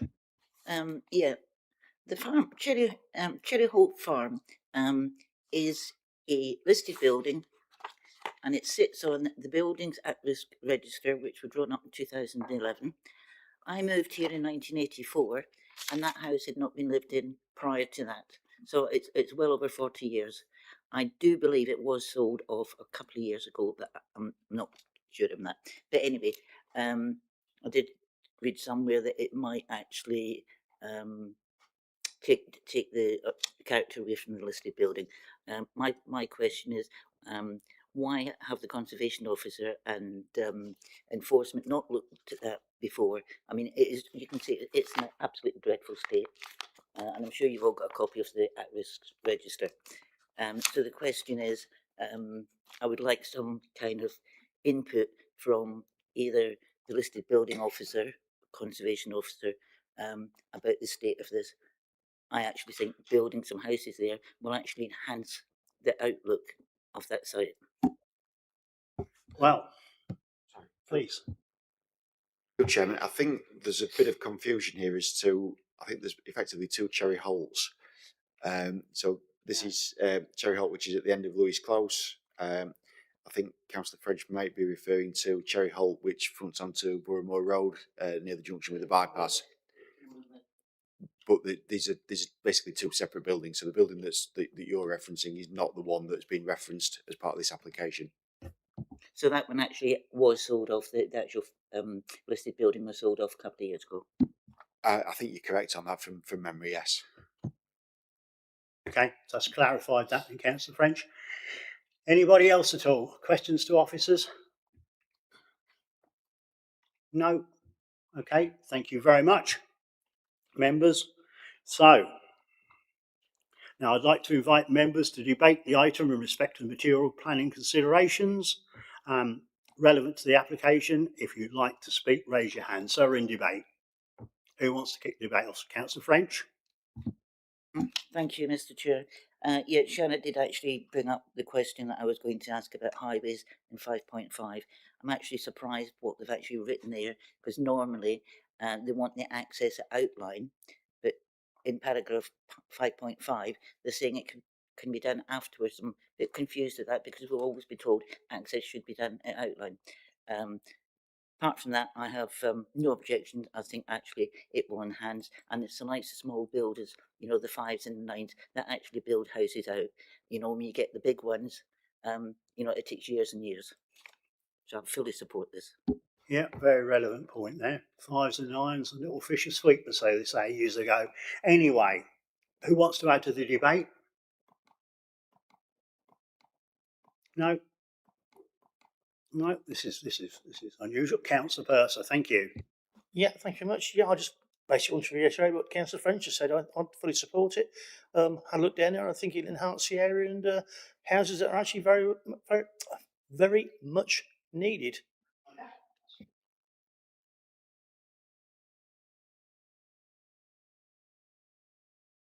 Debate's closed.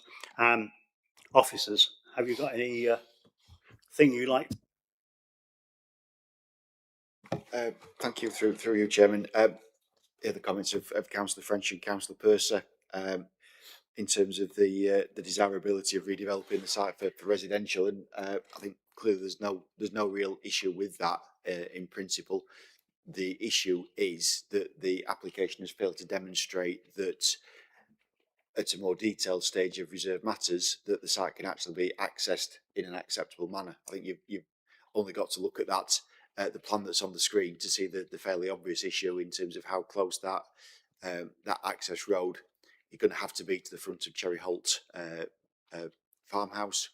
The potential issues that there are for the amenity of that property going forwards, backed up or elaborated on by the Highway Authority, effectively saying that they're not really sure that they've got the relevant details at this stage to be convinced that a more detailed scheme can come forward that would have an adequate access to it. So that's really the basis for the refusal, rather than the principle of actually redeveloping the remainder of the site. Any more questions for officers before we move on? No? Okay, that's fine. So, it's time. It's that time again. Do I have a proposer to go with officers' recommendation, to be clear, to refuse this application, to refuse it? So I'm looking for a proposer to do that. There is no one, so obviously that fails. So I'm looking for another proposal, or another proposal from someone else. Anyone? Councillor French, you've had the most to say. Yeah, I would like to recommend that we approve this application and go against officers' recommendations. Reason for it, normally we listen to highways, but highways are a bit woolly on this one. I don't think in all the years I've sat on this council I've ever seen such a woolly comment from the highway department, and I think it could be achieved. It is an outline application. I'm really surprised at highways comments. They're not objecting to it, so we can't object to it on highways. If they had said that it was an objection, I would fully support the officer's recommendations, but they don't. Right, those reasons are absolutely spot on, really. That sums it all up in a nutshell. So, you can. So we've got a seconder from Councillor Purser. So we've got a proposal from Councillor French with the reasons I'm happy with. They're spot on. Highways have not objected to it. I haven't approved it either. Can we just come back on a certain point? Well, Okay. Just as a okay.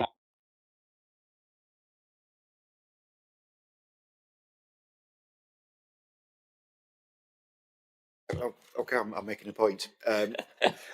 So, well, the Highway Authority haven't explicitly objected. They have clearly raised concerns about the information that has been provided. They have talked about, should, you know, for example, in their comments of the 3rd of December, should the access not be acceptable to the LHA, an objection might be given by the LHA at a later date. Yeah. The concern that we've got is that if outline planning permission is granted, clearly the access can only go in one place, with the constraints of the farmhouse there, and essentially if the local highway authority objects at reserve matters stage, effectively that horse has bolted, and it would be very difficult to then refuse the application if they do raise those concerns. If I can just come. So can I perhaps you on that? So I was just going to say is that planning's clear, and you'll know that, members, is that a condition cannot be imposed if we're uncomfortable it can be met. I think highways have raised concerns about the ability to do that, and they're saying that they will deal with it in the future, but that's not, we're the decision makers now. We have to make the decision now based on the information we have. The fact that they might not agree with it in the future, to a certain extent, it's a moot point. Is if all we're saying is that we don't have enough information before us to feel comfortable that a condition can be imposed. As David said, I think you just need to look at the plan to see the way that the road narrows a lot as it comes off of Lewis Close, the angle, etc., to say that, you know, it wouldn't have been difficult for the appellant to provide a bit of extra information in relation to tracking, etc., to confirm that it could have been done. And the fact there is no information, I think, has to be a concern for us as decision makers.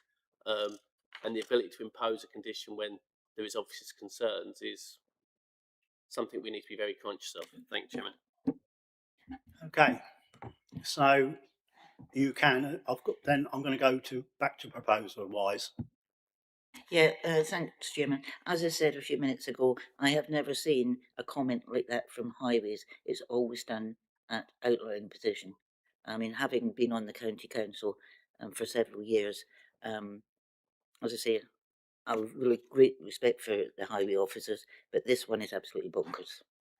Yeah, I mean, I've been on the chair. I've been chairman for a long time now at county, and this is the first time I've ever seen them sit on the fence on 9 houses. They usually say yes or no, but this time they're going to leave it till the matters, aren't they? But yeah, but anyway, that's mine. So I think, did you want to comment before? I've got a proposal on the table. If you're very quick, we can. That's all right. It's just for clarity. If we're going against the officer recommendation, and it's fine not to sort of say anything about what's gone before, because I think it is fine. Just for the sake of the minutes, just be clear as to what your reasons are, so they're clearly captured. I think that'd be helpful, just to sort of state very clearly the reasons why. Okay. Yeah.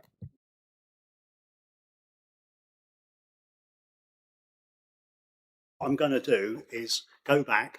Councillor, we've got another proposal to go against officer recommendation, proposed by Councillor French, and what are your reasons? So that will make it clarify it up for the minutes. and allay council's fears. Right. Reasons: we don't have an objection from the County Council Highways, which is very unusual. There's no other planning reason to refuse this application apart from the concerns raised by our officers at FDC, but our officers are not the Highway Authority, and if the Highway Authority didn't insist of this or recommended refusal, which they did not, so that's the reason. That's fine. That's so we've captured that, haven't we? Yes. No, make no mistake, we've captured that in its entirety. So anyway, Councillor French has proposed it. Councillor Purcell's going to second it. So can I have a show of hands on that proposal, please? Application has been approved. Thank you. With conditions delegated to officers. And again, of course, it goes without saying, send it to me. And Councillor French is nodded. So Councillor French as well. Anybody else? Nope, nobody. Nope. Okay, just Councillor French and I in this particular occasion.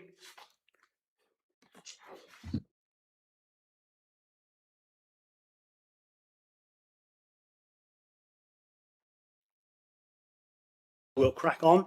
I'll now hand over to Alan Davis again to present application F/YR25/0852F, agenda item number 13. So, Alan, again, please.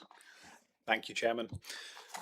Agenda item 13 seeks plan permission for the installation of external shutters to an existing shop front on 39 Broad Street, March. The proposal is retrospective as the shutters have already been installed.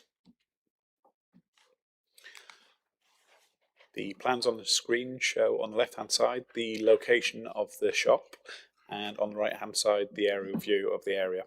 The application site is situated on the eastern side of Broad Street within the market town of March. The site is located within March Conservation Area and is within the vicinity of numerous Grade 2 listed buildings. It is also situated within the primary shopping frontage of March Town Centre.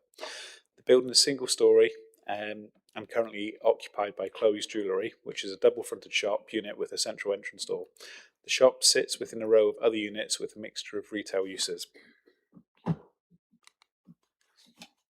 The plan on the screen shows the location of the external shutters to the front of the building, which, as said previously, have already been installed.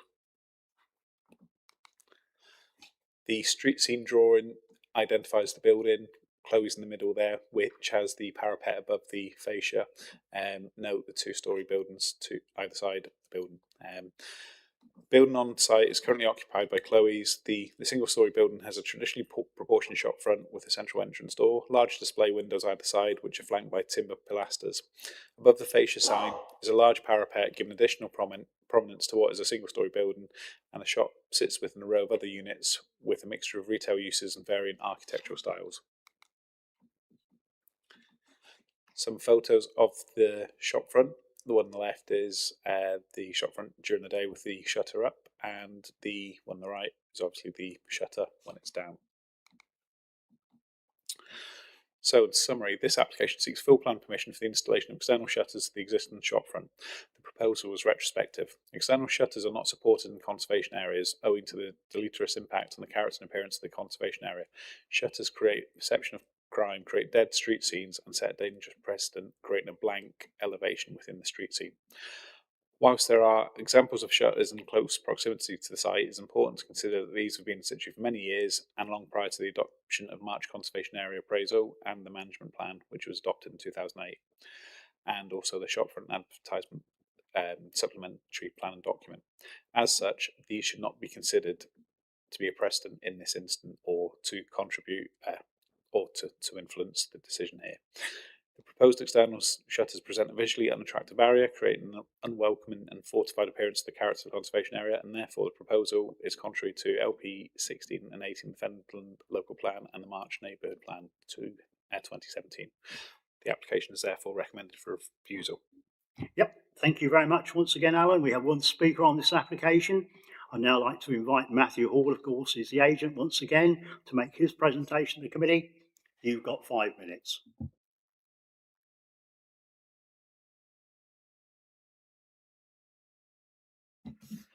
Thank you. Mr. Chairman, members. So this building was vacant for approximately 7 years before this applicant took on the premises, and it's now been occupied for 3 months, and he's got a 10-year lease. Chloe's Jewellers has been operating for more than 90 years, and it has branches at Thetford, Melton Mowbray, High Street in Wisbech, and also Royston, and the applicant has told me he's in talks for possible shops in Newmarket and Sudbury. Under item 5.3 of the report, the crime officer states that the site is in an area of medium to high risk to vulnerability of crime, not low risk. On 16th of January, this property was broken into and the external shutter was present as a deterrent. Hole was cut through the roof to gain access. Police were called. No, I haven't got a crime number and I haven't got a crime email. Police were called and they gained access through the roof, and he's told me that has resulted in a loss of £23,000 to him. As we've heard, this isn't the only commercial property in March Conservation Area that has an external roller shutter. 2 other jewellers in the conservation area both have these. The pawnbrokers at 6 High Street on the same side at the marketplace, that's got one, has been there a while. Directly opposite this site, obviously Mallett's, the jewellers, also has an external roller shutter. Both are in the same business, obviously jewellery, valuables, etc. On the adjacent street, which can be seen from this site, Anne's Thai Kitchen at Station Road, that's also got one. Amical Vets, directly opposite a Grade 2 listed building, 90 High Street March, that's got one. And also, it was on the OS plan that was on the screen earlier, where you walk slightly south here and go down Fenland Walk. Fenland Walk, there's 5 or 6 shops there. It appears on the conservation map the actual single-storey shops are out the conservation area, but the actual alleyway where you walk down is in the conservation area. There's 4 or 5 external roller shutters there. Appreciate these have all been there a while, but they are part of character of the area. They're there. There's no objections from the public to this application. March Town Council support it, as does the design and out crime officer. 2 other businesses in the same trade in the conservation area both have these as well. Thank you. Yeah, very interesting, Mr. Hall. Thank you for that. Members, questions to Mr. Hall? You know what you got to do. Councillor Marks. Thank you, Mr. Hall. It is a little stark, the roller shutter. I know it's probably a very silly question, but do you think if planning consent was given, the gentleman might paint them? You look across the road at Mallett's, when that's down, that's been painted, spray painted, the same colour as the shops around. That wouldn't be an issue here. It's a black surround around Chloe's Jewellers. No, it won't be bright orange. But we could agree to that. I haven't asked him, but we could agree to that. I think orange could be a little stark, but black probably, might fit the bill. Okay, just a suggestion, of course. Anybody else at all got any more questions for Mr. Hall? No? Okay, thank you very much. Sorry? Sorry.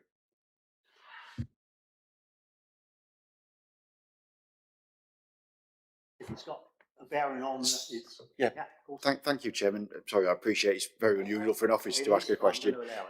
You did say when the shop unit was broken into that the break-in took place through the roof.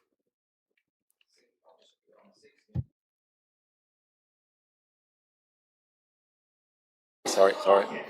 On the 16th of January, this property was broken into. The shutter was down. I believe it was in the early hours, and they jumped across the roof. That's a parapet at the front of there. And there's a flat roof lower behind, and they cut a hole through the roof. Yes. Okay, does that satisfy? Right, okay. So now you can go. Thanks very much for that. Okay. So, members, questions, clarifications to officers? Anybody got any? I'm just going to see if members, before I close it. Yeah, please. Thank you, Chairman. The reason that I asked Mr. Hall that question was because clearly if that break-in took place after the shutter had been put on, the break-in took place through the roof, the shutter's not really that effective as a deterrent for crime. And if anything, the solid shutter perhaps actually exacerbates that issue because nobody can actually see that there's somebody in the shop that's broken in and is in the process of ransacking it, which kind of reinforces that actually a solid shutter is not actually that effective when dealing with matters of crime.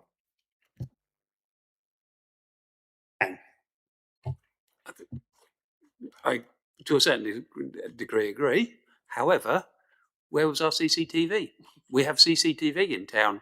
You know, they've seen children running across the top. It's quite often on Facebook. CCTV officers have seen them on top of, it's now Budgeons as opposed to Tesco's.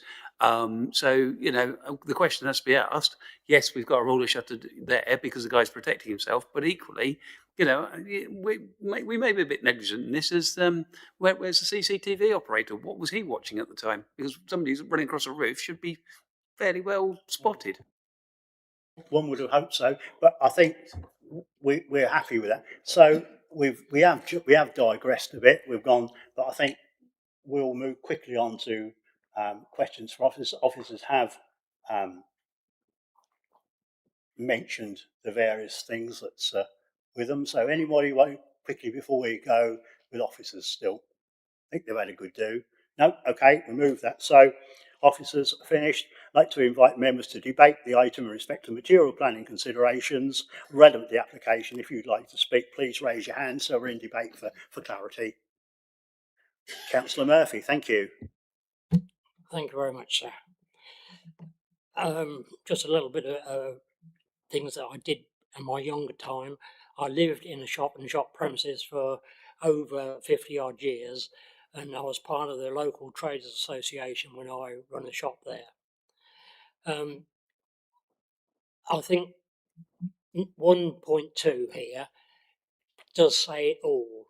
Shutters are not supported in conservation areas owing to the deleterious impact on the character and appearance of the conservation area. Shutters create a perception of crime, create dead street scenes, and set a dangerous precedent. And when I was in this traders association, we actually talked about exactly the same thing. And we're talking about years and years ago with that now. This is in a conservation area. You can now get in-store shutters, so they don't show out on the street scene at all. And I do think that officers have got this right this time, because there is nothing worse than a row of shutters all the way down the street, which will carry on, which will get worse as the time goes on, because they'll all want them there for safety reasons, and they're not necessary safety reasons. Relevant. I suppose that's a relevant point. Councillor Marks. Thank you.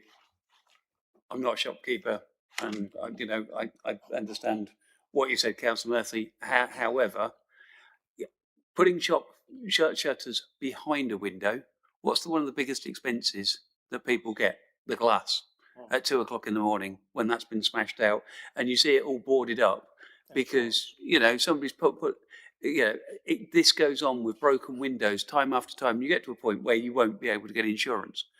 It's a roller shutter. It's in front of what looks to be some fairly valuable items.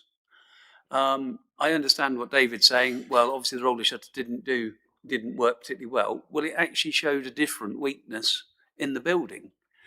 We're seeing so many at the moment of these cash machines being stolen that they go and grab a teleporter, they smash into it like they've done in Chatteris twice in 18 months, 2 years. So now what they're doing is they're now putting posts in front of cash machines. So what's happening now is everybody's nicking mini diggers because they will find a solution to any problem. But the more security you can have in place, the better. And I'd come back to also, what was our CCTV operator doing at the time? Why didn't he see somebody running across a roof? So, that is a deterrent. I don't like the colour of it, and I agree. I think if that was painted black, that would certainly look a lot better. And I think, certainly wherever it is, whether it's in a conservation area or not, I think it would match in better. But I'm sorry, that needs protection, and you'll probably find the insurance company have actually specified it. And the guy might actually not be able to run his business because the insurance company has turned around and said, you have to have that. Or if you haven't got it, they will just put the premiums up, and we'll lose yet another business out of March who pay rates. Yeah. Now I agree with Councillor Marks on that one. The shop's been, we've just heard, it's been empty for 7 years. So they're not easy to fill. That's absolutely clear. We've got extra business rates hopefully going to come in to Fenland. Councillor Murphy, I suppose this is how long ago was you were shopkeeper? Many years ago, I would have thought. Well, just say and knock off 5 years there. Did you finish? 10. Well, even just 10 years ago, things have got different in March, markedly so. Things are being broken now.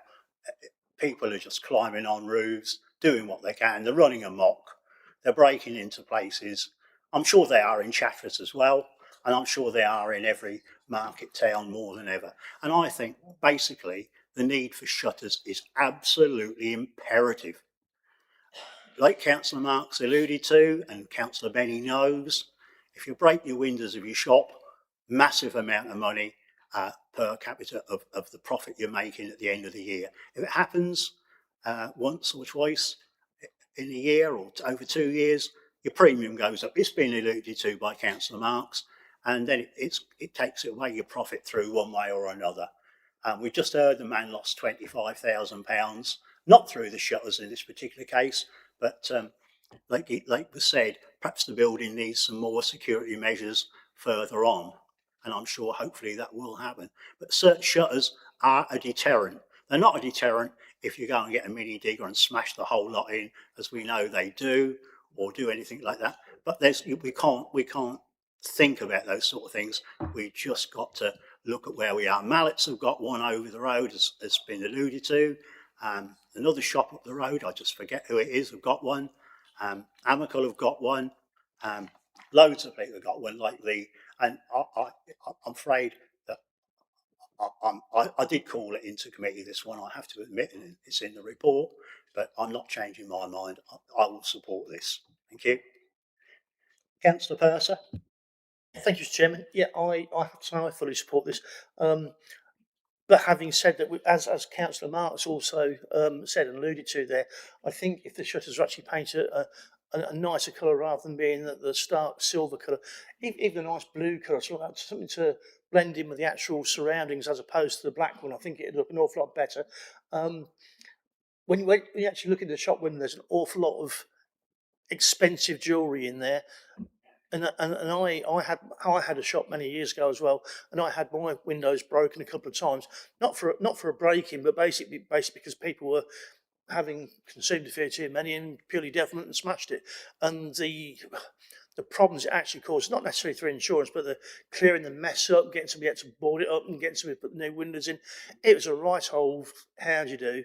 And I think if you can actually protect a business from that sort of thing like that with some shutters, even some other shutters actually came to mind for me when I was actually looking about a bit, was apparently they do some other shutters which are like metal with little gradings in it, so you can actually still see it, but it's got a protective skin to it, if you like, so you can actually still see through it, a nice colour blue, and come down and still protect the windows quite nicely.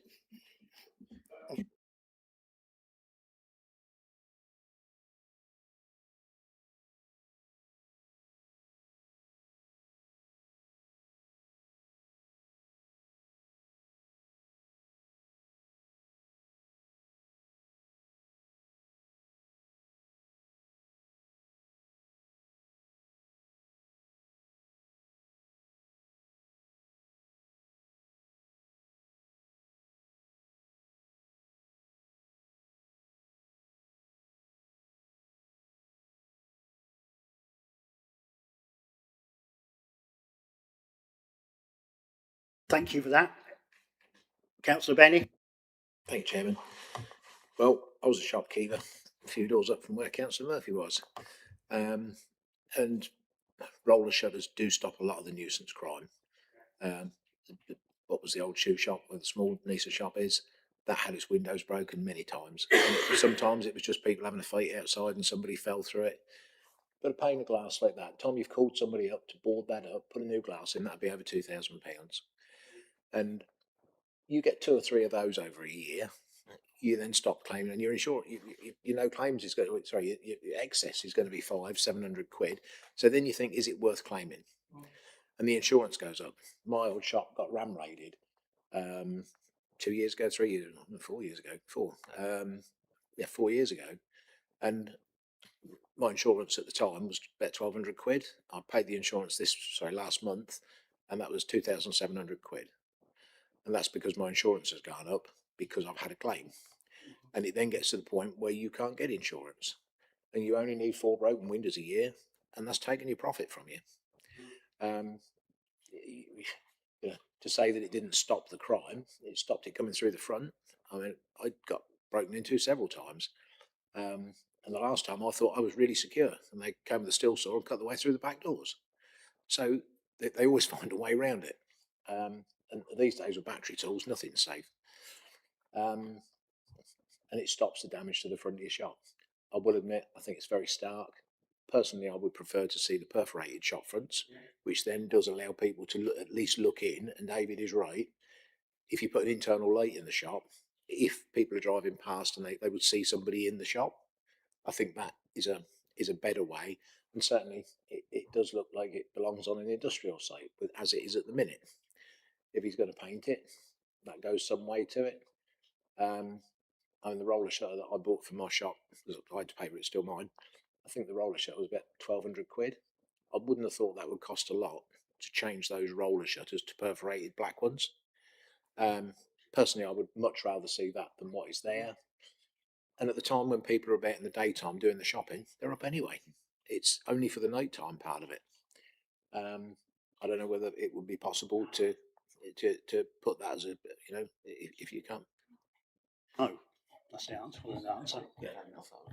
Okay, I've got a question. can. I've got a question for David then.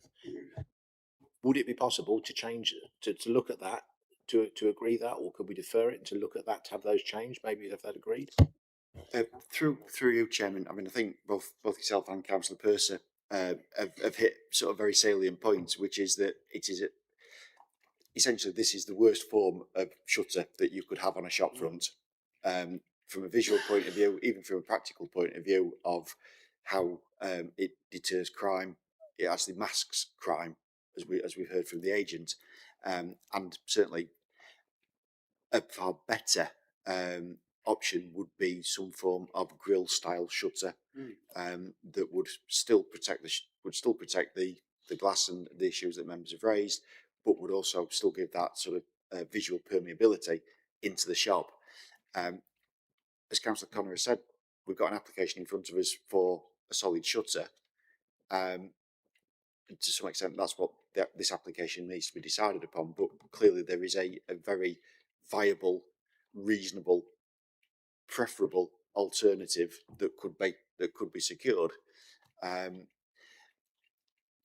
Whether that can be done through a deferral of this application, whether that would be better in terms of a determination of this application in line with officer recommendation, and we can then seek to work sort of outside the application process with the owner of the shop to get something that is better.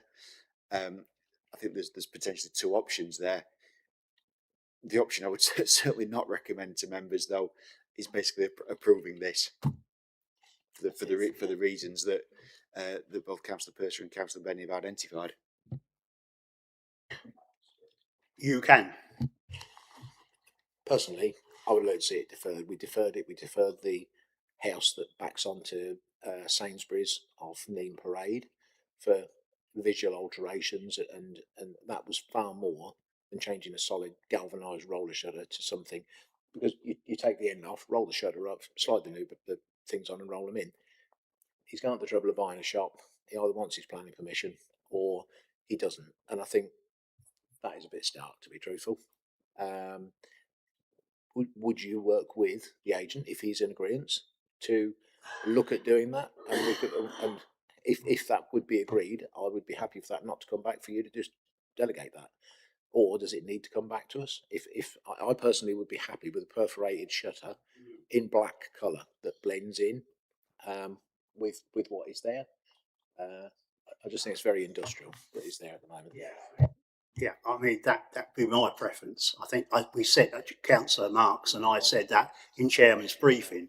We said that we would prefer that kind of shutter, but we were told by officers that it's in front of us. We've got to determine what was said. But I am more than happy to defer this, to bring it back to next month's committee. It's simple as anything to agree to it and bring it back to this committee as soon as we can. Or if it's an easy one, officer delegation, I'm quite happy for that. But again, I'm easy. Councillor Marks, throw something. Chair, I am a little confused. I sat in a meeting yesterday, or a Zoom meeting yesterday, and we actually asked that, and we were told you have to deal with what's in front of you. And when we said regarding can we defer, no, you have to take what's in front of you. And you were very adamant about that at the time. What has changed your mind in the last 24 hours?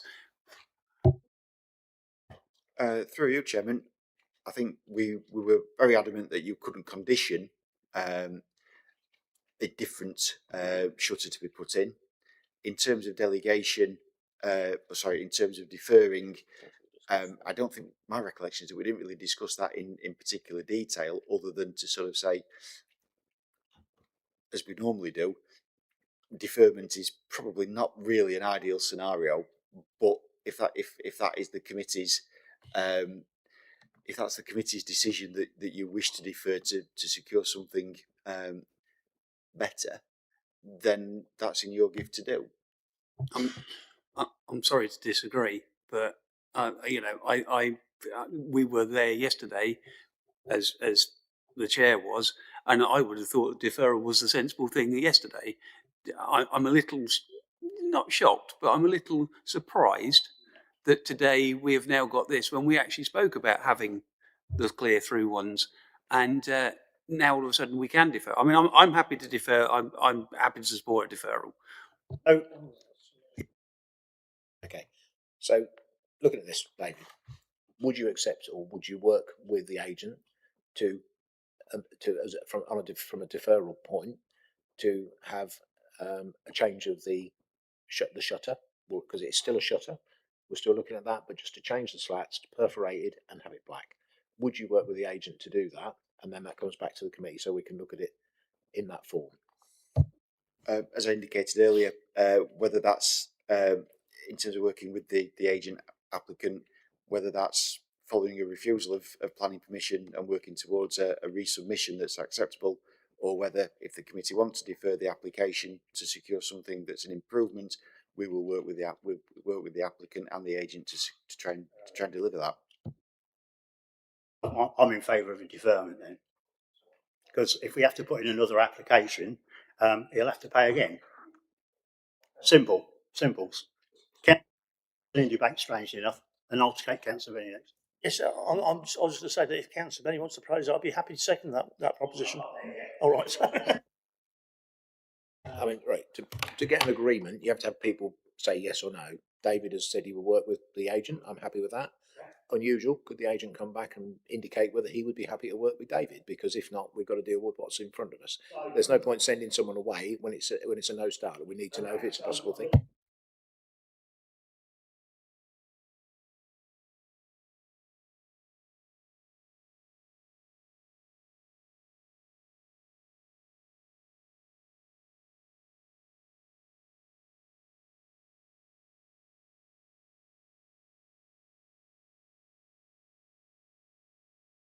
Yeah.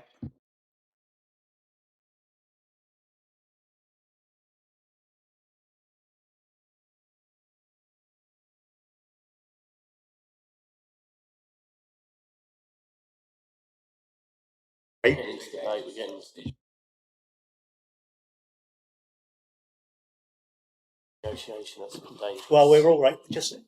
All we just want to do is, will he agree? Yes or no, Matthew? Yes.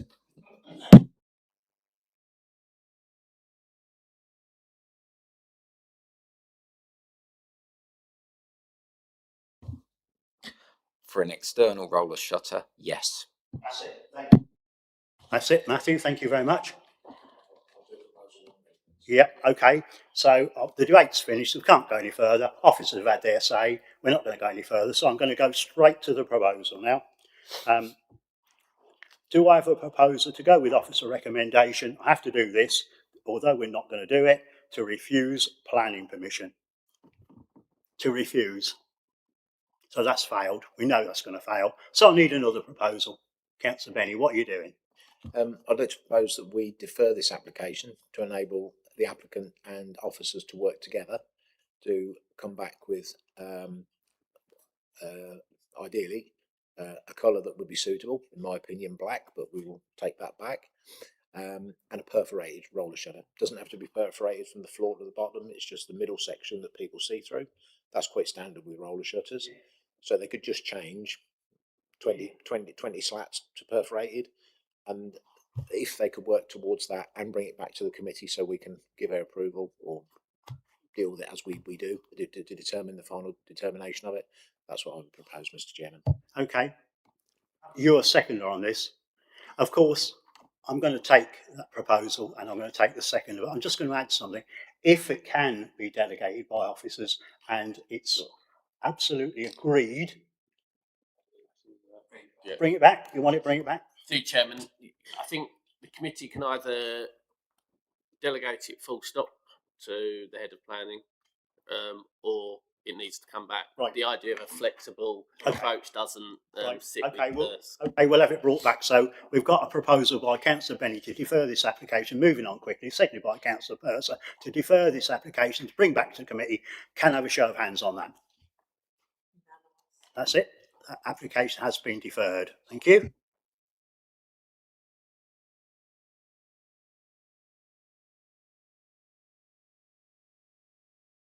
So, moving on quickly, I'll hand over to David Grant. He's a Senior Development Officer here at Fenland to present application F/YR250726. It's a PIP application for planning in principle, agenda item number 14. Thank you.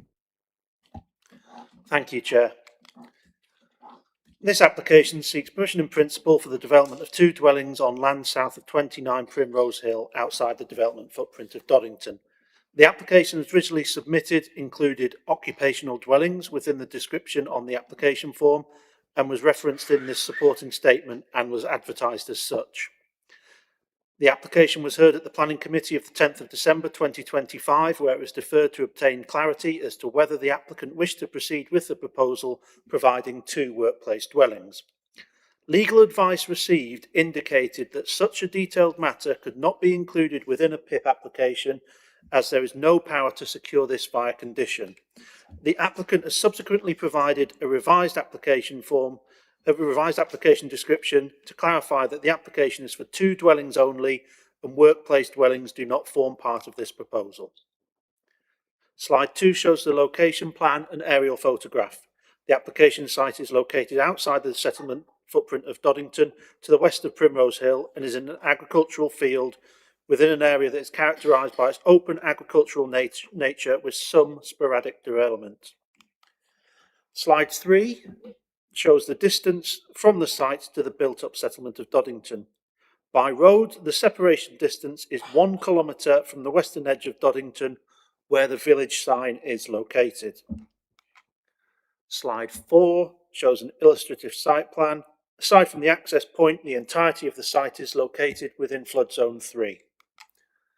Slide 5 shows the site photos. Photo 1 at the top left there shows a view looking to the north of the site with a replacement dwelling in the distance, approved under F/YR24/0691/VOC. Photo 2 at the top right shows the dwellings at the opposite of the site, 2 of which are converted barns. Photo 3 shows the southern boundary of the site and the arable field stretching south. Photo 4 shows the drainage ditch at the front of the site Kindly note the difference in topography between the agricultural field and the road at Primrose Hill. In summary, this application seeks permission in principle for the development of 2 dwellings on land south of 29 Primrose Hill, outside the development footprint of Doddington.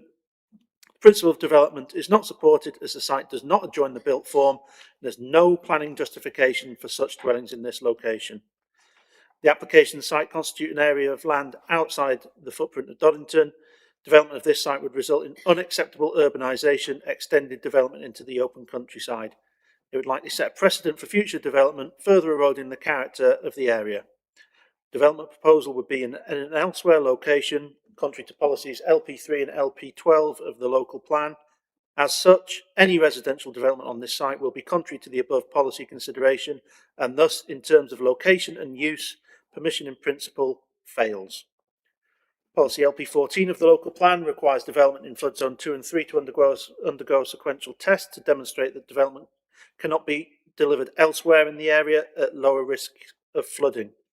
Policy LP2 seeks to deliver high quality environments, ensuring that people are not put at identified risks from development, thereby avoiding adverse impacts in the interests of health and well-being. This site lies partially within flood zones 2 and 3, which is a high risk flood area.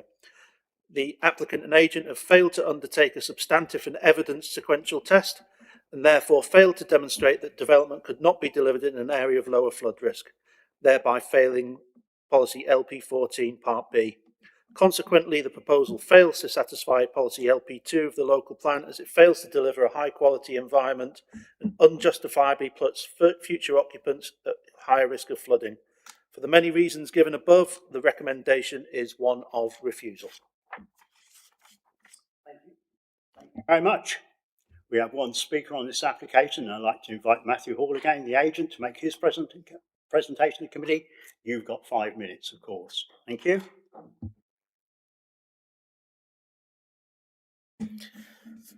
Thank you, Mr. Chairman, members. So on the I think the first Google image, it showed that dwelling was approved on the opposite side of the road in 2021 by this planning committee, residential dwelling on its own, down a track. I believe that's been built out just on the opposite side of the road to this. Opposite this site and even adjacent, there are residential dwellings, which you also did see on the actual photos. And opposite these sites, there's a bus stop, which gives further links to the surrounding villages and towns. The majority of the people in this area, Primrose Hill, have got cars. The proposal would not be on mains drains, so there'd be no additional pressure on the foul water system in Doddington. And also, there's further land to the rear of this site, if anyone required it for paddocks, etc., etc. Concern has been raised with regards to the access, but there's no objection from Cambridgeshire County Council Highways. This isn't the only site that's been approved by members. I said about the one on the opposite side of the road, 2021, we didn't do that, where the reporter stated that the proposal is beyond the built-up form of Doddington. 2 dwellings were approved on Bennett Road, 2023, and the officer report stated there that that proposal was 1.3 kilometres from the built-up form of Doddington, far greater than this one. And they were just residential houses. Yes, this is an indicative proposal. I understand conditions can't be put on if approved. We've shown residential dwellings with annexes. I know it's an indicative layout. When I went along here last week, there were no other dwellings that I could see driving along slowly that were vacant or for sale in this section of Primrose Hill. Indicative proposal is for dwellings and annexes. And there are examples of this sort of development. Charmont Drive in Maney, we've done a number of jobs where you've got dwellings and annexes. Shows there's a need for these sorts of things. The proposal would allow high quality homes with tied residential annexes. I know it's an indicative layout to allow various generations to live together. We've done quite a few of these jobs where people want to convert, speak to someone earlier, convert places to be annexes. So there is a need for these. Thank you. Say, Matthew, some of that wasn't relative because it's only a PIP application. So I can understand where you're coming from, but obviously some of that wasn't relative in your presentation. But anyway, after that, Councillor Marks. We talk about the built-up form of Doddington. I now look at that map, and I hadn't realised if you draw a straight line from your star right the way across, you come to what is still Doddington, because our postal address is PE 150TB with a house there. So that's still built. I would say that's still, as far out as the built-up area. So really, you are still within the built-up area of Doddington, with a straight line between the two. Would you agree? Or you can turn round and take your, if you wish to, and take your. Yeah, I'll do that. That's it. Lovely. So you're sort of saying drawing a straight line from here going across, which if you were to do that, there's numerous other dwellings in that area, and there's also been planning approvals up towards there. There are other dwellings in that area. I agree. Yeah, there are both sides of the roads going round. The next application is obviously further up, but there are other dwellings in that area. If you draw a straight line up here, yes.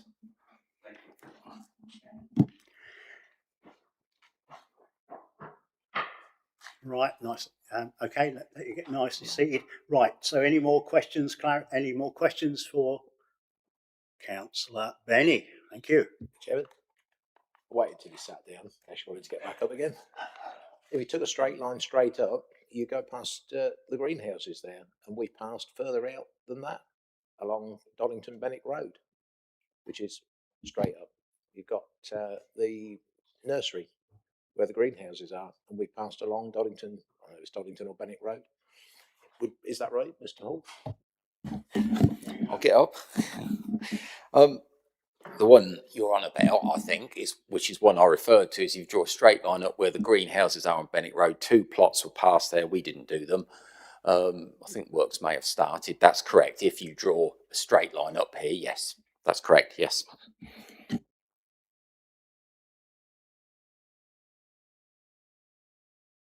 We'll let you get nicely seated again and hope you don't have to get up a third time. Right. Any more questions at all for Mr. Hall before we let him go? No? Thank you very much. You've had your exercise for the day. Okay. Members, questions, clarifications to officers? Okay. Councillor Marks, thank you. Thank you. Yeah, we've had a first time today, actually, flood zone 3 and a play on flood zone 3. What is the difference then between this development, where we're saying people are at risk or could be put at risk, and the development which we passed in Wisbeach for 47 bungalows in flood zone 3, which we raised? So surely can we not do the same here, like we've done at Jason Cook's yard, where we've lifted out the ground to take them out of flood zone 3? Thank you, through you, Chairman. I don't really know where to start. Largely with the same answer that we've been given for probably the past 6 years, which is that Wisbeach is Fenland's largest town. It is its most sustainable location for development. There are significant areas of housing within Wisbeach which are already within flood zone 3. Consequently, in terms of putting people at risk, there's a sort of an economy of scale, shall we say, in that respect. On top of which, as part of the preparation of the local plan, most of the areas within Wisbeach were subject to a strategic flood risk assessment and also flood modelling work, and that underpinned the allocation of a lot of those sites, which the 47 bungalows at Wisbeach was actually within the identified broad location for growth. Conversely, here you've got a site outside a settlement in the open countryside, which hasn't got any of the regeneration benefits, which hasn't got any of the sustainability benefits that a site in Wisbeach has. You're consequently basically comparing I was going to say you're not comparing apples with apples. To be honest with you, you're comparing apples with potatoes in terms of how far apart you are in trying to draw any direct comparison. Thank you, Chairman. Thank you, David. But going back to what I said, we've already managed to mitigate against flood zones 3 by raising the property. We've done it elsewhere. We're told we should be consistent. So why can we not raise these properties to be outside flood zone 3? Through Chairman, I think there's a bit of a misdirection there. What you've got to remember is when looking at planning in flood zone, there are two arms. And sorry if my words aren't great because it is now gone 7 o'clock. We've been doing this for 6 hours for the legislative and the process and what we need to consider. The first part is around the public benefits. As it just explained by David, in Wisbech there are derelict sites, previously developed land. It's our largest residential area with a very sustainable location. Therefore, there are significant public benefits, including just the regeneration, improvement and uplift of the area, that meet the first arm of that test. The second arm of that test is about raising it, and it doesn't stop it being in a flood zone. Just because you've raised it up doesn't stop that piece of land being in a flood zone. What it means is that the flooding is less likely to go into the home. It doesn't make it in an acceptable flood zone, and that's something that members keep saying that's not true. It's still within the flood zone. It's just that the form would be above where the flooding would come. The reason you have to pass both those arms of the test for it to be acceptable in a flood zone. So a site in a rural area with no public benefits from building on that site outside of housing, which is government guidance is clear, is not a reason alone to build in flood zones. Otherwise, you wouldn't have flood zones and wouldn't say that housing is unacceptable in flood zones. Doesn't meet that first arm. So comparing a site where the council has gone through a policy of assessing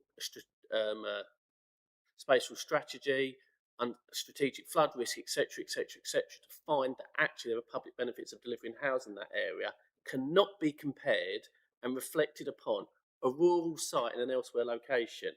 If anything, I think with French for apple and potato not being that far apart, I think you've probably actually needing further use of different vegetables and fruit to explain when you're comparing. The whole principle of the strategic assessment of flooding is that there needs to be public benefits, and the council decided which beach there was. So to completely keep referencing these is just artificial. It's accidentally misdirecting yourselves. They are not comparable, and that needs to just be a starting point that you cannot compare them because the council decided there was public benefits from doing redevelopment of Wisbech, which you can't argue. There is no way of arguing that there is just general public benefits of delivering housing in a rural area. Otherwise, the NPPF would say that, where the actual NPPF says things like use previously developed land, etc. So when you look at all the government guidance, all the policies, all the legislation, our spatial strategy, our strategic flood risk, etc., there is a load of evidence that says you should be building here. Then you move on to that, unfortunately, it's in a flood zone, so you go, well, actually, then we have to balance it. When there is no evidence to say you should be building somewhere else, you can't compare them. And I've probably ranted / borderline thing, but as I said, it's now 10 past 7 now. And I'm ready for bed. Thank you, Chairman. Okay. Things get a little bit frayed when we've been going 6 hours and 10 minutes, and perhaps this ought to be a lesson where we shouldn't only have 6 or 7 at the most on a planning committee to make it easier for members. Maybe this is what they call, and I hate the word, lessons to be learned. But there we go. Sorry? Yeah. You haven't got to be a bed though, have you? Anyway, so we're still questions to officers. No more questions to officers. Thank you. So now, members, I'd like to debate the item in respect to the material planning considerations relevant to the application. If you'd like to speak, raise your hand. Just for clarification, we're in debate.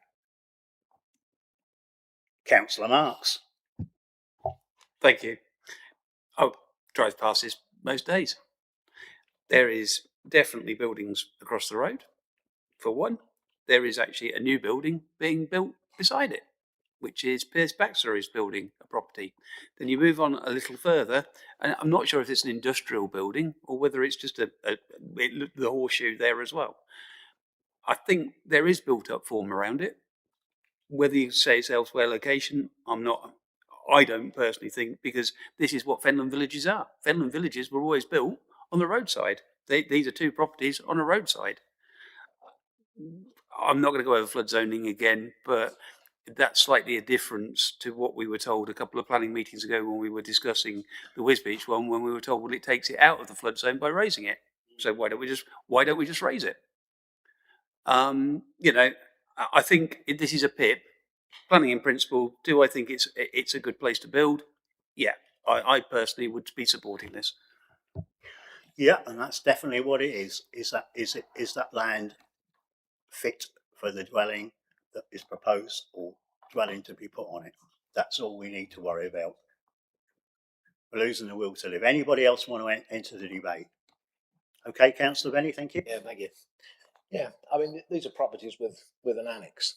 Where else do you put them?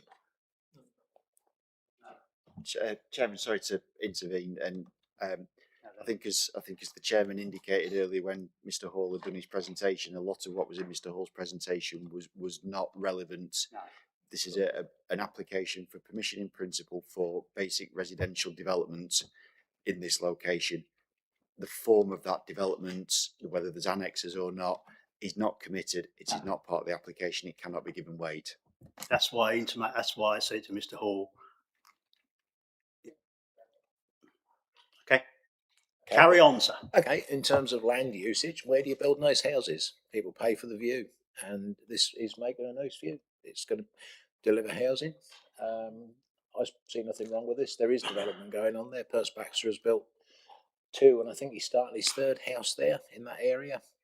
He did Mick Gowler's, he did the one that was in the picture there, and I think he's starting another one. The farmyard, that's had additional building in there as well. We're still in debate. Remind people in debate. Anybody else want to add to it? Yeah, okay, Councillor Marks. I think thinking on this as well, go into Chatteris on the same road. We've gone out towards the bridge. Again, I know we haven't got boundaries to work within, but this I see this is still in the Doddington village and setting. And there is a lot more properties around it. You move up a bit further, you've got a transport yard, then you've got a lot more houses on that corner as well, on both sides. Right. I don't think anybody really wants to add to this debate. I'm sure they don't. Okay, so that's finished. I'm closing the debate. So, officers, what have you got to say? Would you like to say? Thank you, through you, Chairman. I mean, clearly the countryside isn't just fields, and you do get built form within the countryside. You get sporadic dwellings that are allowed for, some which predate the planning system, some which are allowed for agricultural reasons. The one that I think Mr. Hall referred to opposite this site was actually allowed because the committee were of the view that it was an exceptional design which met one of the national exemptions for residential developments in the countryside. However, planning policy in the local plan, planning policy in the MPPF seeks to restrict development which is outside established settlements for the very reasons of sustainability, connectivity, etc., etc. I think to try and make an argument that this is within the built form of Doddington, I think we've really only got to just look at the map or the plan that's on the screen now, and you've only got to look at the agricultural fields which are in between this site and the main built form. You've only got to look at the definition within policy LP 12 of what the developed footprint of the village is the continuous built form of the settlement excludes individual buildings, groups of dispersed or intermittent buildings that are clearly detached, gardens, paddocks, other undeveloped land on the edge of the settlement, agricultural buildings and associated land on the edge of the settlement. I don't think there's any reasonable way in which this site can be classed as being within the built form the settlement of Doddington. It might have a Doddington postcode.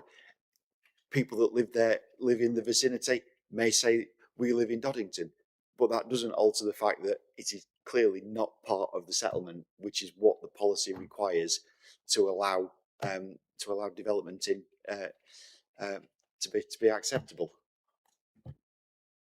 Any more questions to officers at all? I'll bring our legal representative, Will, in. Thank you. That's right. Just a reminder again, if you're departing from officer's recommendation, the need for clear planning reasons. Just if you are minded, it's just to make sure they are set out for the minutes. Yes, thank you for that advice. So, officers, you obviously don't want to say any more, do you? Okay, I think you said it all. Bless you. So now I'm going to go to for a proposer now. Do I have a proposer to go with officer's recommendation to refuse planning permission? To refuse planning permission? Nope. So that obviously fails. Have I got a proposer to a different proposal? Councillor Marks? And the reasons, of course. Okay. Can we get the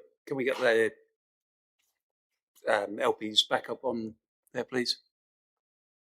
The reasons for refusal that you had. Okay, I'm proposing that we go against officers' advice and we pass this today regarding flood zone 3. And I'll go back to, I believe we can mitigate against it as we've done previously in other areas.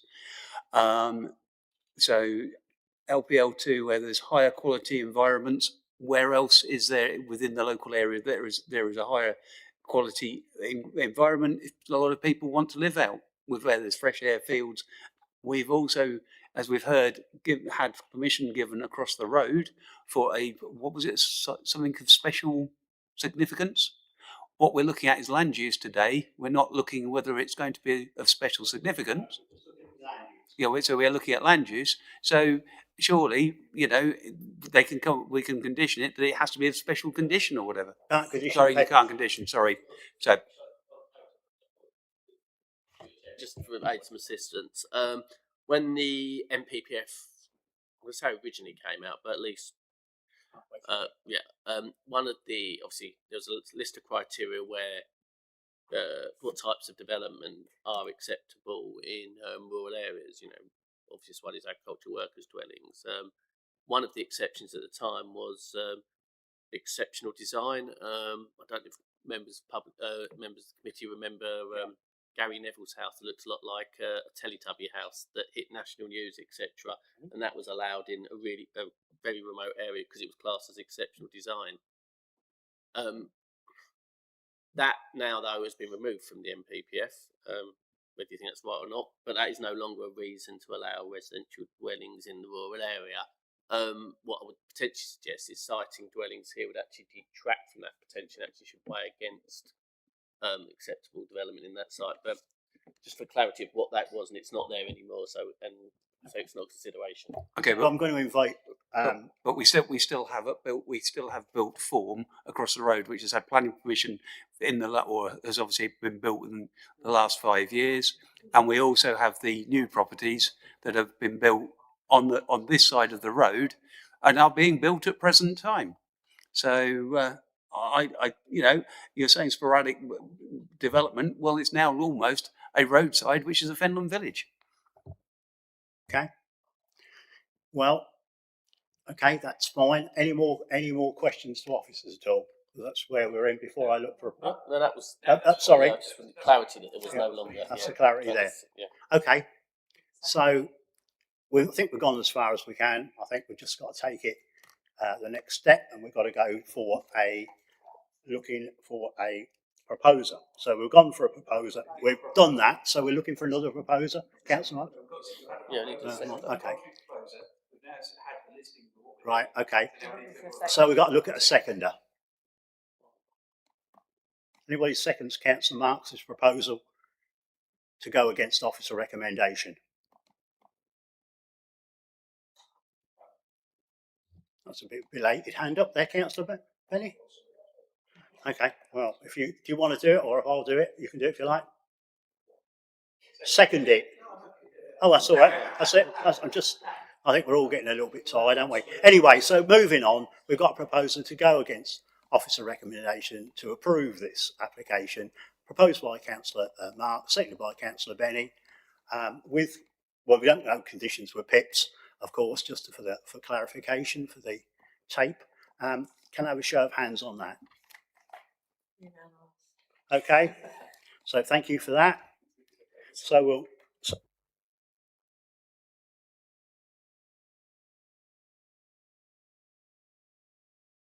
Application number 15, David Grant to present application 15 FYR 25/0729. It's another PIP application, so off you go, David, when you're ready. Thank you, Chair. This application again is another permission in principle application for the development of 4 dwellings on land north of 10 Primrose Hill outside the development footprint of Doddington. The application as originally submitted included occupational dwellings within the description and referenced this in the supporting statement and was advertised as such.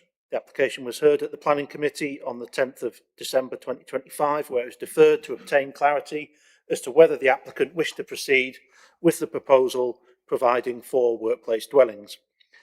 Legal advice received indicated that such a detailed manner could not be included within a PIP application, as there was no power to secure this via condition. The applicant has subsequently provided a revised application description to clarify that the application is for 4 dwellings only and workplace dwellings do not form part of this proposal. Slide 2 shows the location plan and aerial photograph. The site is situated immediately to the west of the built form of the settlement of Doddington, outside of the village sign, and the land is in fallow agricultural use. Adjacent development consists of dwellings at Turnpike Lane to the east and 10 Primrose Hill to the southwest. Arable fields are located to the northwest and south of the site, and the site is bordered by frontage trees to the southern boundary, open fields to the west and north, with a 1.8 metre high fence at the eastern boundary. Slide 3 shows the illustrative site plan, with the access points for 3 and 4 being located within flood zone 3. Slide 4 shows the site photos with a view of the southeastern corner of the site outside the village sign. Photo 2 shows the established trees at the front of the site and a 60-mile-an-hour stretch of road along Primrose Hill. Photo 3 shows fallow arable fields which form the site with further fields and established trees beyond, with photo 4 showing the narrow footpath at the front of the site and the established trees and hedging. To summarise, this application seeks permission in principle for 4 dwellings on land north of 10 Primrose Hill, outside the development footprint of Doddington. The application site constitutes an area of land outside the development footprint, and development of this site would result in unacceptable urbanisation, constituting ribbon development into the open countryside. It would likely set a precedent for future development, further eroding the character of the area and the open countryside. The development proposal will be in an elsewhere location, contrary to policies LP3 and LP12 of the local plan. As such, any residential development on this site will be contrary to the above considerations, and thus, in terms of location and use, the planning in principle application fails. Additionally, the site lies partially within flood zones 2 and 3. Policy LP12 Part A Criterion J seeks to ensure that developments would not put people or property in danger from identified risks, such as flooding. Policy LP14 of the local plan and Chapter 14 of the MPPF seek to steer developments to the areas with the least probability of flooding, and if reasonable, available sites are appropriate, seek those for the proposed development with low risk of flooding. The application is not accompanied by a sequential test, and insufficient assessment has been undertaken with inadequate information submitted to demonstrate it is not possible for the development to be located in a site with a lower risk of flooding. It should also be noted that this site was subject to a previous permission in principle application for 9 dwellings under reference F/YR23/0113/PIP. This application was heard at the Planning Committee of the 26th of April 2023 against the same local and national planning policy, where it was determined for refusal. For the reasons given above, this application is recommended for refusal. Thank you, David. Once again, we have one speaker on this application. I'd now like to ask Matthew Hall again to make his presentation to the committee. You've got 5 minutes. Thank you. Thank you, Mr. Chairman. So there's various concerns in the report. One is about ecology, that the hedge we see there, but the majority of that hedge would be kept. I know this is planning in principle. Majority of that hedge would be kept just for a single access, which the highways have agreed with, and we'd have to do an ecology report. So that's a technical matters that we can deal with. The last application, as Mr. Grant said, was about 2.5 years ago, but that was for 9 dwellings. 9 dwellings. We've changed it. Well, 2 reasons we've changed it. One, it's now for 4 dwellings, but also in the red line, we've put all that footpath all in the red line because there isn't really a footpath there. And we've shown that in the red line. Yes, this is indicative, I completely agree, but in our opinion, there's material planning change from when the previous one was refused, which was 2.5 years ago. Could we have the Google map on the screen that we saw, please? Thank you, thank you. So you can see there immediately to the east, this site abuts residential development, and that is continuous all the way along into Doddington. So it does abut development. I think, as the officer said, it also, it does abut continuous residential development. And members will know along Primrose Hill and Newgate Street, there's been numerous approvals over the years, and development is all heading towards the west of Doddington, which is where this site is. Within the officer report, it does state that this site is close to a bus stop, as a footpath link, which we're going to improve, provides good transport links to Chatteris, Doddington as a shop, post office, school, pub, a lot of positives. In the officer's report, under 10.5, it states that the land is classified as grade 3 agricultural land, not grade 1, which I wouldn't disagree with. Driving past here lots over many years, I don't think that's been cropped for 10, 15 years. I think it's been grassland, paddock land for many years. I'll stand to be corrected on that. We are showing here, and I could appreciate this is indicative, but we produce these drawings to give members an idea, if something gets passed, what could be put on this site, rather than just guessing. And we've shown a full adoptable footpath along the front of this site in the red line. I appreciate it's indicative, I understand that, but we've shown what would be put on here.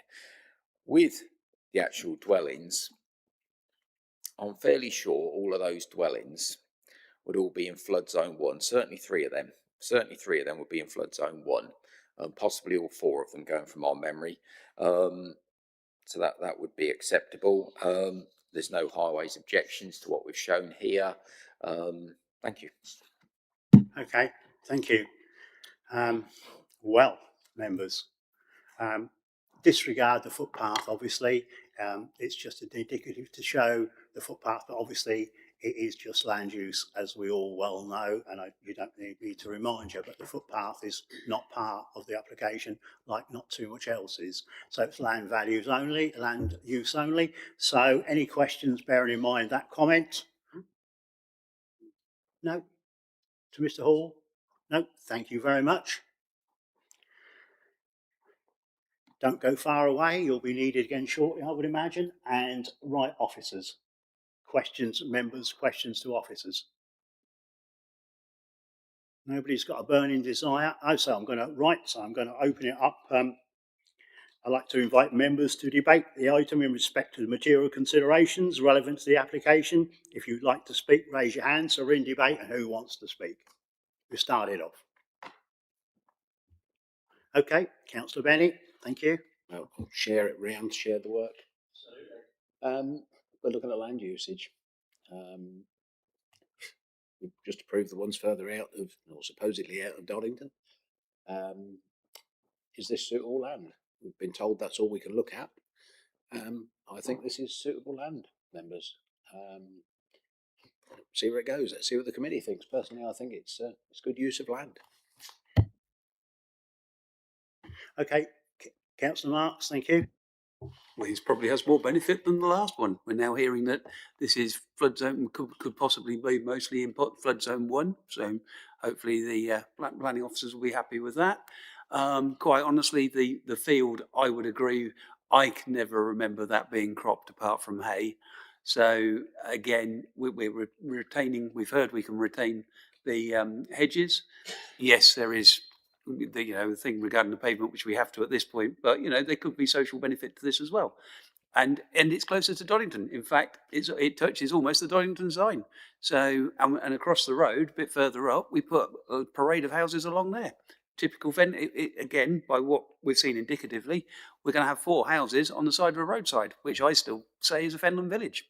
So I'm happy to support this one. Councillor Benny, once again. Yeah, I agree with Councillor Marks. There's, as you come into Doddington on Newgate Street, you've got all the houses, I think it was Ray Mason's land on the left-hand side as you come in. Maybe wrong on whose it was, but those houses, I mean, they were all up for refusal. And every time I drive past them, I think, yeah, nice to look, and they're all sold, and they've all got people living in them. Lovely. Very valid point, that, because absolutely correct. Councillor Murphy, thank you. New voice, thank you. I totally agree that this is okay, because to me, when you look at the land there, it's a continuation of Doddington out of the village. Like, it's always going to be. You can't put everything in a village. You have to put it on side roads as well, and there's just a continuation round. If it wasn't built up to it, I'd have probably said no, but it works well. Anybody else want to enter the debate? And Councillor Marks does. From memory, from there right the way through Doddington, the next field you come to is way past the school. Going out, you're almost that's the next, which is what, 2 miles, I guess. That's the next open piece of land. So we're only extending on one side, and it's butting up to Wimbledon itself. Doddington itself. Right, we're still in debate. I don't think anybody else wants to add to it. I certainly haven't got anything to say. Anybody else at all before I close the debate? No. So I'm going to ask officers if they want to say anything, and I'm certain they will. Thank you, Chairman. Obviously heard the tone of the debate. I would just remind members or reiterate the point that this site was the subject of a previous permission in principle application back in 2023 when members resolved to refuse the application on the basis that, and I'll read this verbatim, Turnpike Close, along with 8 Primrose Hill on the southern side of the road, is considered to be the edge of the built form, with development further west along Primrose Hill being sporadic frontage development of a rural nature, separated by fields and becoming sparser as the settlement is exited. Development of this site would introduce a formal linear extension into the open countryside, which does not respect the rural character or sporadic settlement pattern as the village is exited. It would result in unacceptable urbanisation and set a precedent for further developments, further eroding the open character of this area, contrary to the aforementioned policies. And then there was also a second reason for refusal regarding flood zones 2 and 3. So consequently, the council, the planning committee, has previously considered that this site is unacceptable in terms of location for residential developments. So I think that's something that perhaps the committee needs to bear in mind in its deliberations. Yes, thank you for clarifying that, David. Councillor Marks. I think what's changed is we've actually got now properties further round. We've just passed 2 this afternoon, but so the sporadic whatever is yes, there is properties along. So I don't. There has been change since 2023 along that roadside. In fact, both sides, because the other side as well. Some of those were only 2023, I think, passed going into the village as well. So I think there has been change. It sounds like we've got around the flood zoning problem now. No, I'm seeing shaking of the heads, and I'm sure there'll be a return to this. But as I say, as I've been told, PIP is only land in principle, and I believe it's in principle okay to build. Is this a question of officers? Because this is what we're in. I didn't want to stop you in midstream. Did you want to reply to that before we move on? Thank you, Chairman. To the best of my knowledge, all the other properties on the left-hand side of the road, shall we call it, as you're leaving Doddington, were granted well before 2023. Sorry, going into Doddington on the right-hand side and onto the dust. Sorry, David. Oh, so on the left-hand, right. So coming from Chatteris. Okay. I'll restart this. The properties on the opposite side of the road to this site, to the best of my knowledge, were all approved well in advance of 2023. So I think you've got there's a three, and then I think you've got a sort of a 9, haven't you, which filled the gap in. They were all pre 2023 to the best of my knowledge. Happy to stand corrected. Land. Questions to officers? More questions for officers before we move on? Nope. Okay. Right. Thank you, officers. Right. So we've finished all that. So do I have a proposer to go with officer recommendation to refuse planning permission? To be clear, it's getting late. It's 7:30 just gone. Everybody's wide awake still.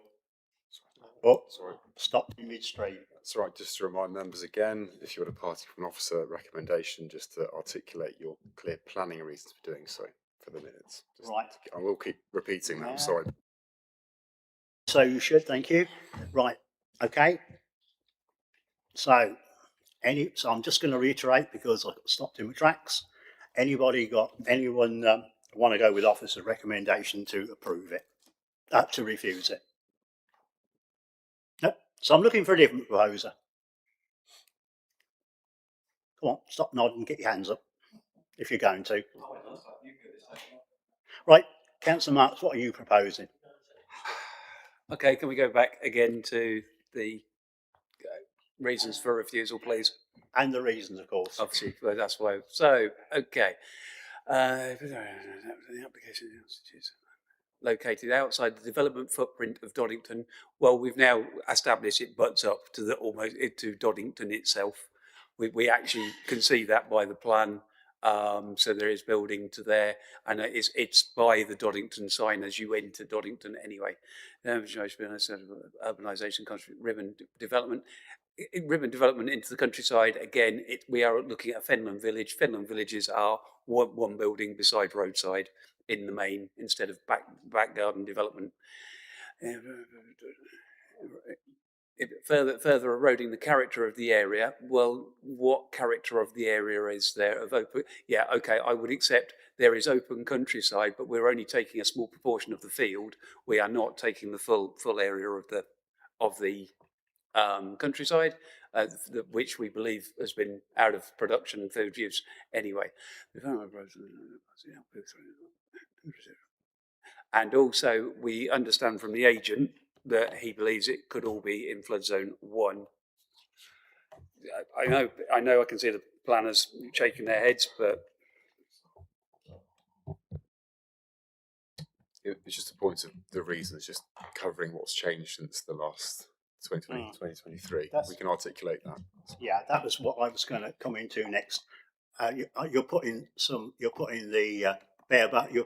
making a good fist of it, but you need to articulate why it's changed from, apart from the 9 to the 4. I need to articulate why you're going against officer my argument is there has been further development out of the village we've just passed to. There is further, as you come along that roadway, there is 1, 2, 3, 4, 5, 6 on that side of the road further around the corner that are either being built or have been built, have permission. So that changes roadside view as you go into a Fenland village. Let's all read. Okay. Just going back, I drive that road every day. You've got the 9, which are historically been there some time, but I've noticed that there's a lonely looking bungalow, and that's been marked out for plots. That never came to committee, and they've been approved. Mick Beerman had 2 houses approved. That's along Doddington Road, more or less opposite these, slightly just inside the film. between Ron Lister's bungalow and Mix. There were two paths there. There's development all the way along there.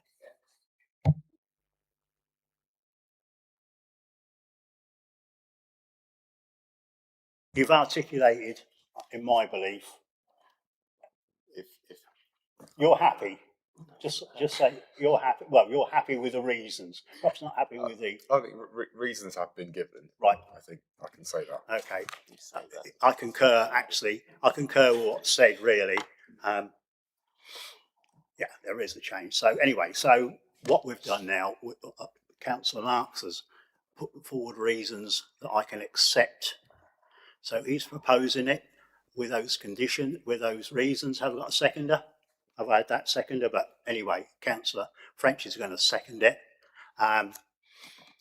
There's no conditions needed with this PIP, so we can miss that out. So all we need to do is go to the vote. Thank you.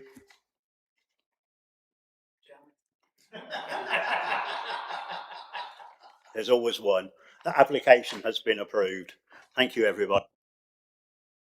Goodness for that. We're on the last one. I don't want to wish the time away, but it is now 1940. So I'll hand over lastly, the last one on the agenda today, David again to present application FYR 250730. Once again, it's a PIP. Okay, David, away you go. You're the PIP expert. Thank you, Chair. This application seeks permission in principle for the development of two dwellings on land north of the quadrant Primrose Hill. This application was previously heard at the 10th of December committee, where it's deferred to obtain clarity as to whether the applicant wished to proceed with the proposal providing two workplace dwellings. Legal advice received indicated that such a detailed matter could not be included within a PIP application, as there's no power to secure this via condition. The applicant has subsequently provided a revised application description to clarify that the application is for two dwellings only, and workplace dwellings do not form any part of the proposal. Slide 2 shows the location plan and aerial photograph. The application site is located outside the settlement footprint of Doddington, to the west of Primrose Hill, and the land is currently in agricultural use. Adjacent development consists of a commercial building to the south and a dwelling of exceptional design approved under F/YR21/0015/F on the opposite side of Primrose Hill. An exceptional design dwelling is an exemption, clarify that, exemption from normal rural residential policy, and is supported by paragraph 84, previously paragraph 80 of the MPPF. Arable fields are located to the north and west of the site. The site is bordered by established trees and hedging to the eastern frontage, with open boundaries to the east, south and west. Slide 3 shows a distance to the built-up settlement of Doddington. By road, the separation distance is 850 metres from the western edge of Doddington, where the village sign is located. Slide 4 shows an illustrative site plan. The rear of the site, where the gardens and of the proposed dwellings are illustratively sited, I repeat, illustratively, is located within flood zone 3. Slide 5 shows the site photos. Photo 1 shows a view looking west toward Dykemore Drove, where the proposed access is located. Photo 2 shows the narrow, poorly maintained Dykemore Drove. Photo 3 looks south toward the application site with a business named OnTech Solutions beyond. And photo 4 shows a drainage ditch at the front of the site with established trees at the frontage of the site along Primrose Hill. In summary, this application seeks permission in principle for two dwellings on land north of the quadrant Primrose Hill. The principle of development is not supported as the site does not adjoin the built form and there's no planning justification for dwellings in this location. The application site consists of an area of land outside the development footprint of Doddington. Development of this site would result in unacceptable urbanisation, extended development into the countryside, and set a precedent for future development, further eroding the character of the area and the open countryside. The development proposal will be in an elsewhere location, contrary to policies LP3 and LP12 of the local plan, and as such, any residential development on this site will be contrary to the above policy considerations, and thus, both in terms of location and use, the planning in principle application fails. Additionally, the site lies within flood zones 2 and 3. Policy LP12 Part A Criterion J seeks to ensure that developments would not put people or property at risk from identified dangers such as flooding. Policy LP14 of the local plan and Chapter 14 of the MPPF seek to steer development to areas with the least probability of flooding, and development will not be permitted if there are reasonable available sites appropriate for the proposed development in areas with a lower risk of flooding. The application again is not accompanied by a sequential test, and as such insufficient information has been undertaken and inadequate information submitted to demonstrate that it is not possible for the development to be located on a site with a lower risk of flooding, and as such the development is contrary to the aforementioned policies. For the many reasons given above, the recommendation is one of refusal. Yep, thank you once again, David. We have one speaker on this application. I'd now like to ask Matthew Hall to make his presentation once more to committee. You've got 5 minutes. Thank you.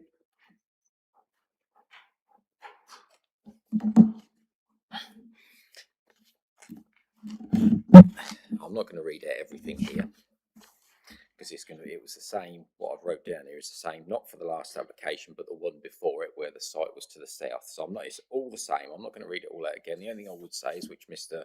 Grant kindly pointed out, on the indicative layout that we submitted, the two houses, thank you, the two houses there are in, I believe, not stand to be corrected, are in flood zone 1.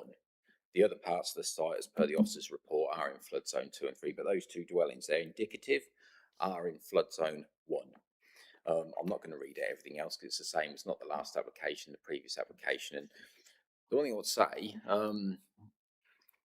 just listen on the last application, I did say on the last application that the houses would be in flood zone 1. I didn't say the whole site was in flood zone 1 on the last application, just to clarify. Thank you. Okay, that was short and sweet. I wish they all were like that. Anyway, presentations, but we are where we are. Okay, questions, clarifications to Mr. Hall? Okay, Councillor Marks. We've heard the officer say that the road going, the Dykemore Road there, how far roughly do you think the entrance will be down what he says is a fairly rough road? To be fair, you want to come to Maney, that's like a highway, but that's a different matter. Just roughly, how far down do you envisage the entrance being, please, into the site? At the front of this, could we have the indicative plan on the screen, or the ordnance survey plan? Thank you. So we've shown where the access point would be, indicative layout, because the front of this site, as members will have seen when they've done a site visit, it's a big group of trees. That's not in the site's ownership. That's why we haven't shown an access out onto Primrose Hill. So the distance there from Primrose Hill to this site, I'm taking a guess off the top of my head here. 20 metres. I'm taking a guess off the top of my head, about 20 metres down. When you turn down, I'd say about 20 metres. Thank you. And just one further question. A bit further down is Henry Shepherd's used to be Henry Shepherd's Transport Yard. How much further down is their entrance, just roughly? Could we have the OS plan on the screen, please? Sorry.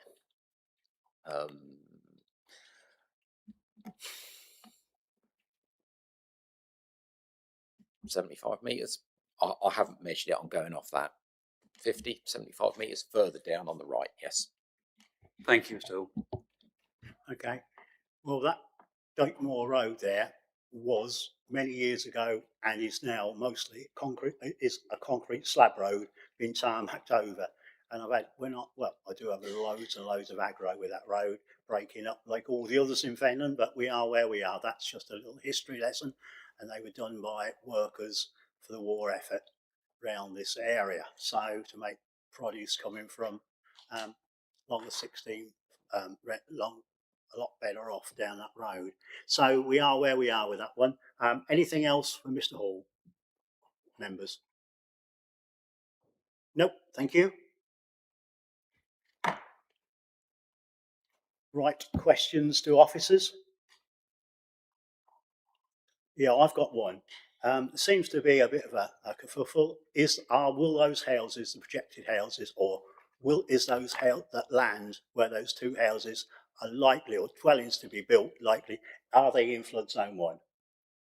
Bear in mind, Sunderland may be in flood zone 3, but are those houses on flood zone Through 1? you, Chair, the indicative, and I clarify, indicative only plan, no part of the housing is within flood zone 1. However, when we assess through the 3 criteria, location, use and quantum, we are assessing it along the entirety of the site within the red line boundary. And therefore, with the site partly being in flood zones 2 and 3, a sequential test is required. No such test has been submitted. And therefore, when we look at the location from a flood risk point of view, we deem that this site is unsuitable. Thank you. Thank you for clarifying that.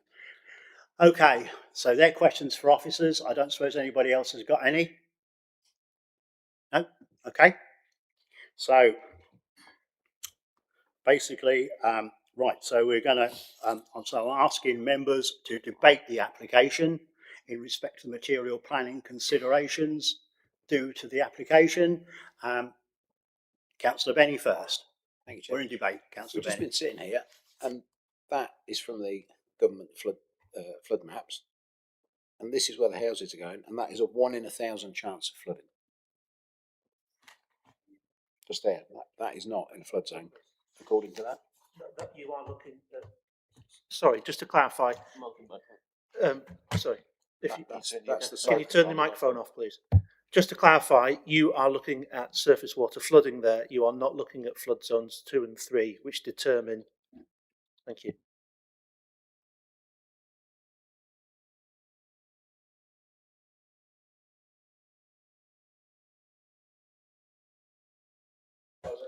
Sorry, Councillor, can you just clarify now, because members of the public can't see that screen. You're looking at the map now. Can you clarify that my assertion is correct, that the rear of the site is within flood zones 2 and 3? Yeah, but the bit where the houses are shown, that's the piece in front of it, and that is where the houses are going, which is flood zone 1. 2 is the light colour, 3 is the dark colour. Sorry, that plan is indicative only, and therefore we cannot give any weight as to the proposed location of houses. Thank you. Okay, thank you. Right, still in debate. Anybody else want to add to the debate? Councillor Marks? I actually think this site is slightly better than the one before last. We've got vehicles actually can turn off the road as opposed to we're going on quite a fast road. So I think that's actually a benefit to this site. I know we've just heard about flood zones. I'm not going to go on about it again because it just winds me up. Yes, we've got an indicative site plan. I'm sure this will all be resolved with the drainage and everything else when you know, should this be given permission. Again, it butts up to the site, it butts up to the horseshoe building that's already there. We've then got at least 2 more properties, and now we've given 2 more along that piece of road. And then across the road, we've got a transport yard. Okay, that doesn't butt up to the road. So we've got quite a bit of buildings around there as well. So my view is, I'm sorry, I'm happy that this should be built on. Right. Anybody else want to add to that debate? No, I think the first 2 have nearly said it all. I think this is just a follow on. I've just got that funny feeling. But I'm closing the debate now. Officers, have you got anything to say? Through you, Chairman, for the record, repeat of previous comments. Yeah. Might say that. Funny, I've got a crystal ball at times. Okay, so for the final time, I'm looking for a proposal to go with officers' advice to refuse this application. Have I got a proposal on that? To refuse, to be clear. No one. I'm going to stop this now. So that's obviously failed. I'm looking for another proposal and the reasons for doing so, please. Councillor Marks, off you go. In the words of a very aspirated planning officer, I think I'll refer back to the 1 2 ago as well and say, can we use the same reasoning as 2 ago, because it's exactly, you know, it's next door to each other virtually, apart from it has got a better access off the road as well. in the legal, just as he always does. So, Crystal Waller's come in again. That's all right. Again, to repeat what I've said on other applications, yes, it's next door, but every application needs to be still treated on its own merits. So, for the sake of the record, if they could still just be articulated, it's helpful. Thank you. Chair, to save time, could we ask Elaine, please, to read back the last ones, or if David took them down? No, I think we've got to have the right words. It's got to be. Every application has to be on its own merits, and reasons, unfortunately, have to be articulated. So off you go. Okay, so could we go back to the reasons for refusal, please? Jump in here at any time, everybody. So the application site constitutes an area of land located outside the development footprint of Doddington. I think we still go back to, we've got properties further down the road heading towards Chatteris. There will be at least 1, 2 that we've just given to 3, 4, 5 further along. We also have properties across the road, and heading into Doddington itself, we then have Shepherd's Transport Yard and various houses on the left-hand side and again on the right-hand side. So I disagree with that one. It's further eroding the character of the open countryside. Well, it's to the edge of the open countryside. There is already quite a tall hedge on this occasion to look at, so you've got no vision across from the road. So it's not really eroding too much. Development proposal will be an elsewhere location. Yeah, to a certain degree, it will be an elsewhere location. However, some people want to live in an elsewhere location as opposed to living in the town or city. Anything else? Flood zones. There seems to be, we seem to believe it's in flood zone 1 where the properties can be located as opposed to 2 and 3. With the indicative plan. It's in flood zone 1. Okay, let's be clear. Okay, that's fine. So moving on quickly, I can see where this is going, so it's no good doing anything else. So we've got a proposal with the reasons for doing so eloquently put by Councillor Marks. Have I got a seconder? Councillor French.